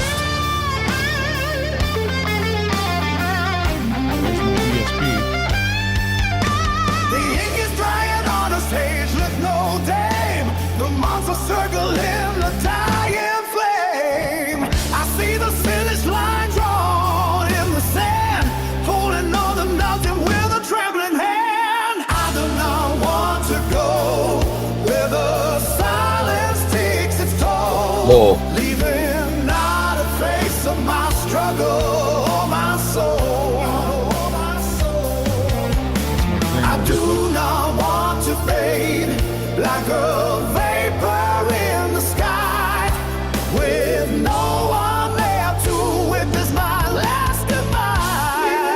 My last goodbye. Give me a reason or a banner left to find. I don't want to perish, a hollow film in my eyes.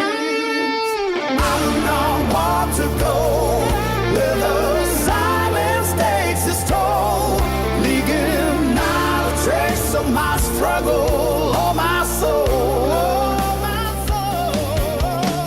I do not want to fade like a vapor in the sky, with no one there to witness my last goodbye.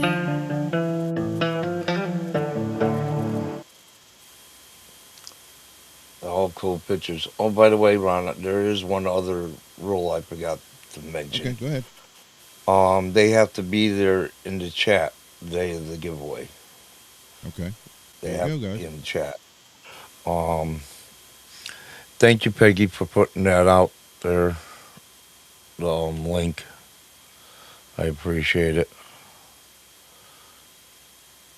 Here was And thank you, Jim P7S. and the song you're about to hear is All the King's Men. This was the inside the cover of one of the CDs. There's the words, I highlighted them. But I will, kind of hard to hold that right there. But here it is. This is the new version. And it was I recorded on the mirrored guitar that I got from Greasy Monkey.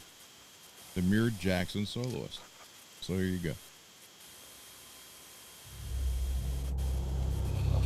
You'll hear the first part. Come on, focus.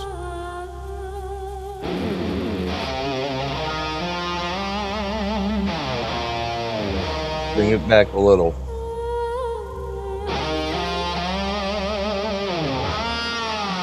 That's about the best you're gonna get it right there, Ron.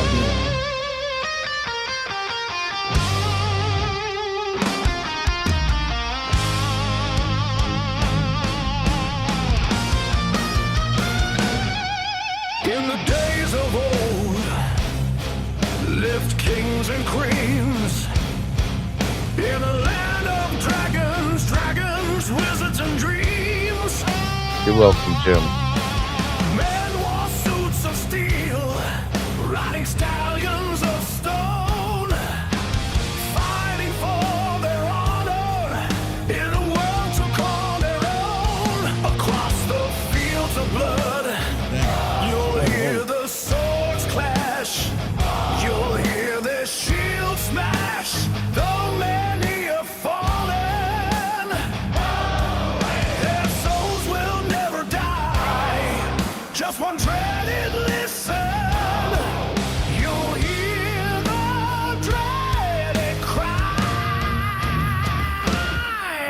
king's men, driven from within, fighting to survive, dying their only sin, their only thrills to kill, shadows stand still, out on the battle plains, their blood begins to spill.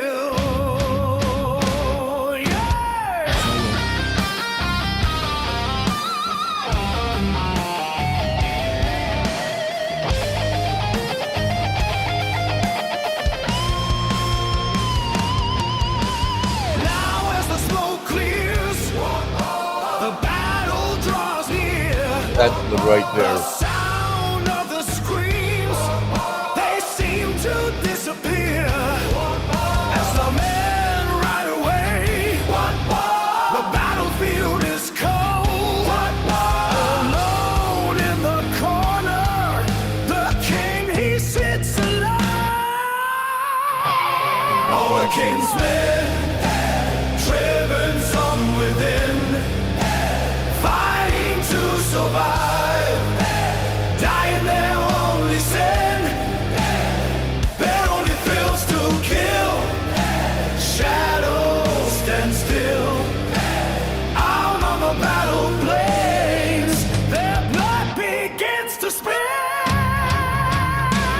All the king's men, driven from within, fighting to survive, dying their only sin, their only thrills to kill, shadows stand still, out on the battlefield, their blood begins to spill. Yeah, it's been really good that time, Ron. That was the so. Oh, You got to man. focus in really good that time. Yeah, it sometimes it does it really good, but the whole problem is I can't hold it steady enough to do it. So Yeah, it's not easy to hold things up steady when you're holding a phone. But I want to thank you for letting me put that out there oh, no on problem. your channel.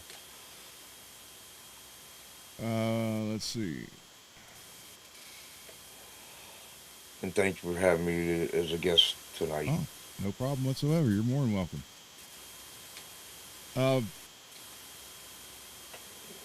Okay. Again, I only write about stuff that I either lived through or someone I know lived through and I know the whole story, or I really studied it. It could be history, whatever. I just don't. That was the only attempt I ever made right there that was completely made up, just from whatever. Yeah. But when we were on, and a lot of you guys have been here, a lot have heard this, a couple new people, so I'll say it again. When we were signed and on the road, I thought I missed not quite 2 years of my son's, the first part of his life. He was on the other show one night, we were talking about it, and he's like, no, Dad, it was almost 4 years.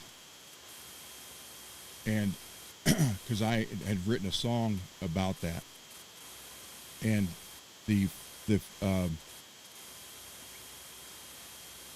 it's and there's lines in there. There's you'll hear letters go unread, pictures fade, promises broken. But you're doing it because you wanted to make it in the band. But you have a heavy heart because the stuff you're missing you can't get back. And when he told me it was almost 4 years, that really got to me. So I finished this song then. It's called Road of Fire and Tears.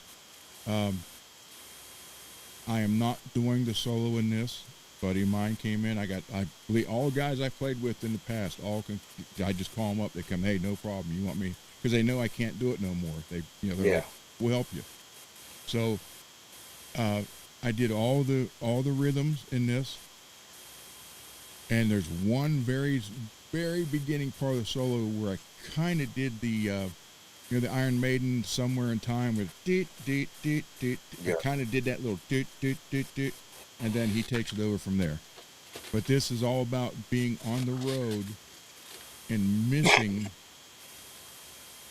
stuff that you can never get back, and how you think you're doing something good for your family, but you're also hurting yourself and them at the same time. So that's what this whole song is about. And it's a little faster and heavier. So, hold on. Well, it's a job, right, Ron? And Yeah. one thing Well, is, when we have a job, we tend to miss out on certain things that we like. So, well, when this was 1990, 92, 90, 91, 92, we spent a lot of time on the road with a band from Grim Jack, who was in Circus Magazine, everything in the 80s, called Grim Jack. And we were actually signed to the record label they were on. Yep. And so it was a lot of touring then, and just went through a lot of stuff. But the best part was, 91, 92, we played 45 to 50, 55 minutes tops and made $4,500 every show. So you couldn't beat that. Oh, no. But that's what you gotta do sometimes, is to sacrifice things with your family to support your family, and that's what I'm trying to make. Yeah, and that's what happened. Make those decisions, yeah. So we did that then, and here I was, getting money to my wife every week. Yep. But I didn't realize at first what all I was missing, and that's where this song comes in. Yeah. I totally understand that.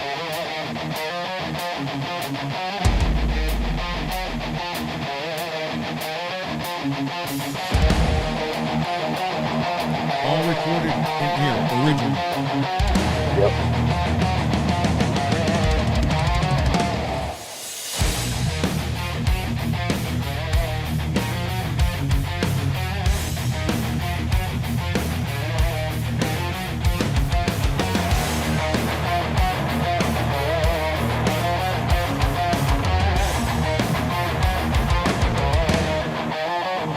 The state lights burn like 1,000 suns. Guitar screams loud, but the heart weighs a ton. Leather and chains, but the soul feels bare. Another town lost in a highway's glare. The crowd roars wild, but the silence remains in every hotel. In the echoes of pain, letters unread, photographs fade, promises broken, the price that we pay. Oh, this road of fire and tears, where the music drowns out all the fears, but the echoes of love still call my name through the smoke and the flames.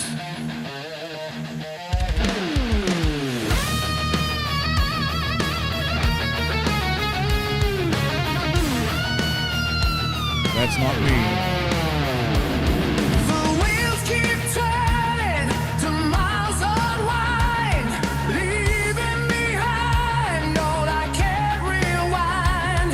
A face in the mirror I barely know, chasing the dream but moving too slow. The spotlight fades, the night grows cold. Another story left untold. The strings are worn, the voice is weak, but the fire inside still begs Here to is- speak.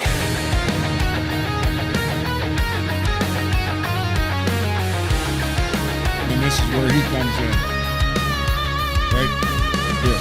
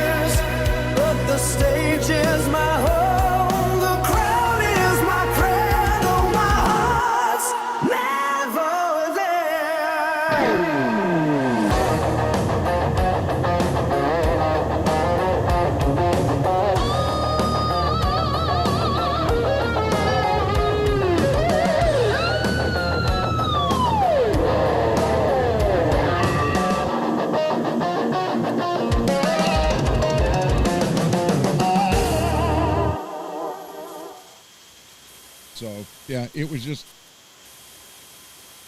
something that we did, and I thought I was doing good, providing for the family.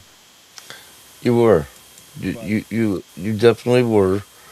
And besides doing that, Ron, you also made an awesome tune that's out there so everybody could hear. If you had CDs or something like that, I'd want to buy one. well, these are all I'm going to release all these on like Spotify, stuff like that. Yep. But the name is actually going to be, I'm calling this project, because that's what it is.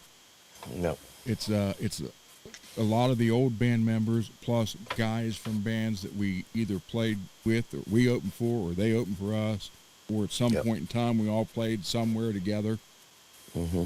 And I'm still friends with pretty much 95% of them. And they know after I had 2 strokes and all that, they know I can't do what I used to do years ago. And Yeah. when I told them that I wanted to do this, just so there's something out there, like so you're not alone in the echo, Yep. and they're more than happy to come do it. So I'm calling the project is called Dying to Play. That would be Yeah. the name, the band name, Dying to Play. So, Well, that's good because they got your back. The whole thing is they got your back on that, and that's what's really great when your friends really are there for you and understand things like that, what's going on, and that means a lot. yeah, it does. I mean, like I got photos of me and the one bass player. His name was Jeff, but he had a nickname of Buff. So he went by Buff. There's a photos of me and him in 1990 or 91 on stage together. Then there's a photo of him here last year recording on one of these. So, it's like we both aged a whole lifetime in between that. But Yeah. um, But getting together with your old band members at times is a like little reunion. It's something that's cool though, too. yeah, it is. It's so nice that they're like, hey, whatever you need, we got you covered. Don't worry. So At least you can kind of jam with them just a little bit, even though you can't do as much as you used to. But you can jam with them for a little bit, for a little while, and which is even cooler. So But someone asked, what we do is we record. Anytime you hear a female backing vocal, or you hear keyboards or clapping, that is what we recorded here, and I just send the dry tracks over, and then he mixes it all and does all this stuff to it, then send it back. So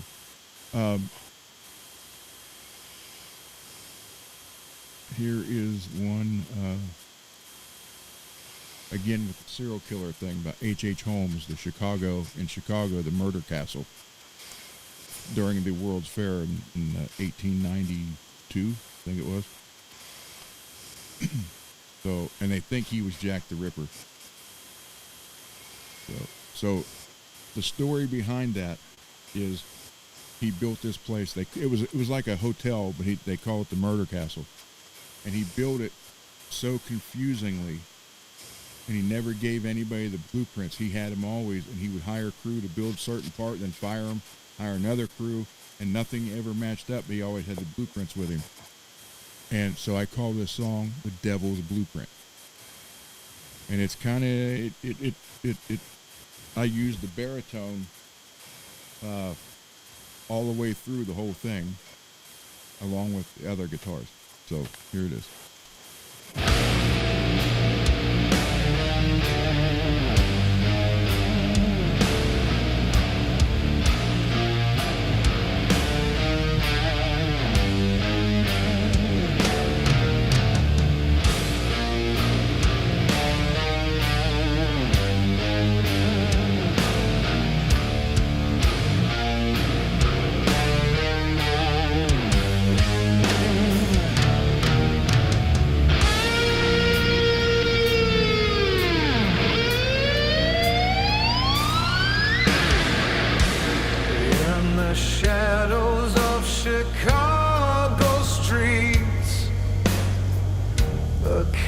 so built with wicked deeds. The walls could whisper tales so grim of hollow eyes and voices dim. The devil's blueprint in his hand, a twisted mind, a deadly plan. Lies like poison, cold as steel. Heaven wept for those who kneel. The devil's blueprint in his hand, a twisted mind, a deadly plan.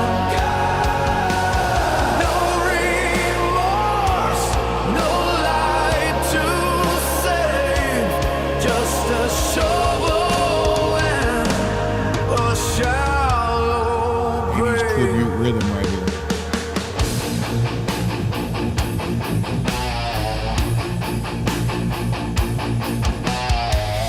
That's pretty much every heavy metal song in the 80s.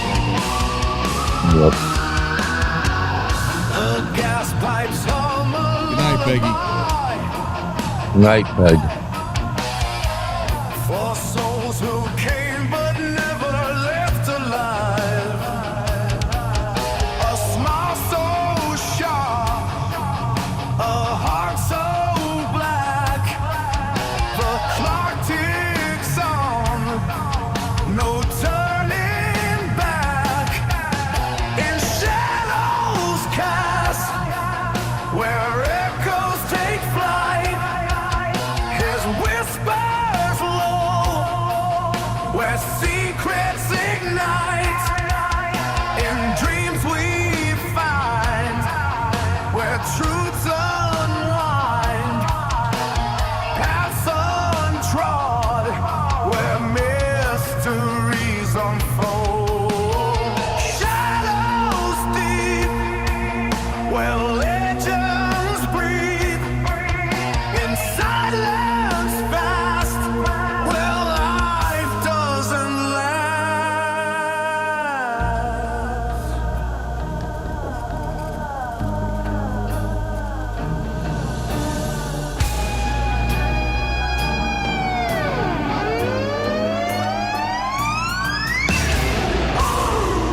The devil's blueprint in his hand, a twisted mind, a deadly plan. Lie like poison, cold as steel. Heaven wept for those who kneeled. Earth shook with the wicked's call. Fire danced if the dance plead. Water cursed by sinners' tears.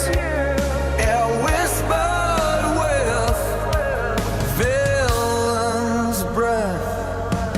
His victims came to a certain death. Oh. So they do think he was Jack the Ripper because all the killings he did in Chicago stopped, and he was in London during the Jack the Ripper, and then when he left London and come back here, the killing stopped over there. Yep. So By the way, thank you, Matt. Had already added RJ to the list. Yeah.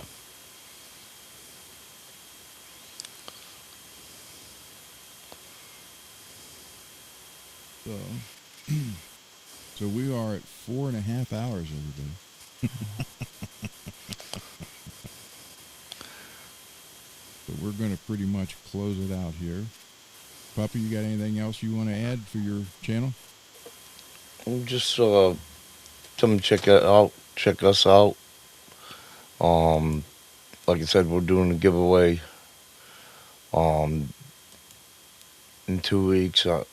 Not this Saturday, next Saturday, unless I have to work. Then we would have to reschedule it. But they would have to subscribe by this Wednesday coming up.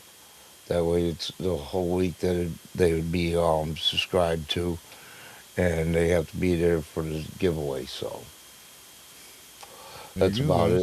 it. I appreciate you letting me say that. I know this is your channel. I'm not trying to promote or get No, any no, extra I don't subscribers. know. I'm not like the So other guys. I'm just trying to show respect No, you're fine, Puppy. towards You're you. fine. So, but I do watch the replays when I can and everything you do. How far you got into guitar so far? I am to the point now where I can start have to flake off. I got to take the parts that'll flake off. I got to go back past that. Yep. Then I'm going to see about filling it with Bondo, if that'll work. Because I've done it before on guitars, but this one is a little bit more drastic, so I'm going to try it, see if it'll hold. Then if it'll hold, then it'll be a lot quicker. So, but I got his tremolo done, the frets are done, the fretboard's cleaned up. All his parts are cleaned up for it.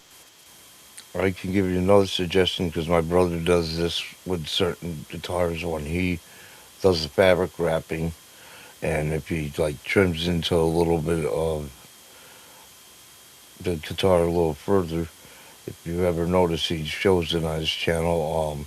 He takes sawdust and glue, mixes it together, Yeah, put it in, fill it in. Yep. put it in, fill it in, and sand it down. But he does a lot of great fabric wraps. You should actually send one of your guitar. I know you like painting them, but you should try getting the fabric wrap one. I think you'd love it just as much. Well, that's what, you know, the one, dang it, the one song from George Lynch. Yep. If you go to his channel and check it out, Ron, one that he's got up there right now that he's been doing is mine, and it's with the Eagles on it. So cool. Good night, the binding's like 4 pieces of binding, red, white, and blue. There you go. On the outside, so it looks awesome. All right. Well, any last comments from anybody in the chat or questions? Oh yeah, hit like and subscribe for Ron, please. Even on replay, do it. It helps out the channel. Please do that for Ron. Really awesome guy. Thank you, baby. And do it for Puppy. Welcome. All right. Okay. I guess we're out. All right, so I'm going to play the intro, outro. Thank you, Kush. And again, I always, even though I don't think we'll ever see him again here, but thank you, Mr. Mike Wood, for making this intro and outro. And when this is done, we'll see you guys later.